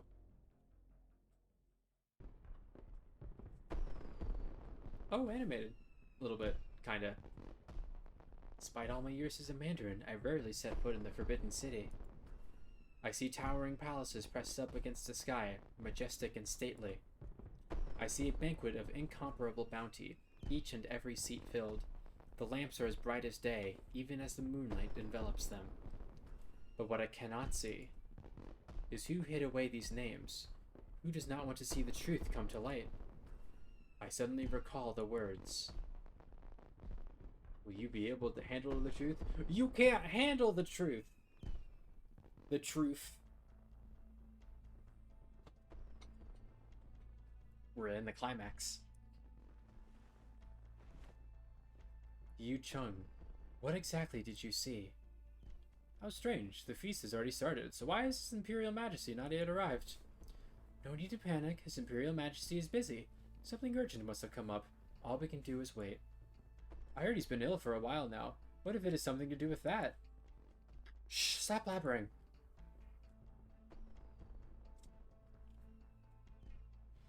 Preposterous! Simply preposterous! Don't you know where we are? What right have you to obstruct a court mandarin?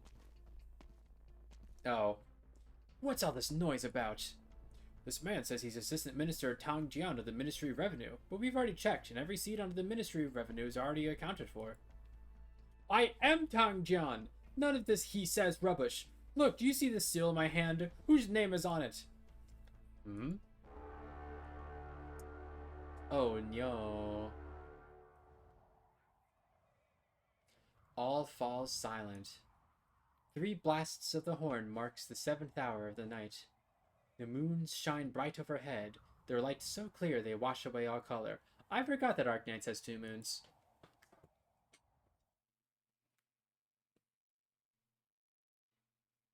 All rise! One by one, the mandarins stand, looking towards the center of the feast with bated breath, waiting for the one meant to be seated at the head of the table. I have something to report, Your Majesty.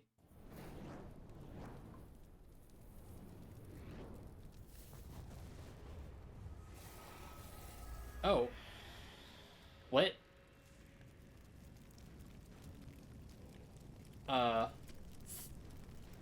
Fire! None knew where the burst of flame came from, but all it needed was a gust of autumn wind to engulf the entire banquet. The flickering flames act like wild beasts, brandishing their fangs and claws as they pace about above the table. The wind blows, and the beasts of fire grow and grow and grow with speed. The conflagration bloats and bulges, letting off unsettling noises. Some liken it to shouting, others to laughter. Bizarre flames pour like falling rain. Having already tainted the feast of 100 delicacies, they flit and flicker as they climb up the faces of the panicking mandarins. What's going on? Well, shit. Bop, bop, bop, bop. 総員気合を入れろ。戦闘準備だ。ちょっと乱暴だけど、硬い金属とかシェルターを切り裂くのが好きなんだ。こ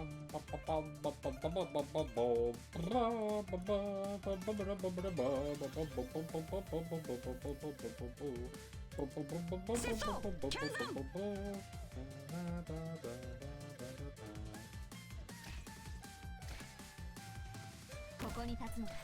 私のし。ロッコン少女。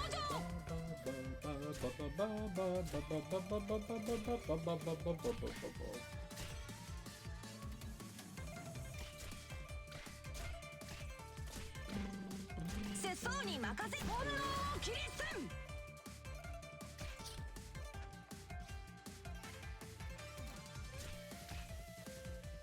Who do I want to put down?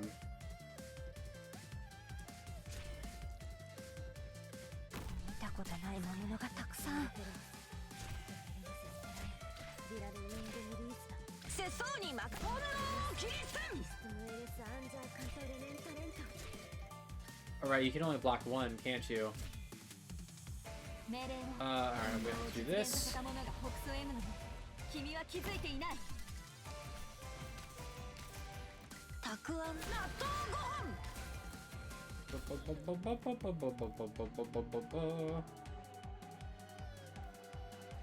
私たちならできます。はい。What? Hey, why are you back there? No. No. Hey. 大丈夫。私に任せて。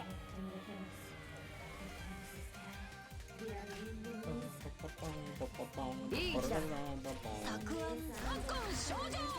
たくあん漬け。あ、節操はたくあん。炎を切り捨てん。Yeah, and I gotta do this now. 前回使い魔を使った時からずっと腕がだるいんだよね。I'm guessing they're about to activate when these things come by.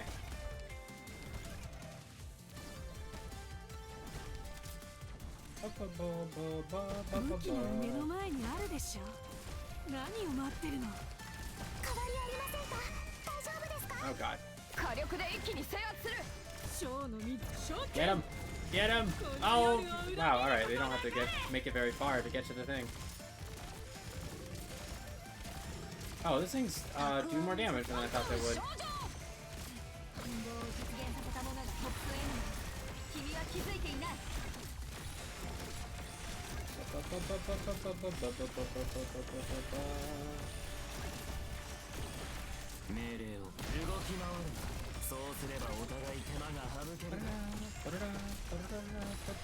Where's my mouse? There it is. Blaze, get in there. Alright, where's the path? Just like that? Oh, there's only one thing left. Well, mission's already over, I guess. Dragon! Bonk. Mission accomplished. Okie dokie. Fire! Fire! Assassins! Protect His Majesty! Assassins! Stop trying to kill him! Protect him instead! Well, shit sucks. Put out that fire! Lock the dining area down! Take care. The source of this fire. Everyone, stay away from the wine in the cups. A fire that does not burn hot. Who did this? And what are they up to?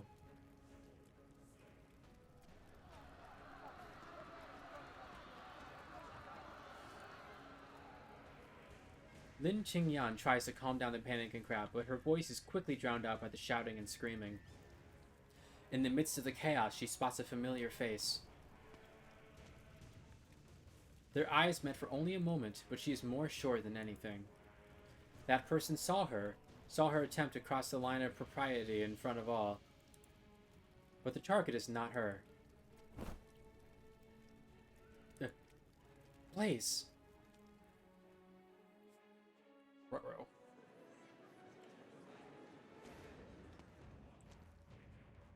What's going on? What's with all this ruckus? This is bad. I heard some kind of demonic fire broke out of the banquet. No idea how it happened. The guards at the dining area surrounded. No idea what's going on inside or if His Majesty is hurt. They're talking about cutting the feast short. Lin Qingyan.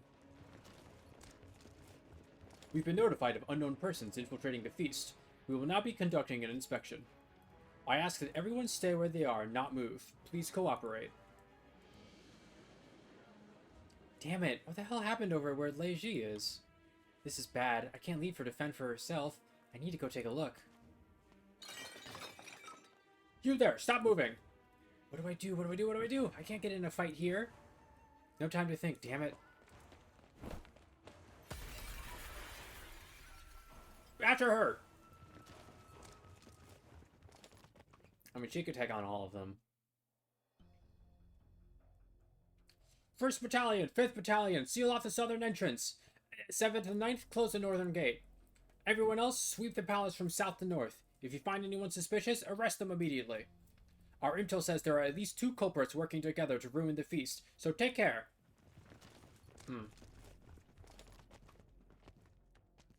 So many guards. What a pain. What kind of trouble did you manage to get yourself into here, Lei Ji? Sounds like you haven't gotten caught yet, at least. So where the hell are you? Palace is way too big. Oh. Why are you here? Shish. I thought you two just wanted to ask His Majesty to reopen the case? How did it come to this? I don't know either, bitch. The fire's not our doing. But the timing. You need to leave right away. There's no talking your way out of it if they find you. What I need to do is save Lin Qingyan. Let me go look for her. How can I ask you to do something that dangerous? I'm more familiar with the Forbidden City than you are. Even if I did get caught, I'll have some leeway to explain myself. Don't worry, I'll find her.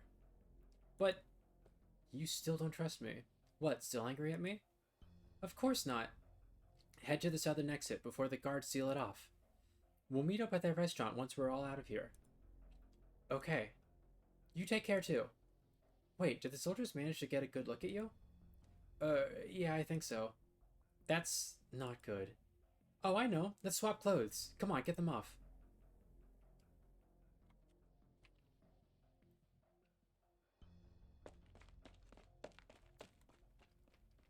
I saw someone running way up ahead. Over there.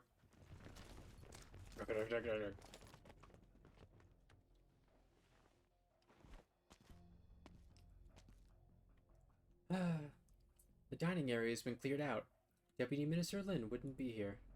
But who started all this at the feast? I hope Blaze managed to make it out by now. Oh, well, shit. Oh my god, who is that? Why is she here? These two. Is this fate at work? Who's that large man?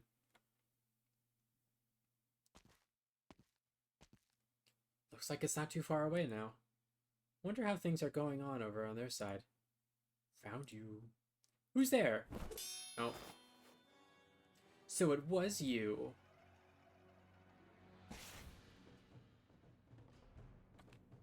Damn, that's one hell of a sword. You're not dressed like your average soldier. What are you, a general? Save the chatter. So you're the one Lin Qingyan has been hiding behind her back. But why would she bring you to the Forbidden City?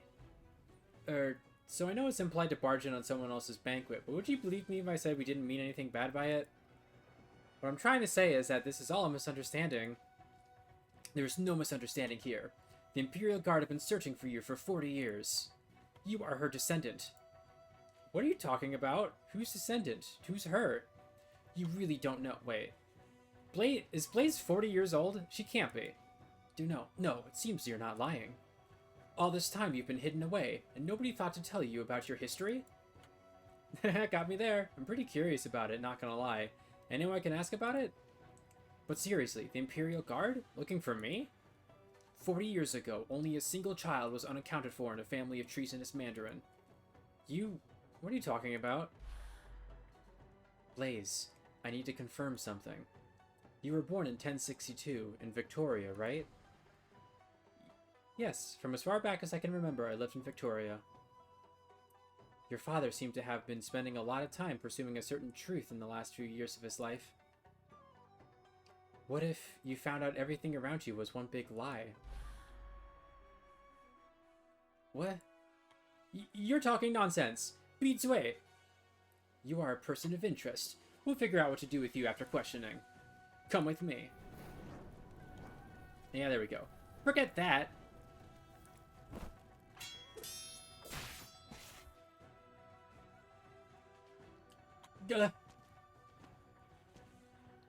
You're no weakling, it seems. I might not be able to take you in without hurting you. If you don't wish to be harmed, then surrender immediately. I'm not in the mood for jokes right about now.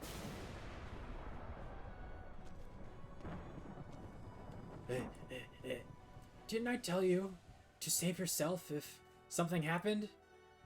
Lin Qingyan. Lin Qingyan's eyes meet Blaze's. She understands what has happened, but all she has to offer is silence. She turns and stands in front of Blaze, shielding her. Your deeds at the Judicial Review Office are worthy of my respect, Deputy Minister Lin, and I was kind enough to remind you before. It seems you have decided to completely ignore my warning. I am perfectly aware what I'm doing. I don't need your reminders. You know who she really is, yet to go so far as to protect the descendant of a traitorous Mandarin. Why? For the truth. The truth you are all too afraid to talk about. She's just his kid, right? Like... Lin Qingyan, what are you two talking about? What do you mean? I'm the descendant of a traitor. My dad, who is he? Why did he die? Forgive me. I was planning to tell you everything after tonight, but it seems now is not a good time. I will make it up to you later however you like, provided we make it out of here alive, that is. She will be coming with me tonight. As long as I am here, she will not. Forget that. You will need 3 of you to simply obstruct me. Lin Qingyan! Go already! Wow.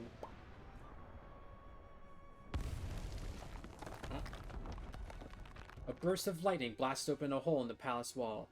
Before the dust has even settled, a somewhat gentler blast of energy strikes Blaze.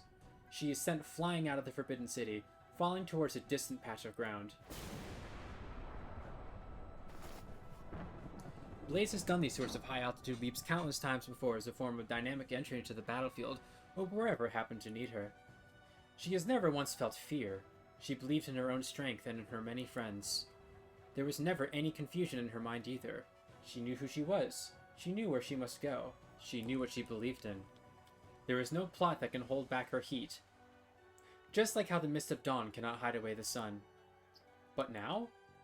What awaits her is no longer solid ground, but an endless abyss. She closes her eyes.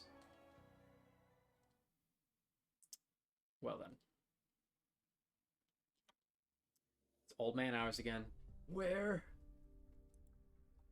Ningyan lies on the bed, her breathing faint. The crutch in the old man's hand shudders, and he nearly falls over. After having seen so many things across so many years, he thought nothing more in this world could shock him. His lips open and close, yet try as he might, he can make no sound. Until someone in the shadows begins to speak first. She yet lives. It's you. Stay your steps, Mr. Ning. Come no closer. You never saw me tonight, and she never left the house. But why? She intruded upon the Feast of 100 Delicacies. She was with that girl when I discovered her. If she had run into anyone else, she would not still be alive. Impossible. 40 years. I can't believe it's you again. 40 years ago, you left her here. Now you save her life once more. Save her from a terrible fate. Fate. This must be fate. There's no escaping it. There never was. I did not leave her here for her sake. It was you who saved her, Mr. Ning. You once swore an oath to never let anyone know the truth of this case in exchange for her name, but it seems you are now wavering when it comes to past vows. The true Lung will know of tonight's events. The choice is yours, Mr. Ning. A gust of wind, and it was like nobody was even there. The old man stands in stunned silence.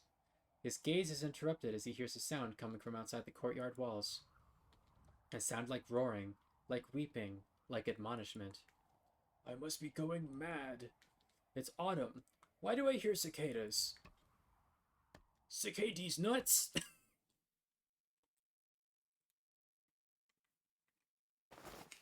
Ah! Where? How did I get here? Oh, finally awake, I see. I knew you were one tough feline. Look at you, as lively as a fin on a line. Jiang was making a fuss about calling a doctor. He was shouting so hard he forgot what time it was. How long was I out? Wait, where are they? Nin Cheng Yan. Did Ning Yin come by here? Seriously, how did I get here? I have one word for you. Alright, slow down. I don't even know where to start with all these questions. Last night, I was on my way to the night market to get some cheap veggies when I found you lying down in the middle of the street. Thought you were drunk at first. I was worried you'd freeze to death or something, so I brought you back here. You were cursing up a storm in your sleep. Hypocrite this, swindler that, and a lot more besides. I don't know where you managed to learn such creative Yanese. The Ning Yin you mentioned, and whoever this Lin Qing Yan is, never seen them before, so I do know if they were here. I need to go find them. Whoa, whoa, whoa, where are you going? The Forbidden City. I just saw a whole bunch of guards patrolling around there. You think you can still get in? I don't care, I have to go. Who do you think you're going to find after having lost yourself like that? What are you talking about? Just speaking the truth here. You lost yourself, yeah? You don't know where yourself has gone, where it's wandered off to. You hear a few words from someone else, and wouldn't you know it, you barely even know your own name, much less who you are. Is throwaway line from random elites in Halo 2? Ah, Halo. Master Chef. I see. It all comes full circle. Such absurdity. A tangerine seed is blown from Jiangnan to Jiangbei, where it takes root and yields fine fruit. What lets the seed grow so well wasn't Jiangnan or Jiangbei, but decades worth of rain and sun. It's ultimately the same fruit. Jiangnan and Jiangbei might not be the same place, but an orange is an orange. Doesn't matter where you eat it. All things begin, all things end. There is the outer truth and the inner truth. Once you figure that out, then you can go back to asking your questions. Okay, so this bitch does take after his siblings. He loves to fucking yap. Do you know something about all this? What do you know? Tell me. What do I know? I'm a chef. All I know is how to season my ingredients, how to boil stuff, stir fry, regular fry stuff. Oh, right. Seeing you reminded me of something. Weren't you trying to find authentic tangerine cakes? I think I know how to make those. 予測通りの戦いでした。完璧です。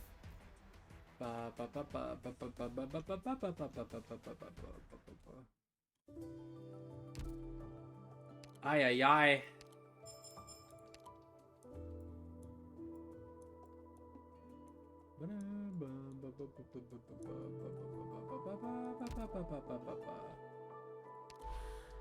Sha. Bing bong, bing-a-ling a ding-a-ling a bong,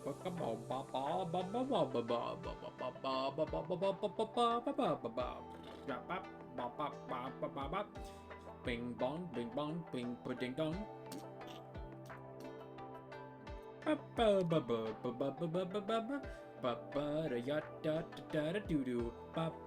Bing bing bong boongo.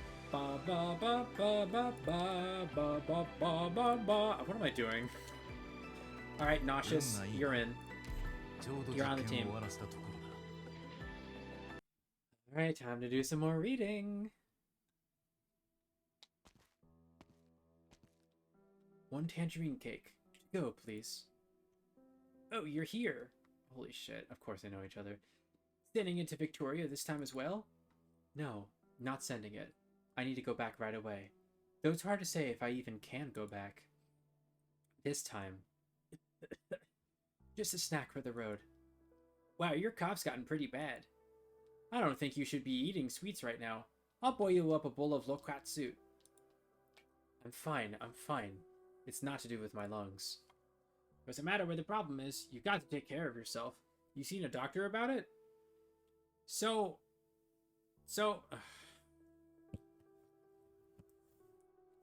Literally him. Yes. I don't have much time left, apparently. I'd say I'm beyond having to mind what I eat. Huh? It's fine. Everyone has to die someday. I've done pretty much everything I needed to get done. How could you say something like that? Didn't you say you still have family in Victoria? They're waiting for you to go home. Yes. I held on to hope that I could see them again, but it seems that won't be happening. I might have been a useless good-for-nothing my entire life, but at least I can say I haven't disgraced what little ideals and righteousness I still have in me. But only now that I'm at the end have I realized I owe them far, far too much. Isn't that just how people are? Things like that happen from time to time. If you try and be the perfect people-pleaser, you're a fool. But surely you still want to go home, right? I want to see them, but if I don't, they'll have easier lives. That's just how people are. If you want to get something done, you need to put something down. Everyone else has put their things down, so I should too.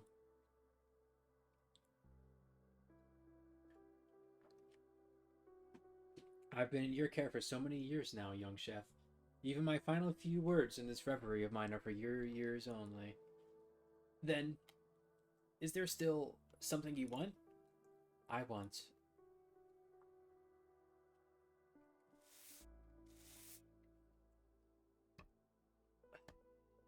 You need to pay more attention. Look at the spot you swept. It's still covered in ash. Make sure not to miss any corners either. Anything dirty has to be cleaned. We are moving out soon, and we cannot leave behind any trouble for the house's next owner. It is rather late, Mr. Ning. Where are you headed off to? Oh, don't mind me. Just going out for a walk. Mr. Ning's been acting really odd today. Why is he spending his mid-autumn festival watching us clean the house instead of gazing at the moon? That's enough questions out of you. Focus on your sweeping. With such brilliant moonlight tonight, we should give it a pristine spot to land on. Ugh, rich people.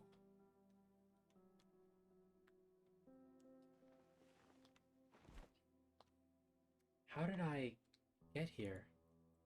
Grandfather's study? Her mind lurches on the edge of consciousness. She feels as though she has forgotten something important. An old book lies upon the desk in silence. Annals of Yan, Volume 124, Supplement 17, 1062. Since when was there such a book in the Imperial Historical Records? Grandfather? It's been years since there was a criminal thrown into the 5th floor of this prison. What's the story tonight? Assassinating someone at court. The Imperial Guard themselves are dragging the culprit here. What a ruthless... Shush! Don't think too hard about it, and don't ask too many questions. Just keep a close eye on the culprit. You and I won't be enough to fix any mistakes. Seems that everything I've run into since my return to Baizhou has been part of some grand plan. A trail of clues laid out in front of me like bait, leading towards a dead end. Not only was the perpetrator highly skilled in kung fu, but they also had intimate knowledge of the Judicial Review Office's layout. They must have been working with Yu Chung for quite some time. Yu Chung asked you to take notes during his trial. This is why you stand here now, and it is also the reason I cannot allow you to participate any further. Whatever Yu Chung's plan, you are most certainly a part of it. Deputy Minister Lin surely wouldn't ask if you didn't know the answer already. Oh, can you not see the truth, or do you simply pretend you can't because you don't dare to? What makes you so dead set on the case, Senator Jiazhen?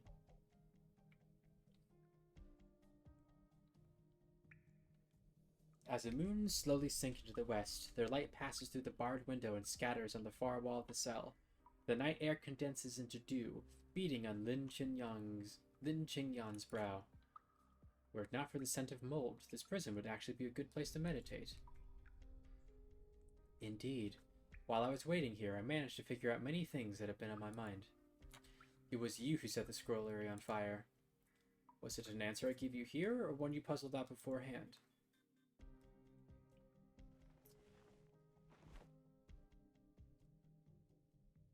Oh, I hate his face.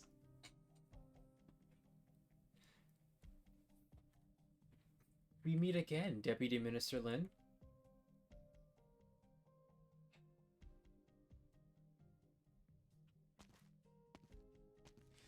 Oh, the cookie is crumbling everywhere. It's just that it's crumbs everywhere. Hey, I'm not in the mood to discuss snacks with you right now. I've got people to save. Calm down, take it easy. Is it any use being so high-strung when you have so much to do? What do you know? All I know is that if the heat ain't right, don't take off the lid. Would you stop speaking in kitchen metaphors, you fuck?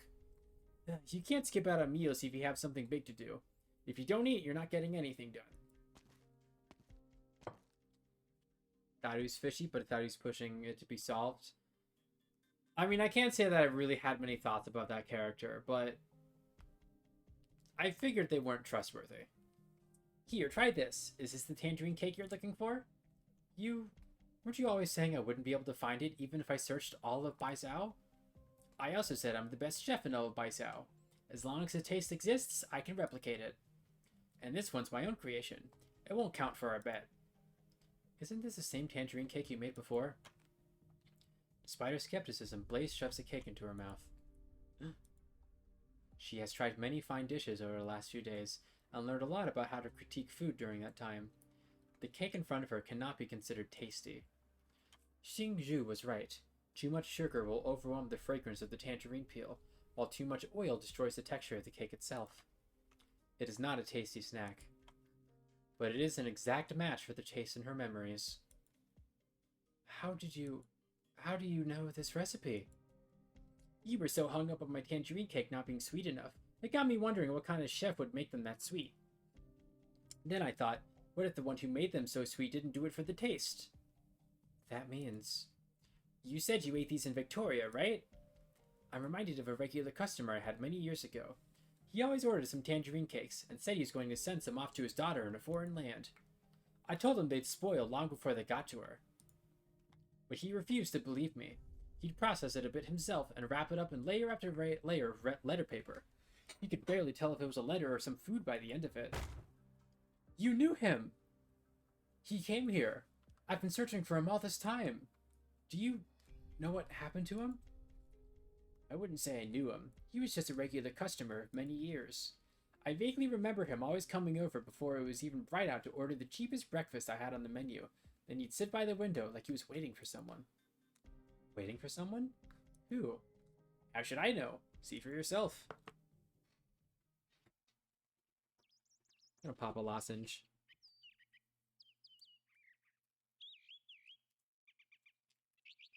Day breaks. You broke the day.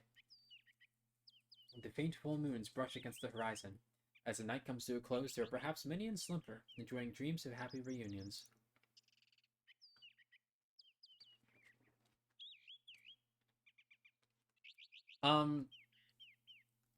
Because that's the ironic thing, is that she was trying to find people who knew her dad, and it turns out it's fucking everybody.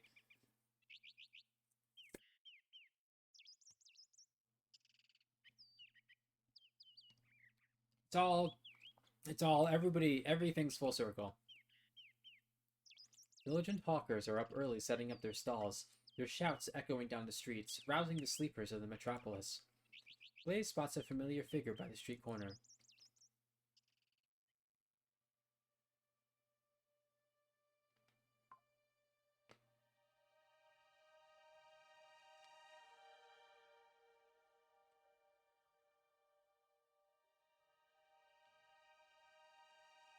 This small restaurant and that serene manor are separated by no more than a street corner.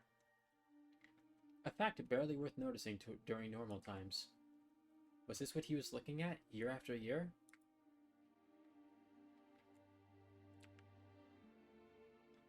It's you. It's really you.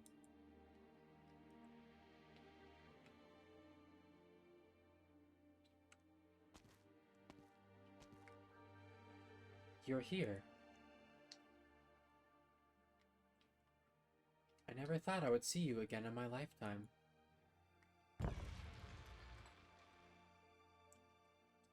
The man leaning against the corner is clothed in near rags. He grasps a mooncake in his hands, his face awash in crumbs, ignorant of his guest. A smear of light leaks in through the bars of his cell window, painting the criminal's gaunt face in stark relief. The Judicial Review Office is truly kind. Even as some prisoners get a mooncake for the Mid-Autumn Festival. It's delicious. Want a bite?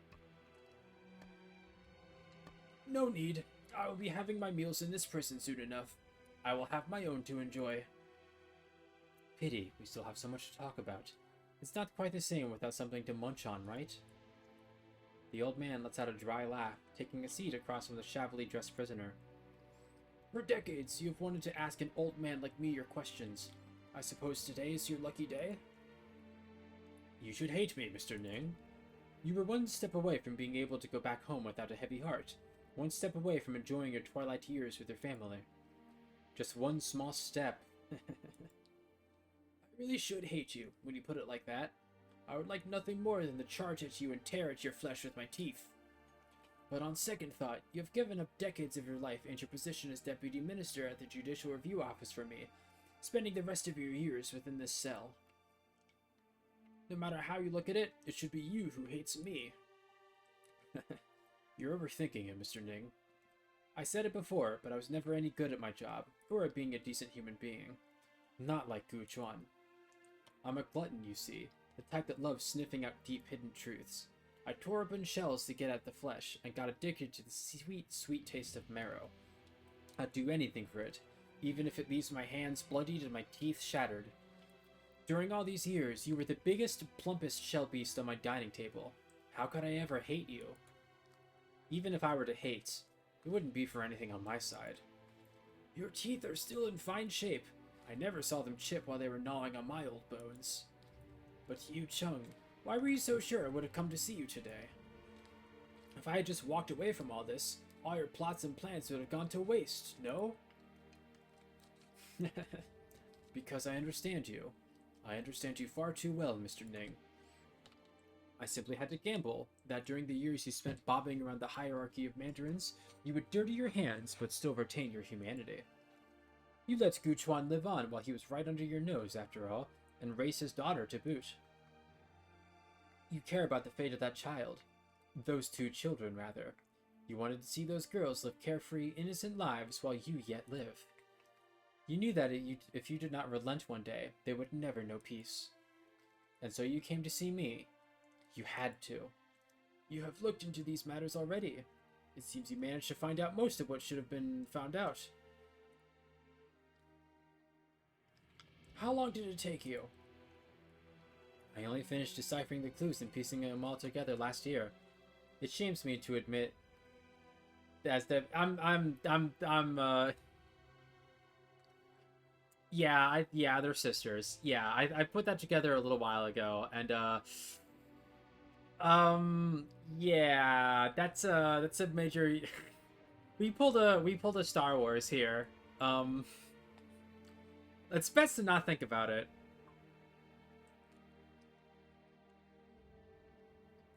It shames me to admit as Deputy Minister, but my pace was a bit too slow. Gu Chuan, on the other hand, he managed to figure it all out years ago. I never considered that. The year he returned to Baizhou, you managed to put him under your watch, but you never thought he would copy decades worth of letters from your home. By peering through all those letters between Grand Mandarins and nobles, he, a 9th-rank ceremonial officer, found every survivor of that murder case. He unraveled the threads and pieced the truth together. No, Deribe's quoting, like a Tumblr post that's relevant to what's at hand, not literally making a comment on the situation. Gu Chuan's diligence knew no bounds. I underestimated him. Anything more you wish to say, Mr. Ning?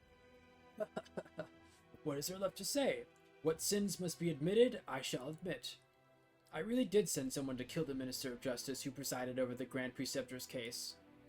But not because he accused me of being the Grand Preceptor's collaborator in treason. Rather, because the Grand Preceptor's treason was a miscarriage of justice all along.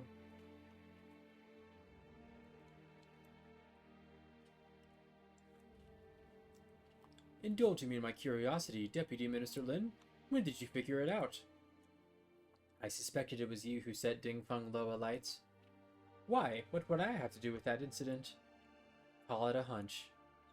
Though you might not have used your kung fu at the time, a mask was not enough to prevent me from thinking that person's figure and skills were familiar. Very familiar. Afterwards, at the Judicial Review Office, you sought me out and managed to cement this particular suspicion in my mind. Come to think of it, you must have been in close contact with Yu Chung as early as when I was preparing to impeach him. I never considered the possibility you were already cooperating with him at the time. From the scrollery fire to the hanging scroll in the Ning Manor, and then onto the fire at Dingfeng Lo. This recent string of mysteries was you trying to lead me along a trail of clues, wasn't it? That was rather rushed and sloppy now that I look back. And the fire at the Feast of 100 Delicacies? I must regret to inform you that was not my doing, truly. Merely an unexpected turn that happened to align with our goal. Why did you two do all of this? Ridiculous as it may sound, this all started with an old case. Not a large one, yet not small either. A case I happened upon by chance after I joined the Department of Discipline and Supervision. The Minister of Justice, assassinated by a beggar in the middle of the street. A case I could barely believe, yet one hastily closed without meaningful build-up or a satisfying conclusion. Though the assassin had been executed, his identity, his motive, there were simply too many vague unknowns in the file. As I dug deeper, I noticed that every thread led toward an even bigger case, a case that had snipped all those threads short.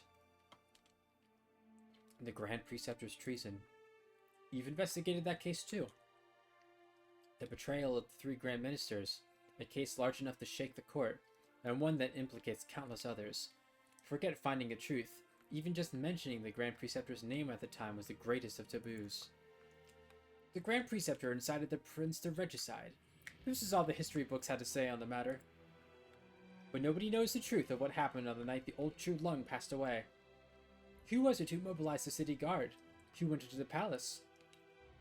Only later did I realize I was not the only one looking into this case. Was this how you got to know Yu Chung?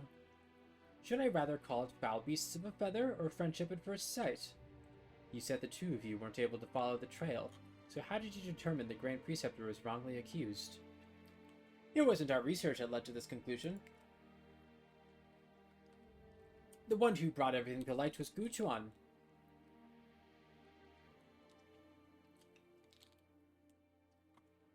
Why?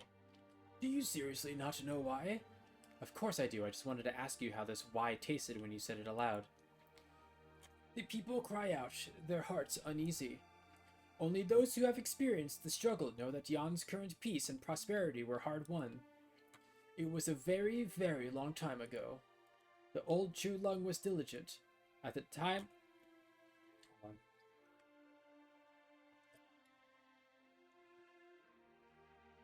At the time, originium industries were beginning to change the structure of this great land. Even during Yan's turbulent times, he did not allow her to fall behind the other nations of Terra. And so it was that a great hero was infected with oropathy in his twilight years. Believing his days were numbered, his many policies began to stray into bias and imbalance. At the time, the prince wished to stop the Chu Lung, and the Grand Preceptor stood by his side. This supposed support was her urging the prince to seize the throne? The old Chu Lung died the night the prince entered the palace to admonish him. As for the prince, his whereabouts since that night are unknown. Such a tumultuous event demanded an explanation, which required someone to be charged with everything. Do you think the current Chu Lung was unaware of all this? Changes in the court naturally led to unrest among the masses. The purge of traitors. A very fitting slogan. The then young Chu Lung acted with an iron fist to sweep many courtiers with evil intent. Stabilizing the situation as quickly as possible. This ensured the spell of court intrigue never made it outside the walls of the Forbidden City. For 40 years, I assumed I was the only one aside from the Chu Lung himself to still remember what transpired.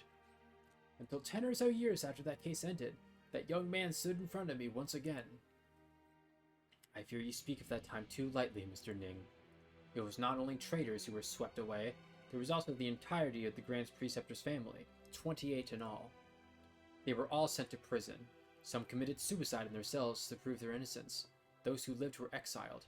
I tried to find some trace of them, but it was no use. Couldn't find a single one. Except for a child, spirited away during the turmoil, still swaddled in a blanket. I never considered the possibility she still lived, yet never truly believed she had died. It seems you've met her. A few days ago, her appearance is not too similar, but her personality? It's like two peas in a pod. Gu Chuan never spoke a word about the child's whereabouts during the decade he spent in Baizhou, right up until his death. I'm surprised you're now well aware of why he died on the road back to Victoria. I'm sure you're now well aware. Yu Chung, you old bastard. You used Gu Chuan's own death to ensure there was no possibility of anyone finding that child, which also gave you an opportunity to investigate me. At the time, I assumed Gu Chuan had no success in his exhaustive research into the Grand Preceptor case, which prompted him to leave Baizhou in despair. It was only after many years that I realized it was not the so-called truth that he sought. He had long since found the answers to those troubles you mentioned earlier. What he hoped I would do was something else entirely. Oh my god. I don't understand. Are you telling me you two knew all along that Blaze was the orphan from that case? Your investigation should have already revealed that Gu Chuan and Yu Chung knew each other. After taking the child away, Gu Chuan kept the secret of her whereabouts to himself for decades, but before he met his untimely end, he confided in the only friend he had, Yu Chung.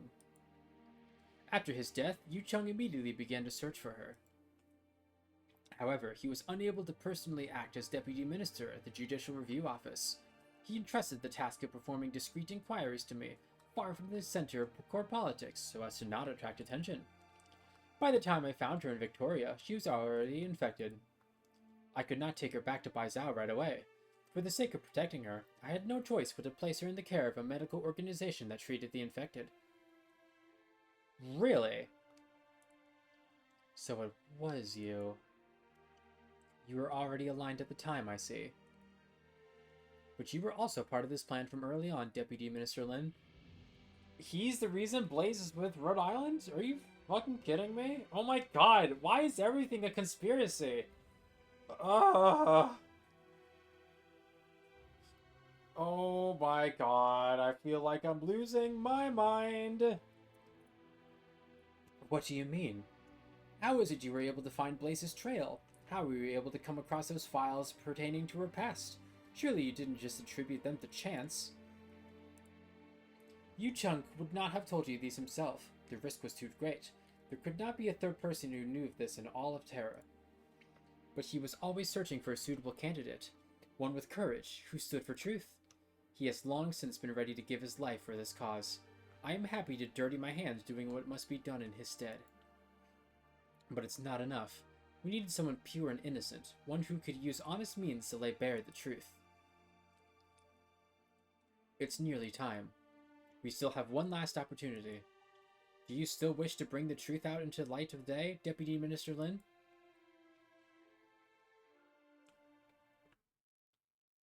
Oh shit, that's right, I'm playing a video game. Holy hell. I hate this game.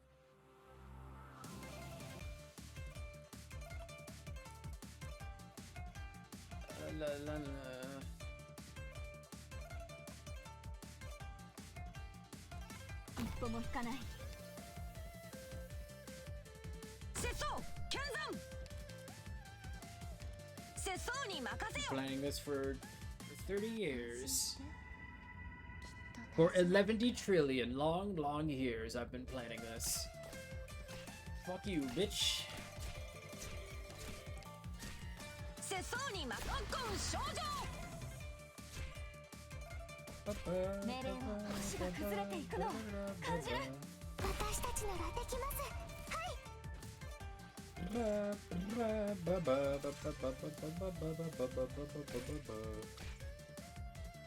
狙いはあれだよね。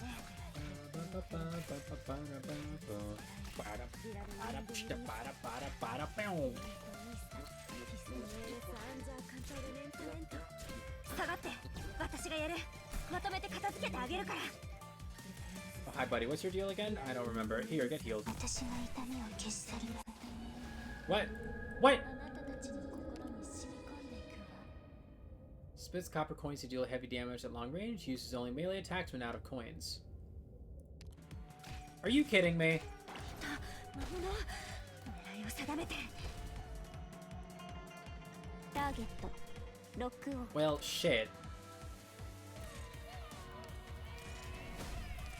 Oh god. No, no, no, no, no. How many coins do you have? You have 3. Uh-oh. Oh my god! Like, how much ammo do you have? I can't even tell. Oh no. God damn it! Fucking hell.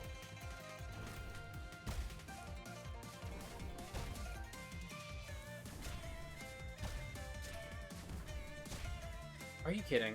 Oh my god. そんなにこそこそ運動を実現させたものが北総 M なの君は気づいていない Well, shart. Stop! No, no, no, no, no, no. Okay. So it can only hold on to 1 coin at a time, I think.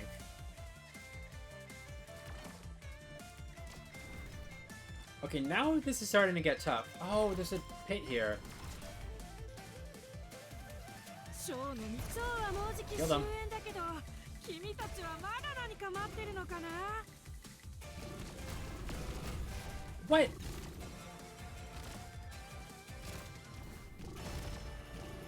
Thank you, Lapland. Thank you for throwing dogs at people.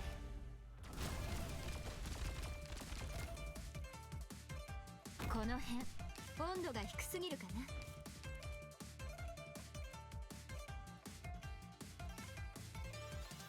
な いい位置だ Ay, ay, ay. 時間をかけるつも Oh, りはない alright, whatever.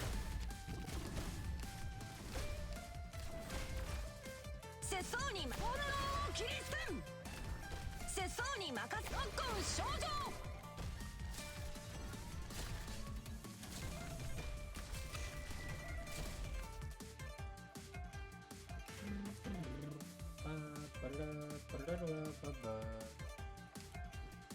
Back 負 here. 傷者はこちらに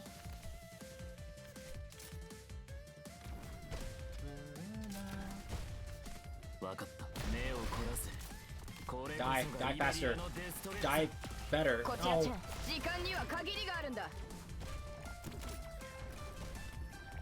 oh god. Oh, kill, kill, kill. Chen. Okay. Mission accomplished. Oh, wait, was it ready? I might not have been ready yet. Okay, those frogs are the worst. Jeez, they one-shot. You're ranged operators. Damn. Yu Chung, that is the truth behind the Grand Preceptor case you seek. Do you have any further questions? Excuse me. You've spoken at length, yet you said nothing about your role in these events, Mr. Ning. Why did you send someone to kill the Minister of Justice? Do you not already have the answer, Deputy Minister Yu? Was it not you who accused me years ago of having the Minister murdered to stop him from investigating and save myself in the chaos? You need not be in such a hurry to discredit yourself. There was one question that perplexed me for a long time. Why did Gu Chuan stay at your house when he returned to Baizhou nearly a decade later? It was not until I saw that girl at your house did all the puzzle pieces fall into place. He narrowly escaped with his life, yet he still returned to Baizhou, not only to find the truth of what happened, but also to search for the daughter he left behind. It seems he did not tell you much. Yes, most of what follows will be mere speculation. If I'm wrong, feel free to laugh in my face. I heard that after the Grand Preceptor's suicide following accusations of treason, the entire nation was in uproar and mandarins distanced themselves from her. Yet, one academy student dared to honor her in public. It was thus that he stumbled onto the Grand Preceptor's home, as the belongings within were being confiscated. In his hurry, all he could take away was a baby girl, just born into the family. As it so happened, his own daughter was recently born as well. At his wit's end, he tried to flee Baizhou with his wife and the 2 babies. As a scholar with no background, he didn't get far before an Imperial Guard captured him.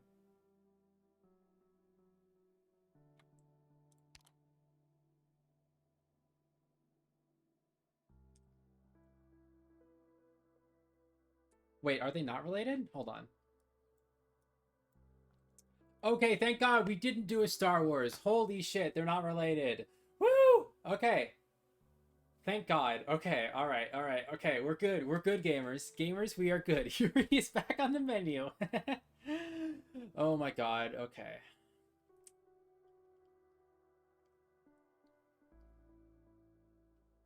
So... Ning is the Grand Preceptor's kid, the missing kid that they're looking for, and Blaze is Guan Yu's kid. Alright. Perhaps out of compassion and wanting to keep the Grand Preceptor's bloodline going, the Imperial Guard spared the Scholar and the Grand Preceptor's child, instead taking the Scholar's daughter. They aren't even step-siblings because he only had her for a short time. Yeah! I do not know what Gu Chuan was thinking at the time, but it was most likely he had no other choice. This child fell into the hands of the Minister of Justice, her bloodline obvious with a modicum of research. But as it turned out, how to handle this child of an outsider was a delicate conundrum indeed. It was around this time that you, Mr. Ning, long dissatisfied with the Minister's extreme methods, decided to take the ultimate risk: assassination. The Grand Preceptor's case implicated many, and it seemed fitting that the blood-stained Minister of Justice met his end through retribution. With the court's turmoil resolved, the Chu-Lung allowed the blood-stained curtain to finally fall in this fashion. The only unresolved question left is that child. Based on how things are now, she was taken into your care. What this entailed is not hard to guess. But as for the why of it... If I recall correctly, Mr. Ning, you enjoyed the tutelage of the Grand Preceptor as well, correct? Oh, Yu Chung, had you not been absorbed in judicial work or confined to this cell, I shudder to think what that meticulous mind of yours might have accomplished. It's terrifying, truly terrifying. Ah! You flatter me. I'm nothing more than a fool compared to Gu Chuan. It is simply because I've met far too many people in my capacity as Deputy Minister at the Judicial Review Office. The more one sees, the more one learns. Now that I think about it, the dish Gu Chuan offered to the Chu-Lung at the Feast of 100 Delicacies wasn't merely an act of suicide. It was him reconciling with the truth. Before he passed, he did not tell me the truth, but he did divulge the whereabouts of the Grand Preceptor's orphan. He must have hoped that once I found the truth for myself, I would also choose reconciliation. Yet I could not. All I could do was use my methods to find the people still left, the ones you care for, and force you to spit out the truth. All things considered, Mr. Ning, you are no villain, perhaps just a coward. Hate me all you want. To see that child once more has always been a wish of mine. I will go and seek an audience with His Majesty. Huh.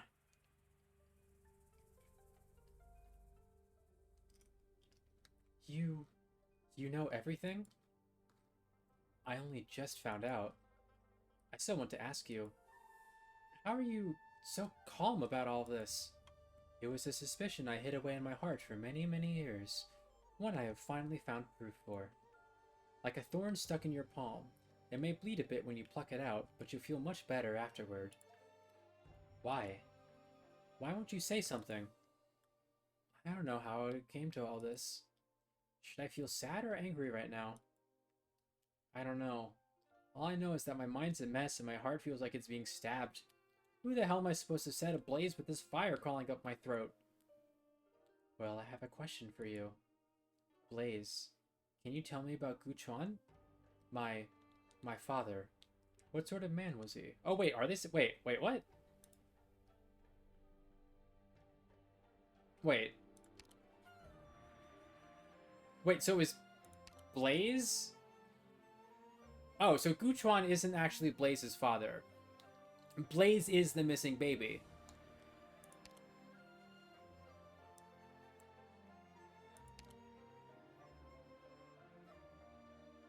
Huh. He was an idiot, a nerd, and a liar. I don't think they're sisters still, because there's two distinct babies. One of them was the trader's kid, and the other is Guchuan's kid. I think. I'm pretty sure. I like how in this like moment of impotent rage where she's like questioning her all she knew her entire life, one of the insults she comes to is nerd. I hate lies. I've seen too many of them.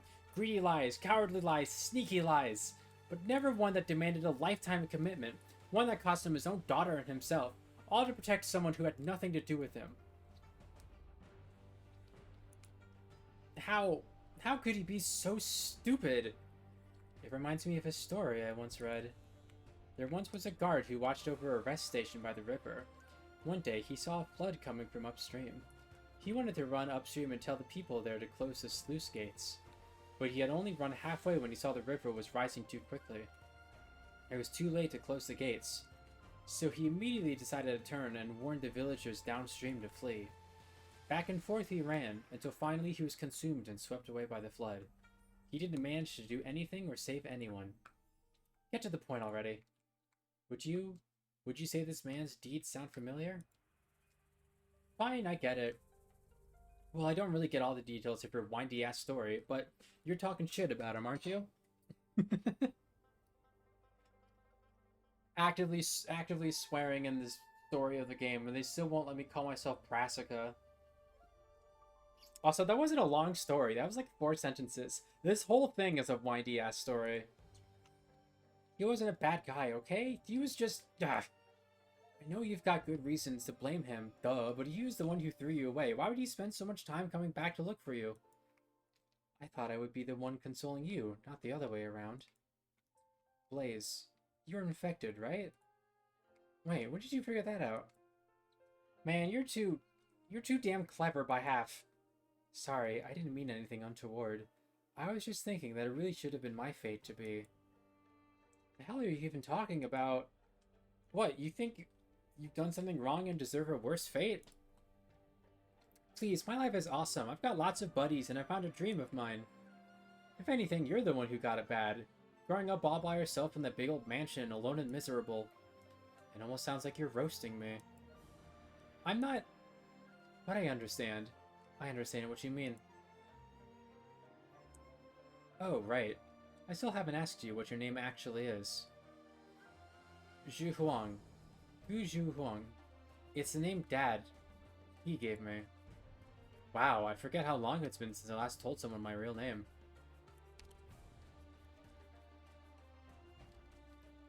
Okay, they might be sisters? Well, that's it. That's the last of my secrets. A blazing candle to ward against the dark. Zhu for a candle, Huang for a blaze, and the family name Gu to ward you. It really does sound like a name he would pick. Blaze. Would you say I've only really gotten to know you now, after all this? I guess so, yeah. Wait, no, I've still got lots to tell you, and I need to bring you to Victoria to have a look around. My mom, or rather, your birth mother... It's called Grunkle Skunkle wins the Funkle Bunkle.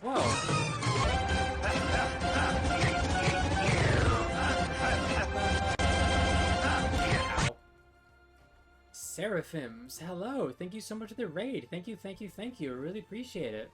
Hello, everybody. Hello. Hold on. Oh, good grief, excuse me. Bleh. Hello, hello, hello. I'm sorry that my voice sounds a little hoarse. For those of you who do not know me, hi, my name is Brassica. I'm a locally grown garden variety VTuber. I do all sorts of silly things with my... what was I gonna say? I'm sorry, I'm tired. I've been talking almost non-stop the past 5.5 hours. One is child by raising, another is raised by birth, and theirs. Yeah, they're stepsisters, basically. You saw Yuri in my chat? Oh. So it turns out that we accidentally did a Star Wars situation. And I'll just have that be all the context that I give. God, I forgot to finish my rage spiel. Those of you do not know me, my name is Brassica, your locally grown garden variety VTuber. I do all sorts of silly things with my hands, like, Yeah, it was a Star Wars. I mean, step siblings, but that's not any better. That's just context. Between these two women right here. Also, apparently they're both around 40 years old, which is crazy. Um.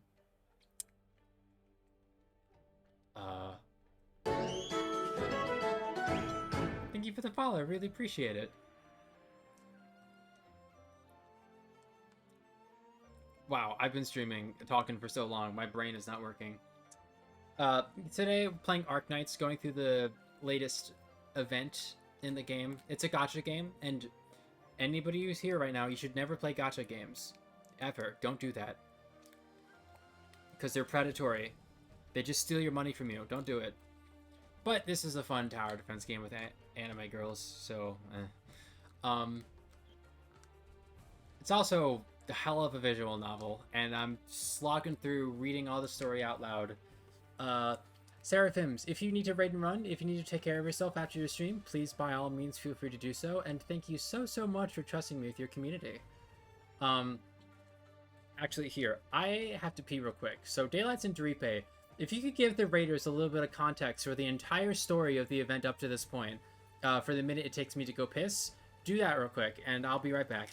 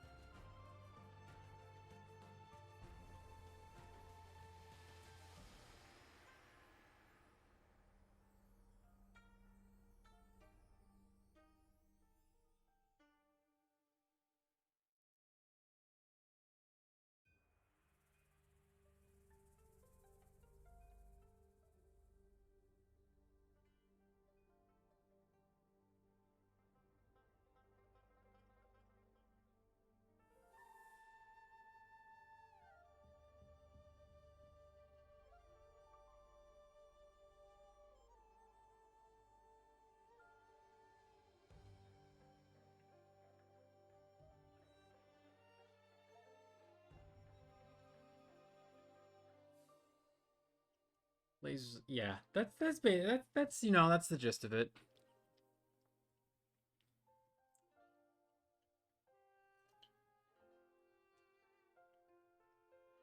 You should probably go see her. She's still alive? Who said she was dead? She's still hale and hearty. She lives in a small town out in Western Victoria. Once everything's wrapped up here, I'll take you to her.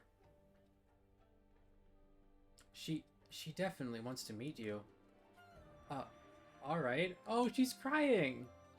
Oh, she's got tears in her eyes. Aww. Aww. Why are you crying? I'm not... But you're the one who's about to break into tears any second now. I'm just happy. I never thought I'd suddenly find myself a little sister after all these years. Who's ever heard of sisters like us? And besides, we don't know yet who's the little one. I've been through a lot today. Can't you let me have this one? And there you were, consoling me. Yeah, we definitely pulled a big old Star Wars moment there.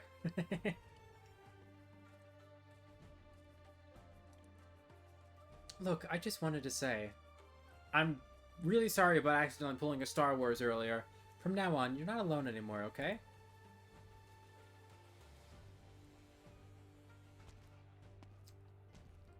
Man, isn't that lovely? Out of the myriad flavors in this land, the taste of reunion is the sweetest of them all. I don't know about that, considering... That's what the terrorists is the main story call themselves. Really now. Damn it, what am I cheering up for? That's the last of my worries settled. Oh, right. That judicial officer at the Forbidden City last night. Lei Ji. Lei Zu. It's late, sir. She was being held up by the Imperial Guard lady when she sent me flying out of the city. What should we do now? This isn't over quite yet. I need to go and finish off what I should have done in the first place. What are you planning to do? Demand an explanation, for everyone's sake. Oh, creaky. 100 years it has been. He returns once again to where this game of Wei Chi started. Oh, it's just fucking Wei Yanwu.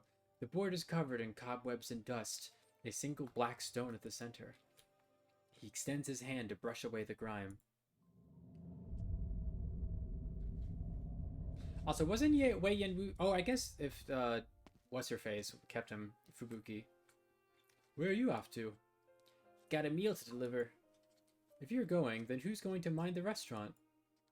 At this hour, it's past closing time. Gonna open tomorrow? That depends on my mood tomorrow. Hard to say right now. Why do I get the feeling that you want to call it quits? Fine by me, but you still owe me 6 months of wages. Settle that and I'll let you go. You're so money-minded. How about all those staff meals I cooked for you? They must be worth a few months of debt. Fine, fine. On the right of the stove in the kitchen, the third brick from the corner.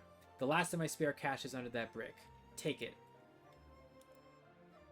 I've been with you for quite a few years now.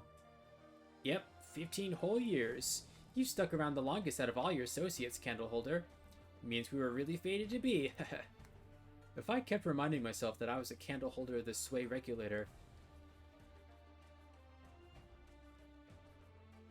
I'm afraid I wouldn't have stayed that long.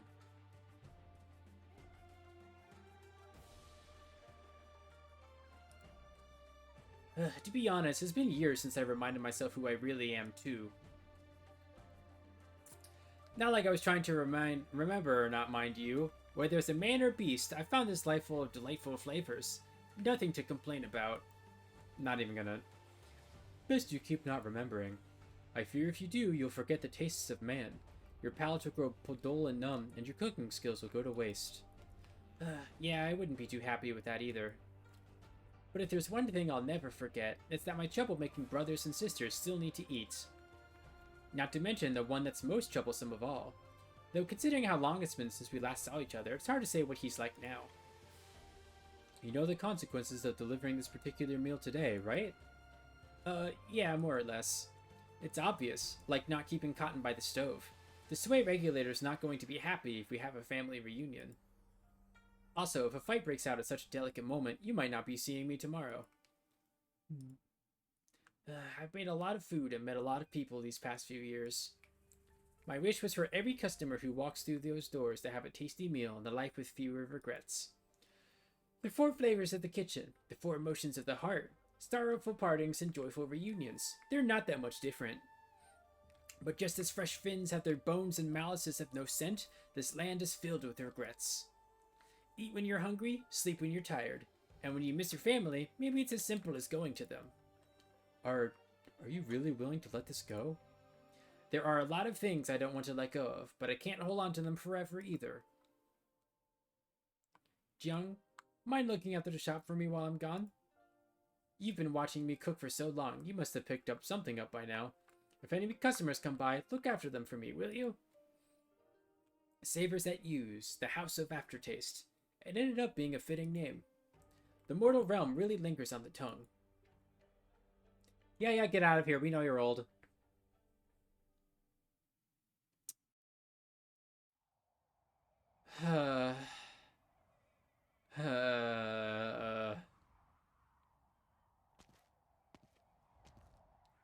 Captain, my report. The patrol battalion has dispatched all their men, and sweep searches are underway in 8 districts. Still no sign of the target. It's been an entire day. Before day breaks, we must... Heard you were looking for me? Who's there? There she blows. Out of the way. What's this? Here to surrender? Good, you saved me the effort of searching the entire city for you. I don't care if you want to take me in for what I did at the feast or who I am. Now's not the time for it. I've got urgent business, so best you move it. I've never been this pissed off before. If you really want to get in my way, then come and try me. Huh. What are you going to do? I'm here to deliver a bowl of longevity noodles to the true lung. あなたは私をこんな風に扱うの Oh my god! Curious, is there a... Okay, there is a boss enemy here.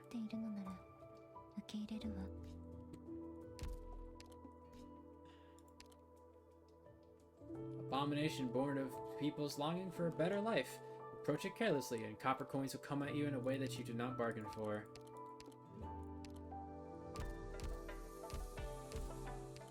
Whoops, that's not what I'm supposed to do. Hey, dipshit, now that we learned your identity, you want to come to me? We know who you are now. I know who you are. I know you. Well, that's annoying.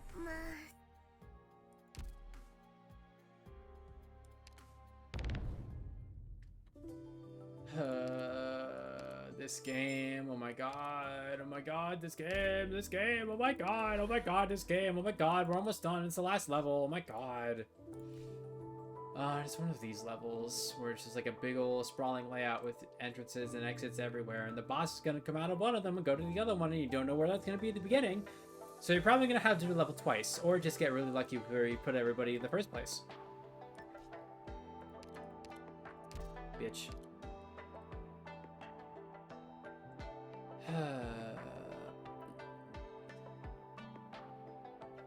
Oh, you know what? If more of those frogs are gonna be showing up...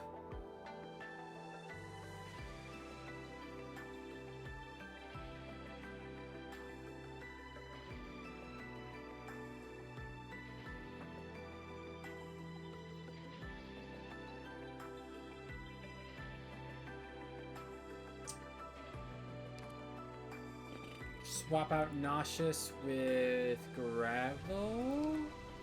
Maybe? Let's try it. Alrighty then. Is this a flashback? Victoria is so close. It's snowing again. They should be wearing their winter garb now.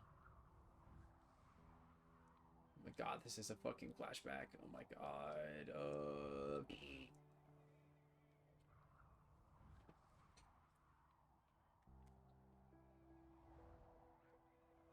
She was like a little stove as a child, aflame with passion in her veins. This snow and wind won't faze her. Bai Zhao winters are never this cold. She said the first volume should be done when spring comes. That's good. At life's end, I find no worries left to bear. The man takes off his Mandarin garb, folds it carefully, and places it down next to the books he used to carry, before bowing 3 times to the east. He walks out of the camp.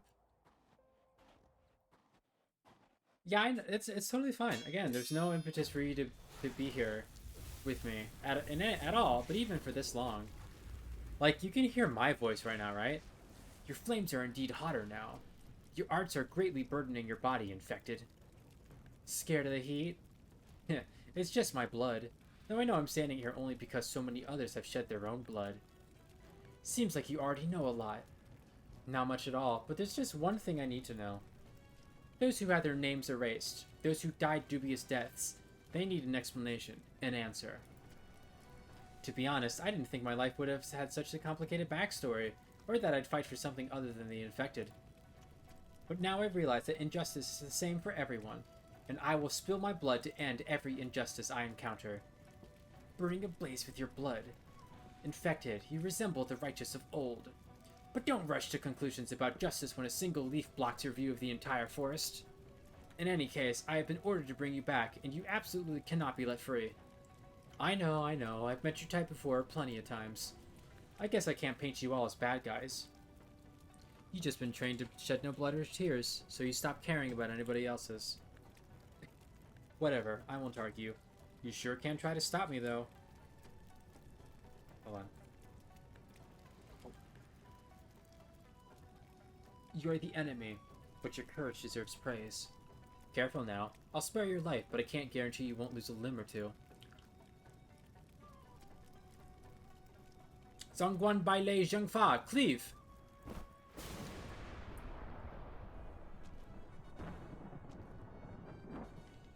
It's you. I know you have a lot of questions, but there's only one pressing matter at hand. You wanted to see the true Lung, yes? I'm here to help. Ling Qinyang, you should be behind bars!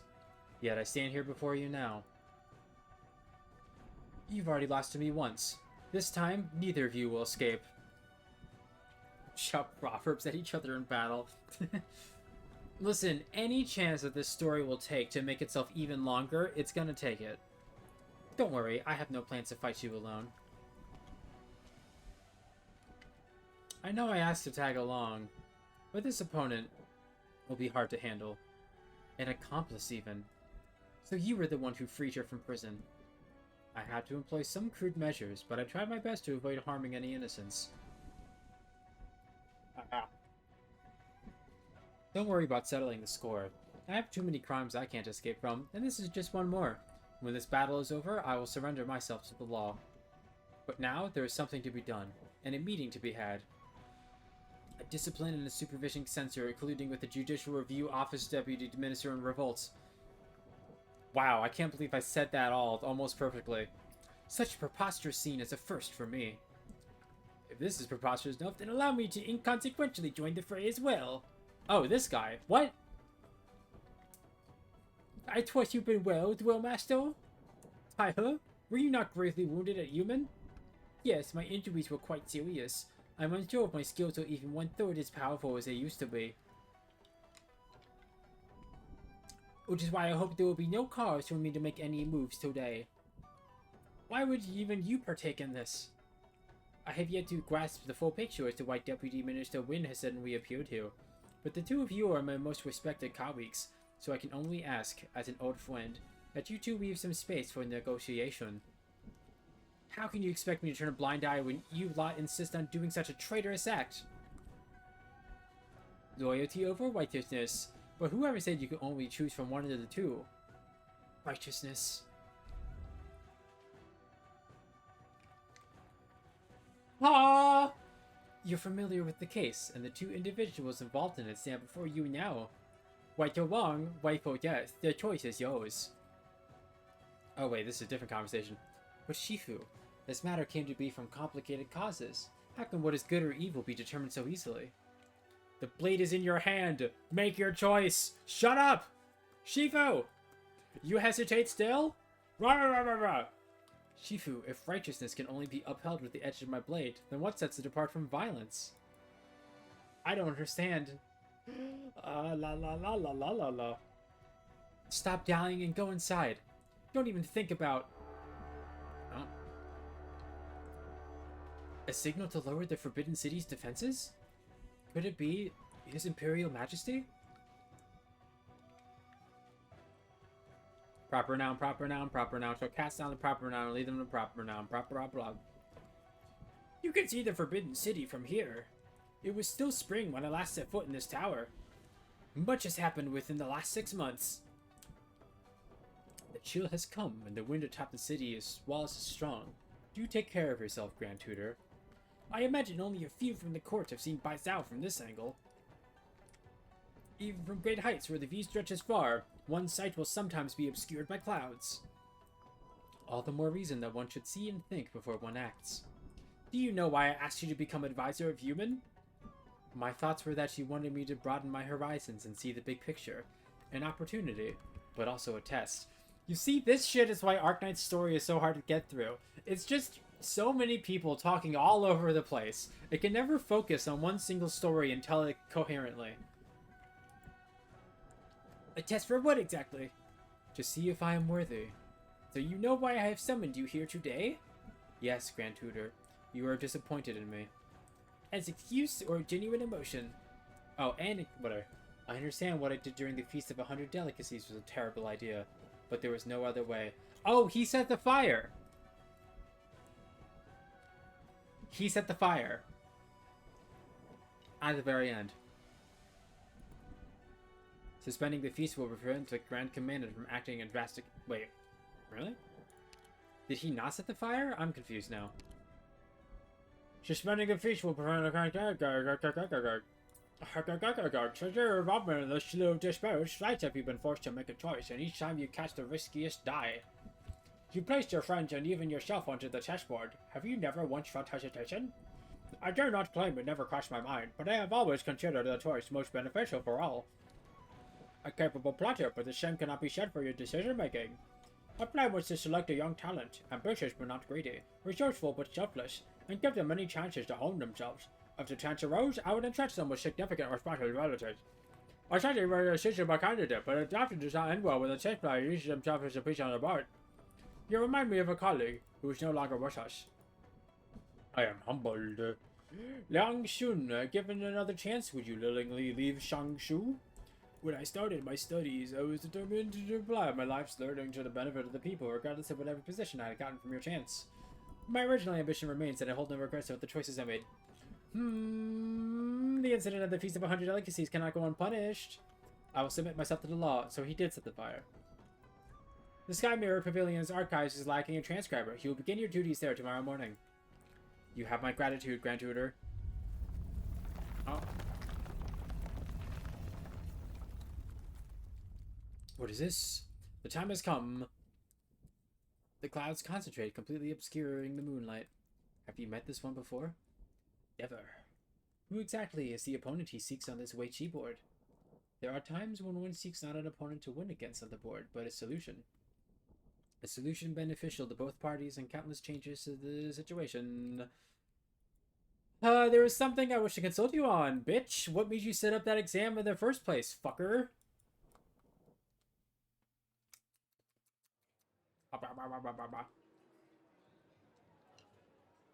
What? Shop's not closed yet, is it? You've come at the right time. I'll close right after I'm done with your order. It's late, so we don't have much left. But what would you like? Anything to fill up my stomach on the road will do. We happen to have half a steamer of meat buns here from the morning. You could have it for free. Won't you be making a loss like this? I only know how to cook, not so good at business stuff. Why not earn a name and riches with skills like yours? What for? Both nobles and peasants eat the same 3 meals a day. Might as well make more buns than money or fame. If you don't mind another question, how much does a meal normally cost here? Not much at all. You roast soup and 2 dishes just cost a few coins. Anyone who works here and buys out can eat or fill here. I see you have a kind heart and compassion for others. Oh, stop that. I'm just a child who serves about 100 customers a day at most. I can only count on you to feed and clothe everyone else in this realm. What? A free meal and a lesson to boot. Lucky me. Ha, I just hope you don't get mad at me. I just like aimlessly chatting with customers about everything under the sun. Your restaurant has been here a long time, if I'm not wrong. How are your finances? Now that's a headache. You see, this little store of mine can barely make even. It's all thanks to the abundant crops from Da Huang and the fast deliveries from the Qi Dao that I can keep my store running. Otherwise, I'd have to raise the prices. Are you sure you're not trying to give credit to your siblings? Haha, but it doesn't stop there. My customers all live nearby. Some don't have enough coins, so they make up for it by sending me a few boxes of fresh fruit or helping me repair the furniture. Without their care, this restaurant wouldn't be running today. So you see, it's hard to balance a book like this. But this is how you do business, right? Who says one side has a profit all the time? You give and you take. It's mutual prosperity that brings wealth and keeps the business thriving. Your meat buns are ready and all packed, Grand Tutor. But why don't you try one now? Not bad at all. A word of advice. Don't take any more lessons from your businessman brother.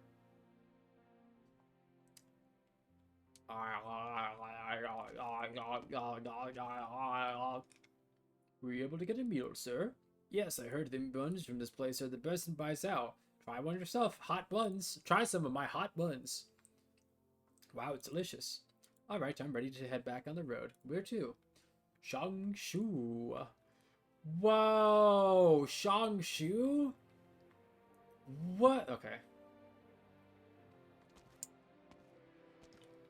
How do I get there again? The 7 streets and 5 lanes in the east of the city. I remember having to pass a dye workshop and a kiln first. Who is talking now? Who is this? Who is here? My head hurts. It's been so many years. I wonder what changes. Oh? This calligraphy and painting store is still here? Surely their store sign can nearly be considered a historical relic. I could come back again for a stroll.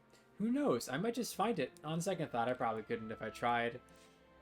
Well, phew, almost there. This ancient temple hasn't changed at all. No one's been here in years, but it hasn't been torn down either. Just was feeling nostalgic for it. The lock's already opened? I thought that was money. Oh, you're back. What? That's the note this ends on? Are you serious? Oh my god. I'm gonna make freaking lose my balls.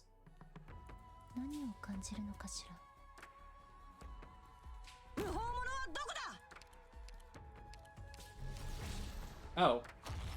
The gluttony. Abomination born from the heart of the Sway proxy.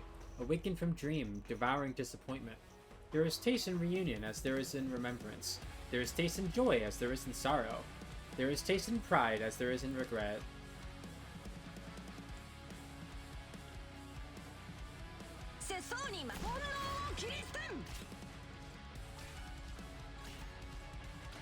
Okay, so it seems like you don't have a ranged attack, at least not yet.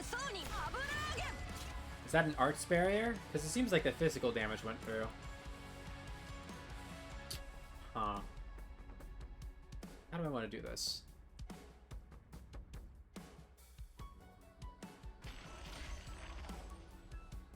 Oh, what are you doing? Oh, are you summoning that?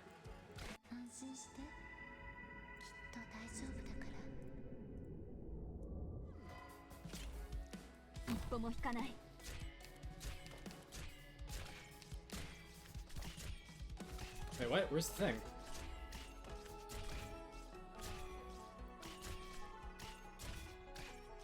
Oh, you're absorbing them. Oh, fuck. Uh-oh. That's probably gonna end up being a problem. Oh, balls. What is this? What is this? What are you doing?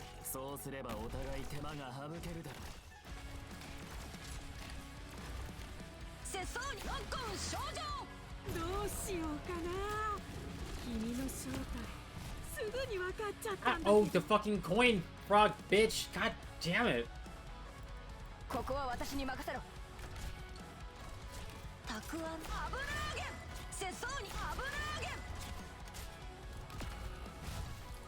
Oh, you consume them regardless if they're on my side or not. Oh. Well, that sucks.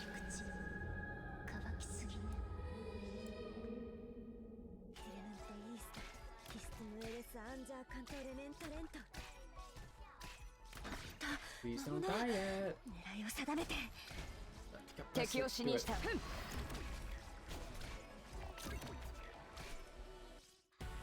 Oh my god, oh my god, what? Oh, you're the burn damage thing. No, no.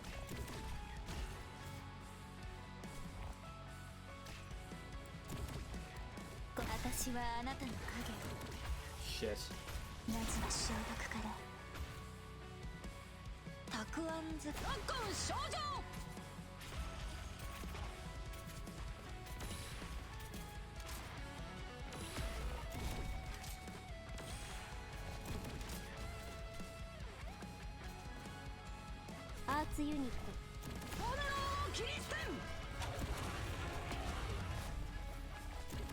What? Oh, he fires one off himself. Well, ow. First of all, and secondly, fuck you. Oh god, what are you attacking? What was that? What'd you do?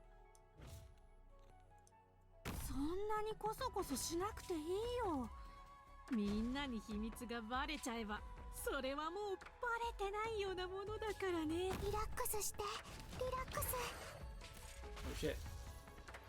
Where does this go? I didn't do as much damage as I was hoping, if I'm gonna be real.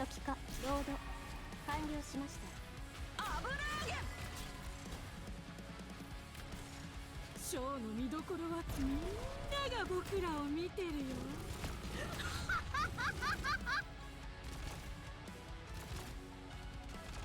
Oh, good lord.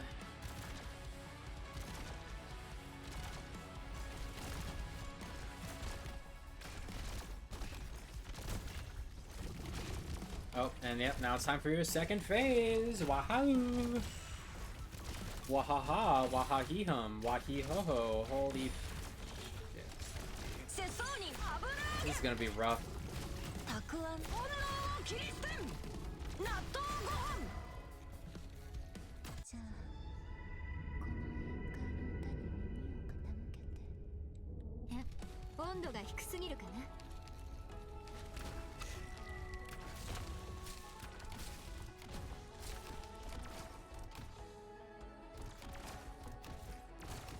Oh, these guys.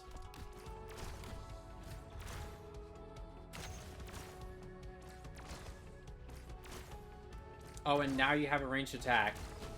Cool, great.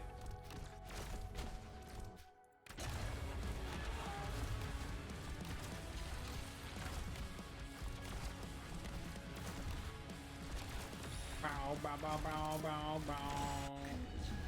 Chunk. Dogs, dogs, dogs on you, dogs on you, dogs on you. Get killed by dogs. What is that? What is that teeth thing right there? What is that? Oh. Alright then. I'll take it. We're gonna finally get to see what this bitch's face looks like. Why should anyone be born destined to bear all this? I remember when father was alive, he often stood atop the palace tower, my brother beside him.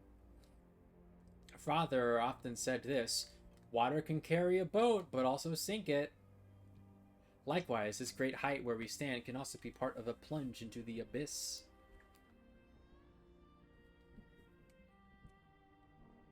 He used to watch the city before him for long periods of time, or perhaps it was the vast territory in the distance. He watched both what he could and could not see. Before my eyes, the city flourished, while his body gradually bent into an arc and his hair turned white as snow. And I knew he was old. The old-ass bitch. Then I began hearing all sorts of voices. The True Lung is an authoritarian dictator who has imposed many harsh policies. Great Tian will be in trouble if this continues for long. Your Highness, please put the country first and admonish the True Lung, abolish his harmful policies, and bring a new start to this realm. The people are uneasy. I should do something. But what should I do? Who can I trust? I thought of someone. A person who's rumored to have fathomed every plan possible. That ancient temple had long been deserted, but I tried everything I could and located a black stone.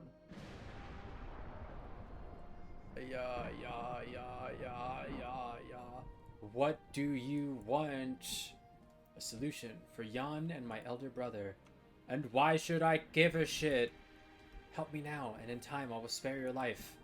How amusing. Fucker. Threaten to kill me, asshole?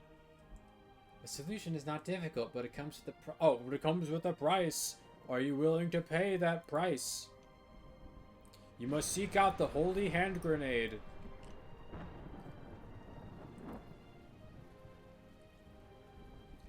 The Holy Grail, something. With the Grand Preceptor's help, Brother ended up entering the Forbidden City with Qi Xiao in hand. The 6 armies conceded. No one dared stop him. This is a pretty art. No one knows exactly what happened inside the Forbidden City then. Father died. Brother vanished. Why? Am I to be alone now? Soup! What is the meaning of this bowl of noodlies? I made some longevity noodles just for you. Aren't you going to try it? Why? Because today's your birthday, right? A little squirt told me the True Lung's birthday is a day after the Mid-Autumn Festival, but he celebrates his birthday together with the festival out of humility.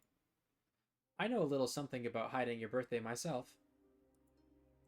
I just thought it was so sad for a man of such high status to not get to decide when to celebrate his own birthday.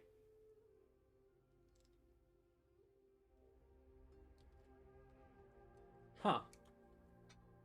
You... I know you. Making your way here despite the odds, the risks, and even the possibility of losing your life.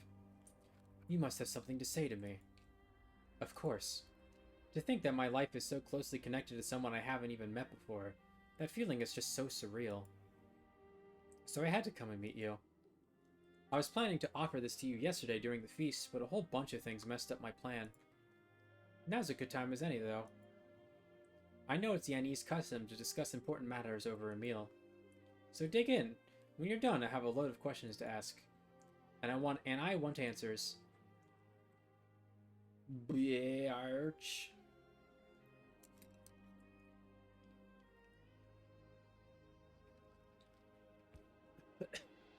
There's so much dust on the table, I almost ate some by accident.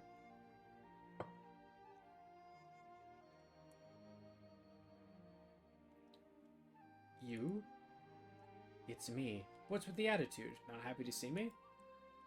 I didn't think you would be the last one to get in my way. Get in your way? What for? I've got better things to do. I just want my worrisome brother who hasn't been home in a long time to have a proper meal. After a century, the first thing you do is return to this rundown temple. Do you feel like you haven't been locked up enough here? Or do you actually like it here?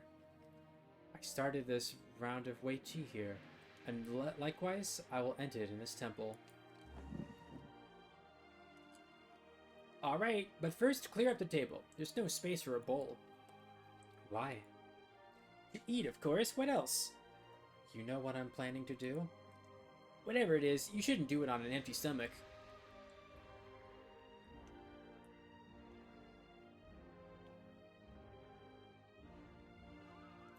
Nom, nom, nom, nom.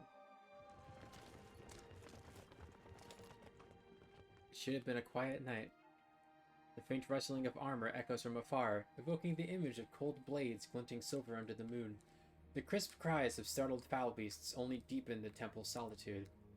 Those outside remain still, awaiting orders and waiting for the one inside to come up with an answer. What a show you put on with so many people for just one meal. Moons on the 15th are fullest on the 16th, as they say, so we can still have a reunion dinner today, even if we missed our chance yesterday. There's no need to rush, so why not finish this meal before you go, Wang, my second eldest brother?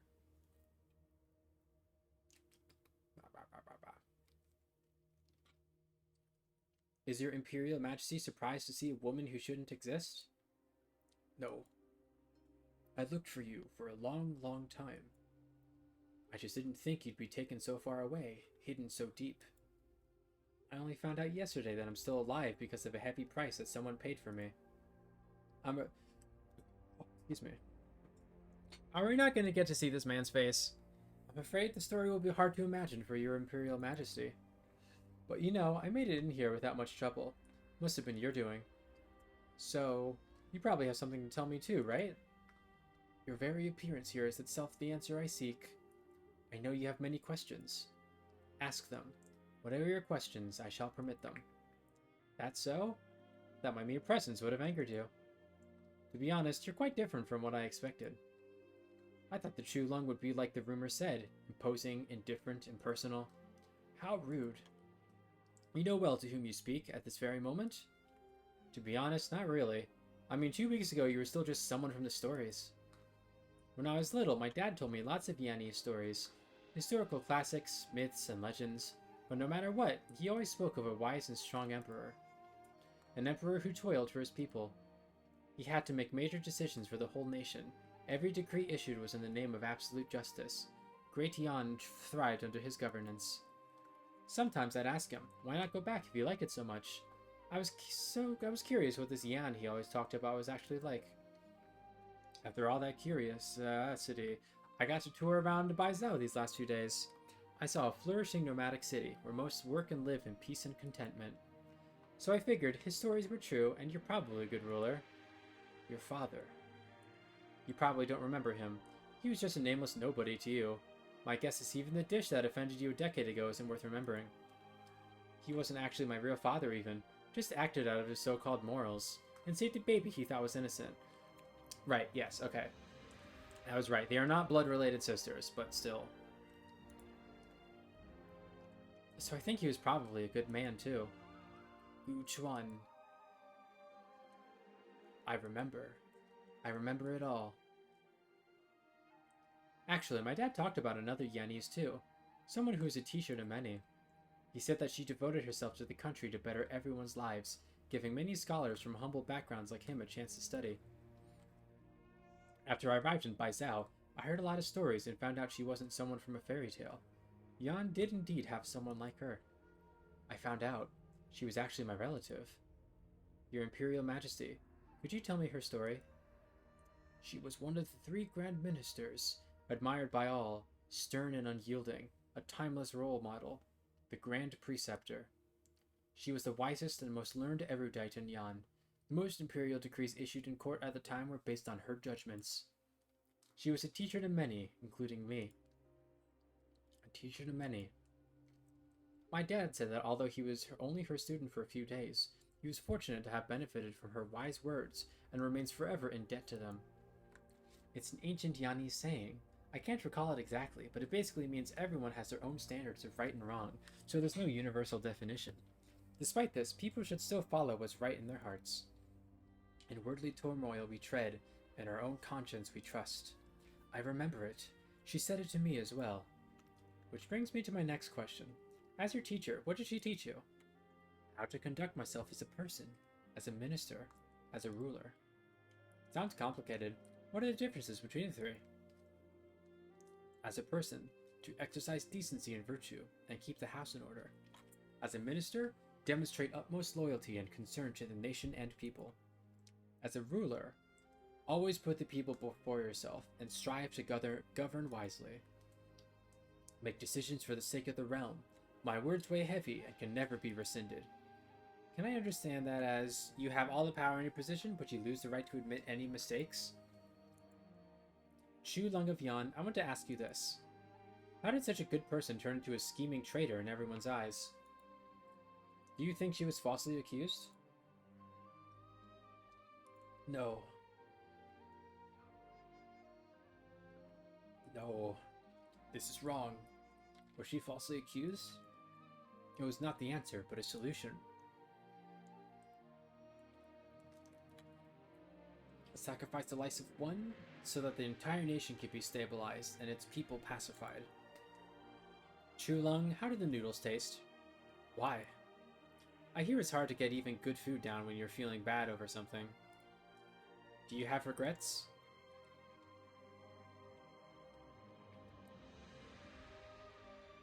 Why are we back at this guy? I heard you were here, Grand Tutor. I have an urgent matter to report. Zola. I just consolidated the survey data from the Faran mutologists who just returned from outside Yan. In the northeast, north, and west of Yan, a total of 5 Faran months have shown signs of awakening. Currently, this behavior cannot be explained by pure coincidence. Although it is currently unknown how this relates to the convict's plot. If we start a war against the bestial sway now, I fear the situation might spiral out of control.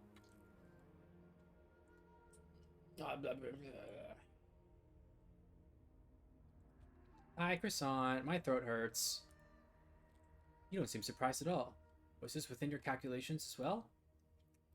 He has been scheming for a century. This is but one of his plots. After all that he has done, it cannot be mere mutual destruction he seeks. But he's in Baizhou right now, only one step away from the Tomb of Sway, if he adamantly presses on. If he does, then Yan will not hesitate either. Was the capital like this also, 120 years ago? Croissant, you think you're so funny, don't you? A conflict has sneaked into the Tomb of Sway in a futile attempt to eliminate it by himself. This resulted in the death of a proxy, and the bestial Sway began to stir. I looked through the Sway regular archives, but I never managed to figure out how he entered the mausoleum in the first place. Just who helped him enter to the Tomb of Sway?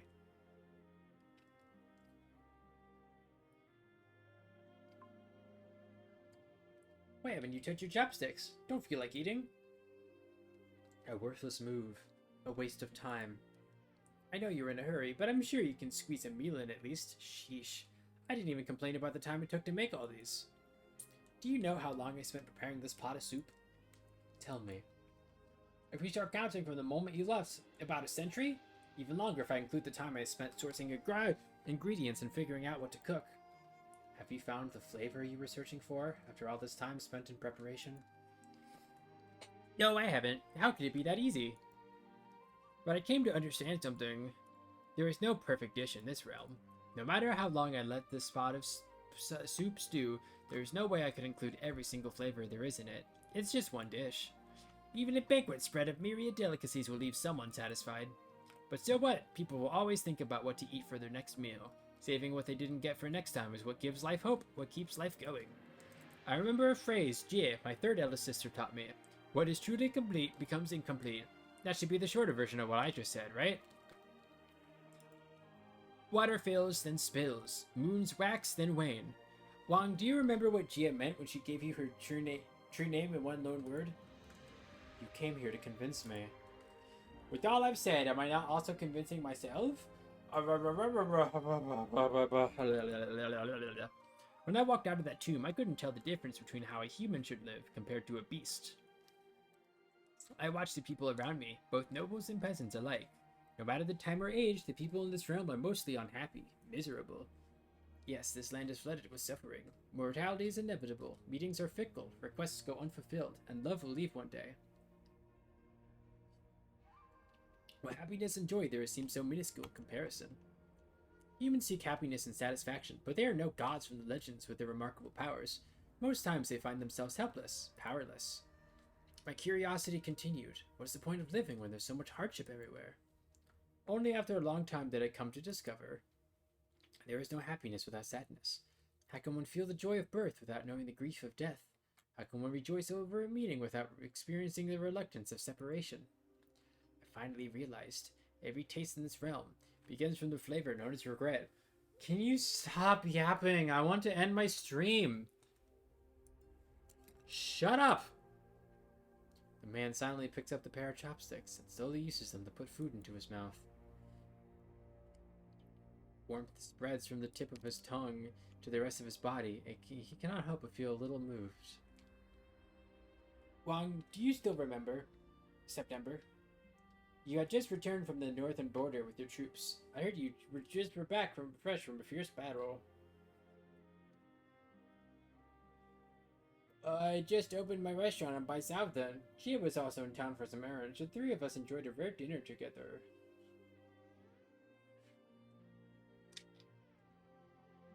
I still remember, Gia made an exception and drank several cups of wine. She imitated our other sister's drunken posture, writing poems on the wall. I never saw you so happy before. I think that's Dust we're talking about. It wasn't until midnight that the dinner ended. I was so tired that I fell asleep at the table. The next day I awoke in bed, the two of you nowhere to be seen. You died and left me. I was happy. It was the first time you had a meal with us, but I didn't think it would also be the last. After that, we never met up again. Neither you nor Jay. What exactly do you mean to say?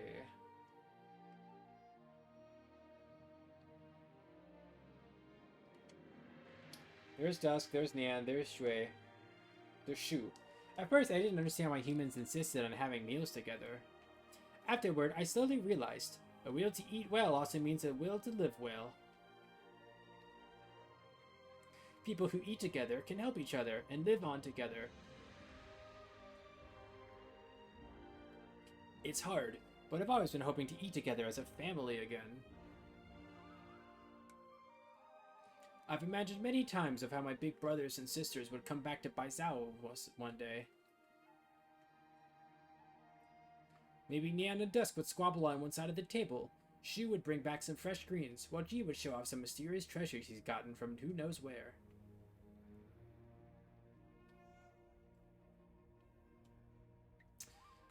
Maybe you're sitting together with our eldest brother and sister, talking about the view from a frontier fortress I'd never seen, and the strange territories that happened over there. Stories. Why did I read territories? And the strange stories that happened over there. I know our eldest brother is busy with official duties, and our eldest sister seems so freewheeling, but they're always thinking about their younger siblings, same as you. Pa, Pa, I remember all your favorite flowers. I racked my brain thinking about what dishes to make for our feast. Pa, Pa, Pa. Even if I knew deep down the day might just never come. But I still kept on hoping, because this is what keeps me from feeling hollow inside. It's what keeps my life going.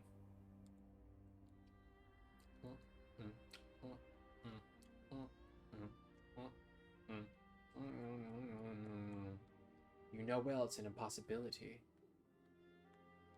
Harboring these unrealistic ideals will only increase your burden.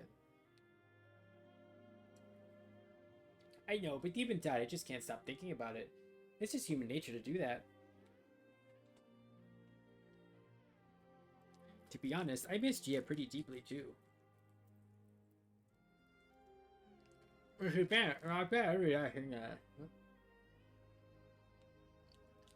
would think about it when I woke up, when I prepared meals. I remember how she taught me to read and write, and how she tastes my cooking. And every time I would cry. Oh, your portrait, you're crying right now. That was when I learned how eternal separation tastes to humans. Of course, I know you feel the same. So, the regret and pain inside you, I can sympathize too. Sympathize? How exactly do you plan on sympathizing with what I've gone through? You forget, we are all I know you hate how the sway regulator watched Gia die. You hate our eldest brother because he stopped you from taking revenge. You even hated Gia, resented her for paying the price on your behalf. Characters usually don't get crying sprites. But the one you hate most is yourself. I know you, Wong. You have to do something you have to do, and there's no way I can convince you to give it up. I just want to say, you don't need to go in there ready to die. I can't bear to lose any of you. G gave you a brocade, Shu gave you seeds. The only thing I can give you is this bowl of soup. What is this? It's a power I've never used before. I combined it with everything I've seen and experienced over 100 years outside the tomb to make this bowl of soup.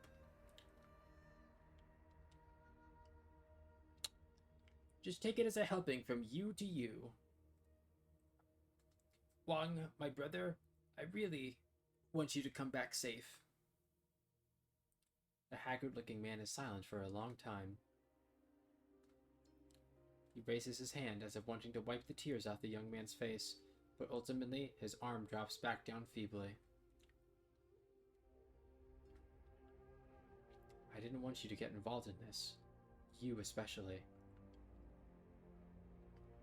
You've forgotten who you are, forgotten the difference between man and beast, and even forgotten the answer you sought, which is fine. You could have just lived on as you were. So why? Why did you remember and come here? It's fine if I forget who I am, but I can never forget the flavors deep inside. The feelings for the people I care about. You have all dwelled in the mortal realm for too long and resemble humans too much. Duh. But in the end, it is a mere resemble. I will help all of you. I will help all of you smash these fetters open.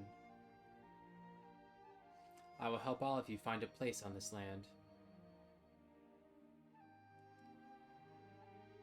I will help all of you become human. Brother?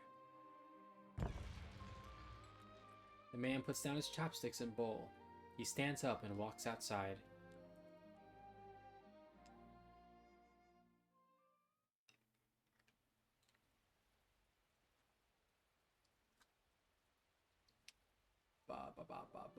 It was only later that I realized what the price he spoke of truly meant. It was a consequence I had never imagined before, even though my elder brother with the Grand Preceptor had long foreseen this outcome. Perhaps it was a way out.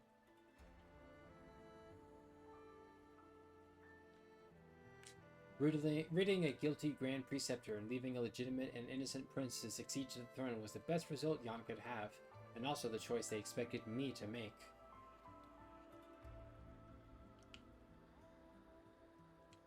Which I did. But what for? Is this the only way? Through a path paved with lies? Is this fear? Am I afraid of making a misstep and stirring unrest in the state? Afraid that history will inscribe my name with infamy for eternity? Is this resentment? Do I resent her for causing me to lose all that I had? Resent him for not staying behind to face all this together? Or do I resent myself for not doing more? Why am I feeling like this? How long have I not tasted such flavors? Is this regret? Riggerts. Blublerts. Schmeegnerts. You know well it was a critical time. Yuri's not back on the menu, no. The True Lung has just died from an unknown cause. The court was in panic, and powerful foes were waiting just outside. If the situation hadn't been stabilized in time, the bloodshed would have been more than 1,000-fold greater. No, you don't understand. How could you? It's true, I don't. All these considerations you've mentioned are leagues away from me. I couldn't even begin to imagine what it feels like, being responsible for the fate of so many people.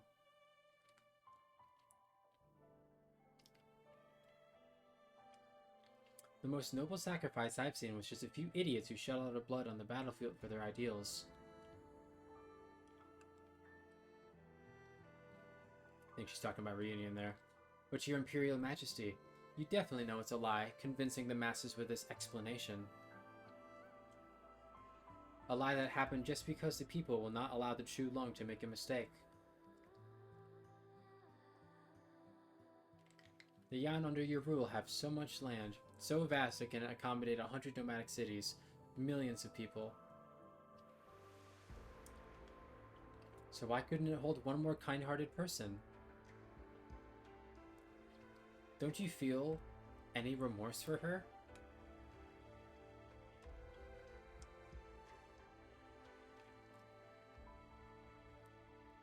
What choice should I make? What choices did I even have? How do I explain these principles to the one before me? No. Why should I even tell her? Why did I meet her? What did I want to hear from her? Well, I get it. It's not a choice you'd make alone when considering the so-called big picture. Truth is not always power when public opinion can triumph. Everyone sees and believes in different things. Ugh, don't I know it. The so-called truth only holds true to whoever claims it first. My dad spent his whole life trying to find out the truth, but he chose to accept this. It's not because he forgave you, he just agreed with the results you and the Grand Preceptor wanted to achieve together. The occupant of the Dragon Throne puts down his chopsticks, and a light, faint sigh echoes throughout the Great Hall. How do you want me to compensate for this? Compensate? No, that's impossible. I know. To you and Yan, the reputation of one or the fates of a few are not even worth mentioning. But for those unfortunate souls swept away by a grand plan, their suffering can't be undone. Then how do you want? Yeah, well, I was thinking about it before I came here. What kind of outcome do I even want? An apology from you? To clear their names? But is that enough comfort to those who are gone? Does it mean anything to those left behind? Ugh. I even consider the worst outcome of our meeting. A ball of flames that ignites and extinguishes within Blaze's palm, illuminating the palace for just a moment. I just want you to promise me one thing. Don't forget them.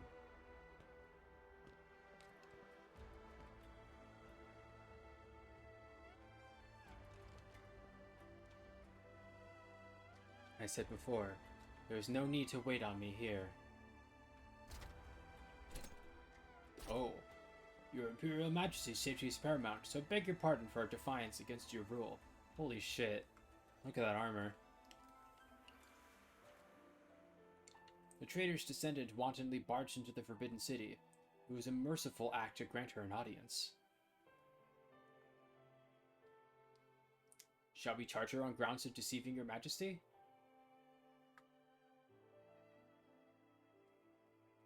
No. News from the Sway Regulator. The convict has returned to the ancient temple. Both Tianqi's and Imperial Guardsmen are already in position. Yuman is also ready for battle. Shall we give the order to slay him at once? Pass on my decree.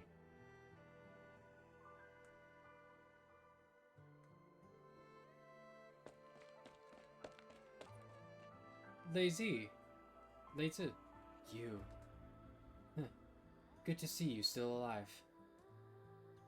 What happened to you? Your face is all black and blue. Got your ass whooped? Puh, you're one to talk. I can feel your hand trembling. Aw, here's the Yuri. Are you scared? Yeah, I'm scared. That's the true Lung, after all. The king, the boss of a whole country. Just one word from him and many heads will roll. I'm not scared of dying. I've been on the battlefield after all. I've been in shit more dire than this. I'm just scared that my meeting with the true Lung would be fruitless, wasting the opportunity everyone fought so hard for. You idiot. Baka. Then tell me quick, what did you talk about with the true Lung? I asked him for an explanation. For my dad, my younger sister, the relative I never met.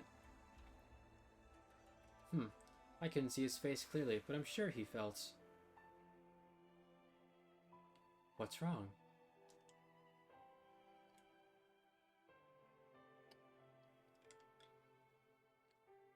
It's snowing? The two are in such a hurry that they only notice now the surrounding air has gradually gotten colder. The energy poles scattered throughout the city gradually power down. It is mid-autumn, but the temperature plummets as if it's winter. In contrast to the dimming city lights, the twin moons shine ever brighter. Snow starts to fall.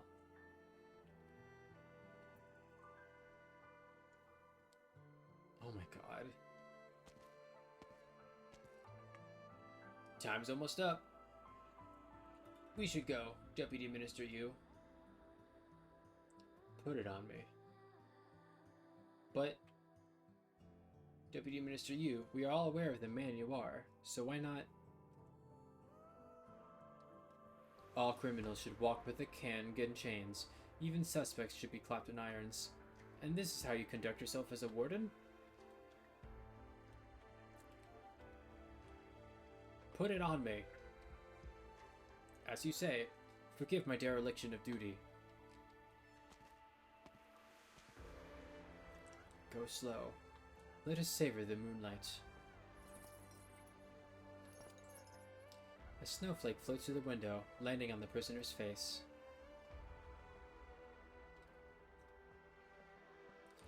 What the? Weather like this in the middle of autumn, and we even have snowflakes?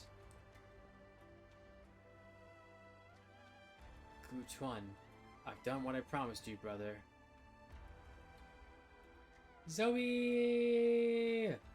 Zoe, my throat is so hoarse right now. I've been talking almost non-stop for the past 6.5 hours. Ningyin is back in the study. Thank you for the cuddles and pets, Zoe. She takes out a pen and paper along with an incomplete history book manuscript. The story of the past, the hidden names. She knows them now and should be able to finish the final chapter.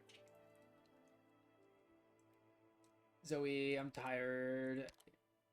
Yeah, she hesitates. Her pen still.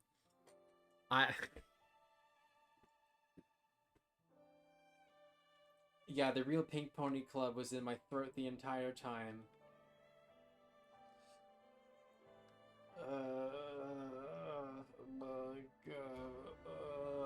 I could really use a cuddle right now. Uma Musume. Ha ha ha ha ha ha. Ha horses, I get it.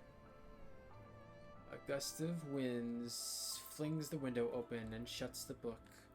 A single snowflake lands on her draft, making the first stroke. What? It's snowing? Blaze. Blaze.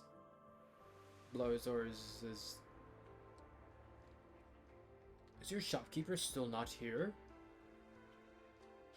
He's really not here this time. It's fine. I guess I'm bound to never meet him. I vowed to show everyone a feast of 100 delicacies never before seen, but it turned out to be a joke in the end. Aw, Zoe, you're also very cute and pretty. I'm a joke myself as well. I'm ready to let go, be it Ding Feng Lo or my culinary skills. Chef Mo, he told me to give this to you when you showed up looking for him. He knew I would come? Ji-young brings out an empty bowl where a wooden plate lies within. Carved on it in firm, strong strokes are 4 Yanese characters.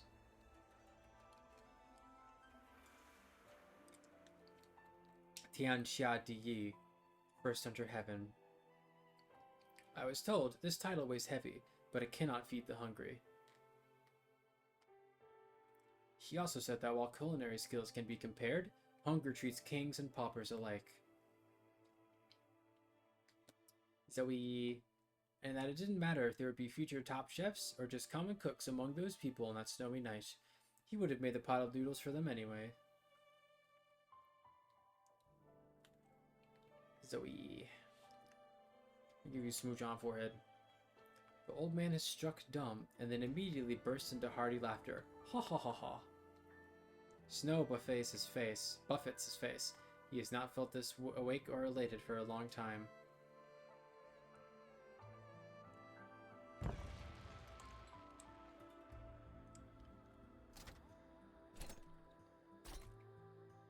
Damn. Heed the true lungs decree.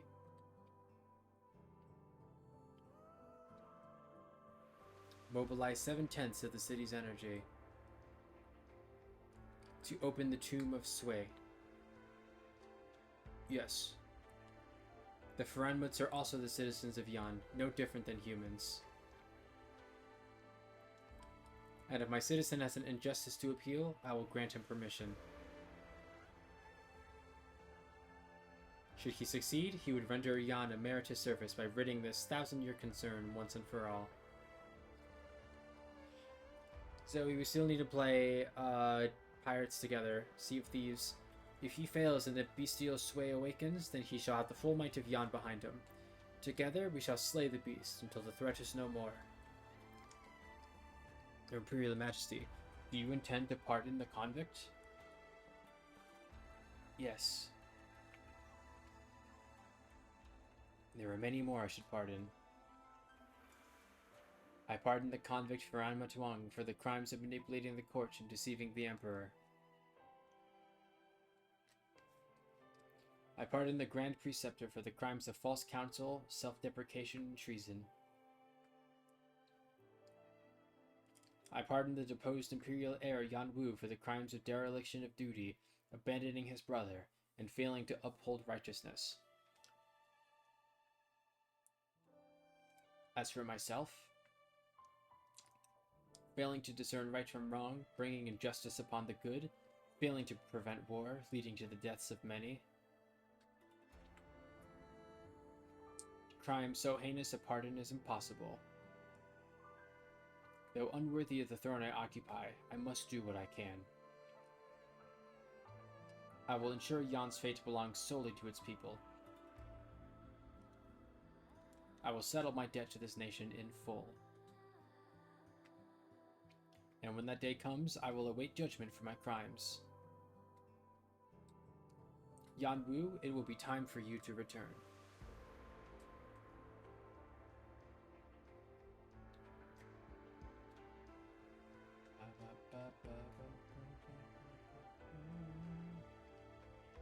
The night sky remains clear. Only a few thin clouds float above, the twin moons unobstructed. The wind delivers a chill at a perfect temperature.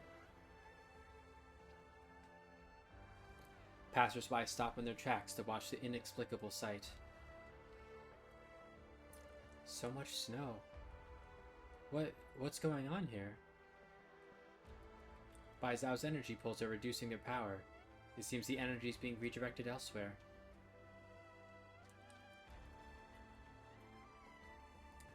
The city has not seen snow for many years. I see. Blaze recalls when she entered the city. Her eyes were drawn to these innumerable energy pools that seemed to never dim. She remembers what Xing Zhu had told her, Bai Zhao's magnificent founding history. The city, this vast nation, history and time, they have never stopped for anyone. Until now.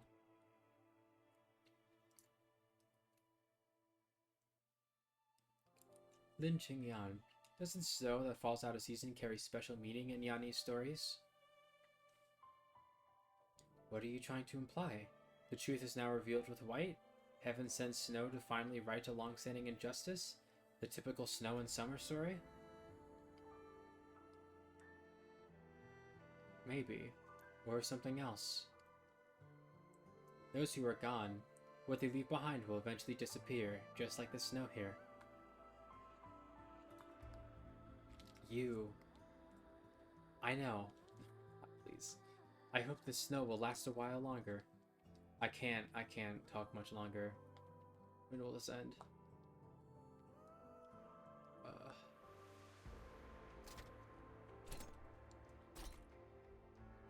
Fully armored soldiers line up both sides of the path, spanning across the entire city. The man drags himself through a long black corridor. With every step he takes, he feels that ancient, enormous existence responding to his visitation.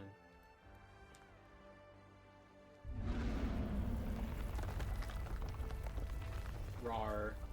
An angry roar, a hoarse howl.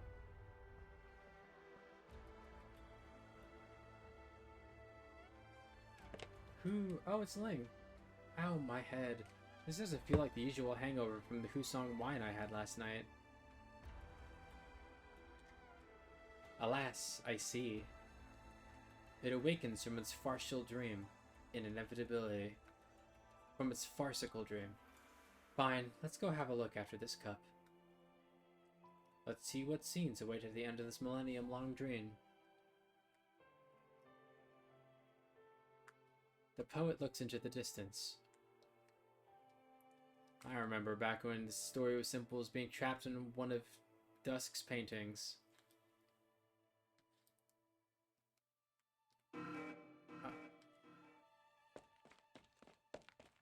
Who was it? Oh, they're still back in the marshes, huh? Professional work should be left to actual pros. Who the heck messed with my adjustments? Zip it. I've been here the entire time and no one's come. Wait, you're trying to emulate how I talk? What do you mean by that? I sneaked out for just 2 rounds of mahjong with the Nongya Tianxi's next door. How did this heart get hypertension again? Do you still not get it? I'm afraid they've arrived. Arrived? Would those old fellows that Bai Zhao let him go that easily? Did you forget? A century ago, he walked into the tomb the exact same way. Afterward, Jia vanished, and we still don't know what even happened. This time... Dusk, you scared? Yes, I am. This is it. Only someone without a heart or a brain wouldn't be afraid. I have no intention to just vanish. Ooh, it's rare we agree on something. Then what are we waiting for? Let's hurry before those old bones realize what we're up to. You want to? With how things are, there's no way we're just going to sit here and wait to die. The sway regulator is the least of our concerns right now.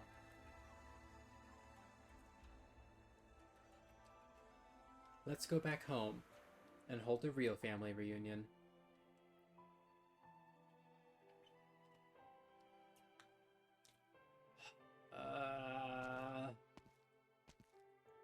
So it's you. I heard your voice. It's been a long time. Shh, I know you're in a bad mood. I can feel it too. I mean, I spent the longest time in the tomb after all. I probably know you better than the others. Strange. We're all eyes, so what's the point of going into this one side must perish situation?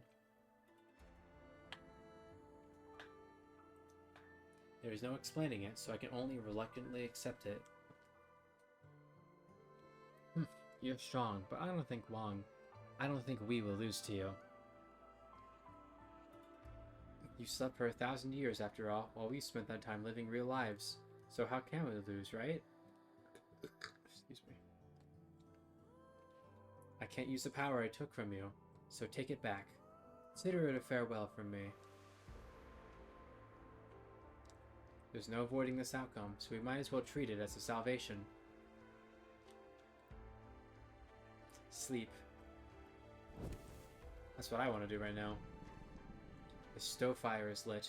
It is a warm flame, harboring life and hope, enough to dispel the chill of the winter night and the anxiety in the people's hearts. The restless ancient behemoth far away returns to calm yet again. Moonlight fills the city, and every dreamer dreams a good dream. Seeking an answer, he feels lost. Clarity he finds in worldly flavors. His life is a feast, an eternity flame.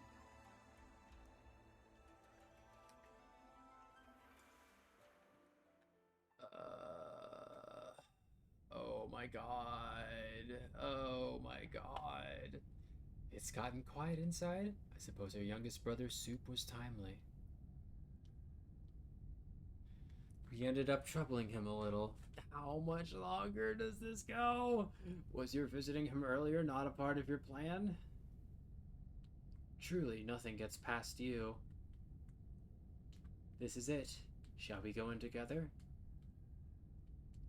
No. Hand me the items.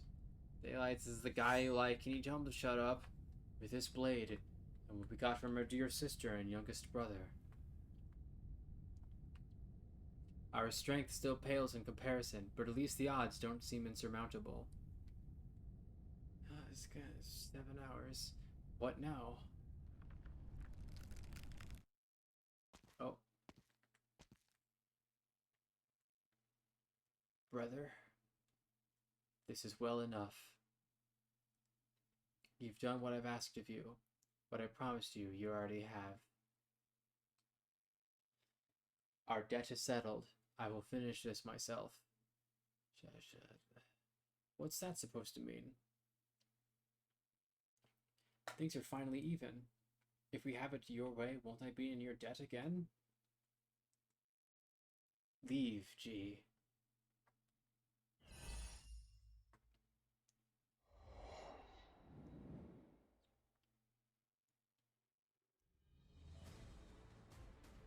What happens next is between us.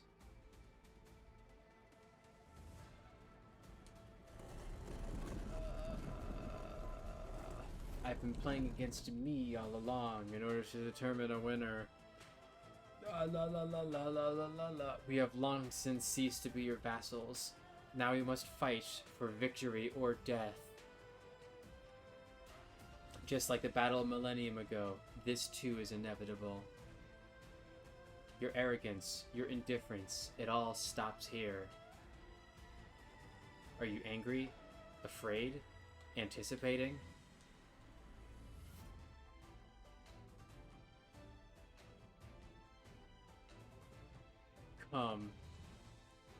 Wait, hold on.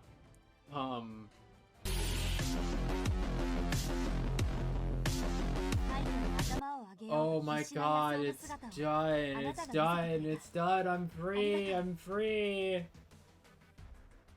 And yeah, there's the epilogue. There's this whole thing.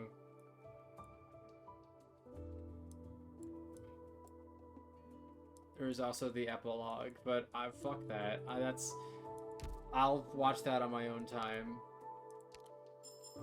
Fuck you. Explode violently. Alright, if the game doesn't give me anything good with this one pull, I'm gonna be very salty. I'm gonna be so salty. I've dedicated so much energy, and well, that's a 5-star. Who dis? New phone, who dis? Surfer. I already got you, didn't I? Yes, that was a repeat. You got invested in this shit? Do you want me to just play it, but me not read it? Just to have it play silently so you can all watch? Or should I do like a one tiny little... Or I could just show it off in the Discord, I suppose. You want me to want to watch it together in the Discord later? Later. Not tonight, obviously, but later. Alright, I'm just gonna pull a couple times. I'm just gonna see. Hi, Jackie. Yeah, I'll probably Discord stream it. Okay. Hey, Fang. Get out of here. Go away. Explode. Die. Combust. Shut up. Don't talk to me. Ever. I don't want to ever be spoken to ever again. Oh my god, I got half of my drones back. I'm playing so much. It's half of them. God, I probably sound like garbage right now, don't I? Probably sound like absolute dog ass. On a scale of 1 to ew, how much shit does my voice sound like right now?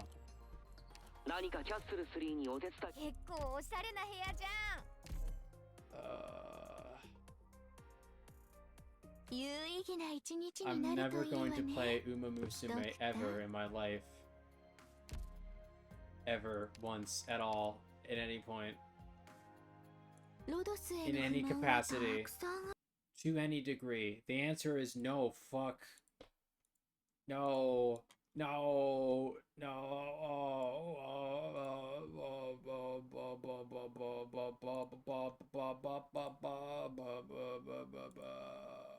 my god, I'm going to die. Oh my god, I'm gonna die. Ha ha ha. Hee hee hee hoo. Am I against horse game? Because gacha, you shouldn't play gacha games, alright? They're bad. They're morally bad. Morally speaking, bad. They're bad morally.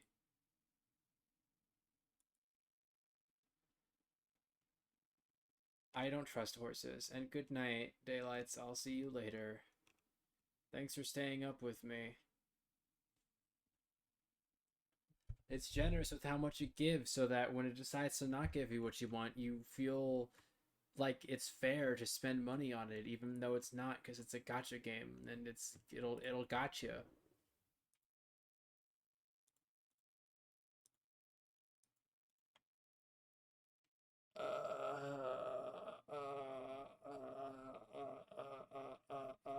What's the raid message gonna be? What's the raid message gonna be? Help me.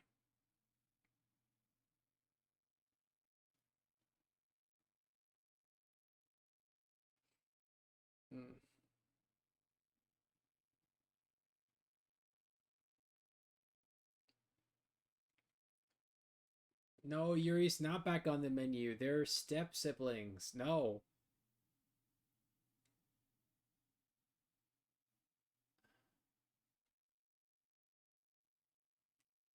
Oh, at the end with the other lady. That's fair.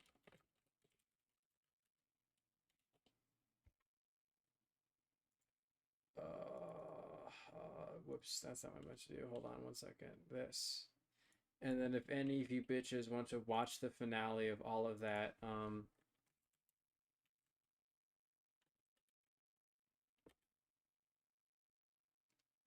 you can, we'll do it on my Discord later.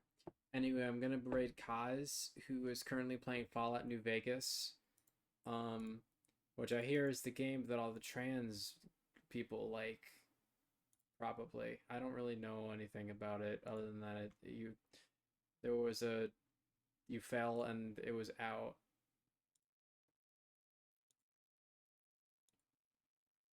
Deripe, you have Nikki's emotes but not mine? I see how it is. I see how it is. I see how it is. I see. I see you. Why are you saying that like that? Like what I said now has any sort of impact? Oh my goodness. Do you wish your vagina was a penis or your geekness is Vikingai? Want big goober or titty to explode a fuck?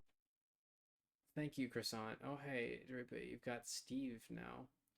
Thank you, Croissant. I wish I could thank you more enthusiastically, but I think I'm gonna go die now.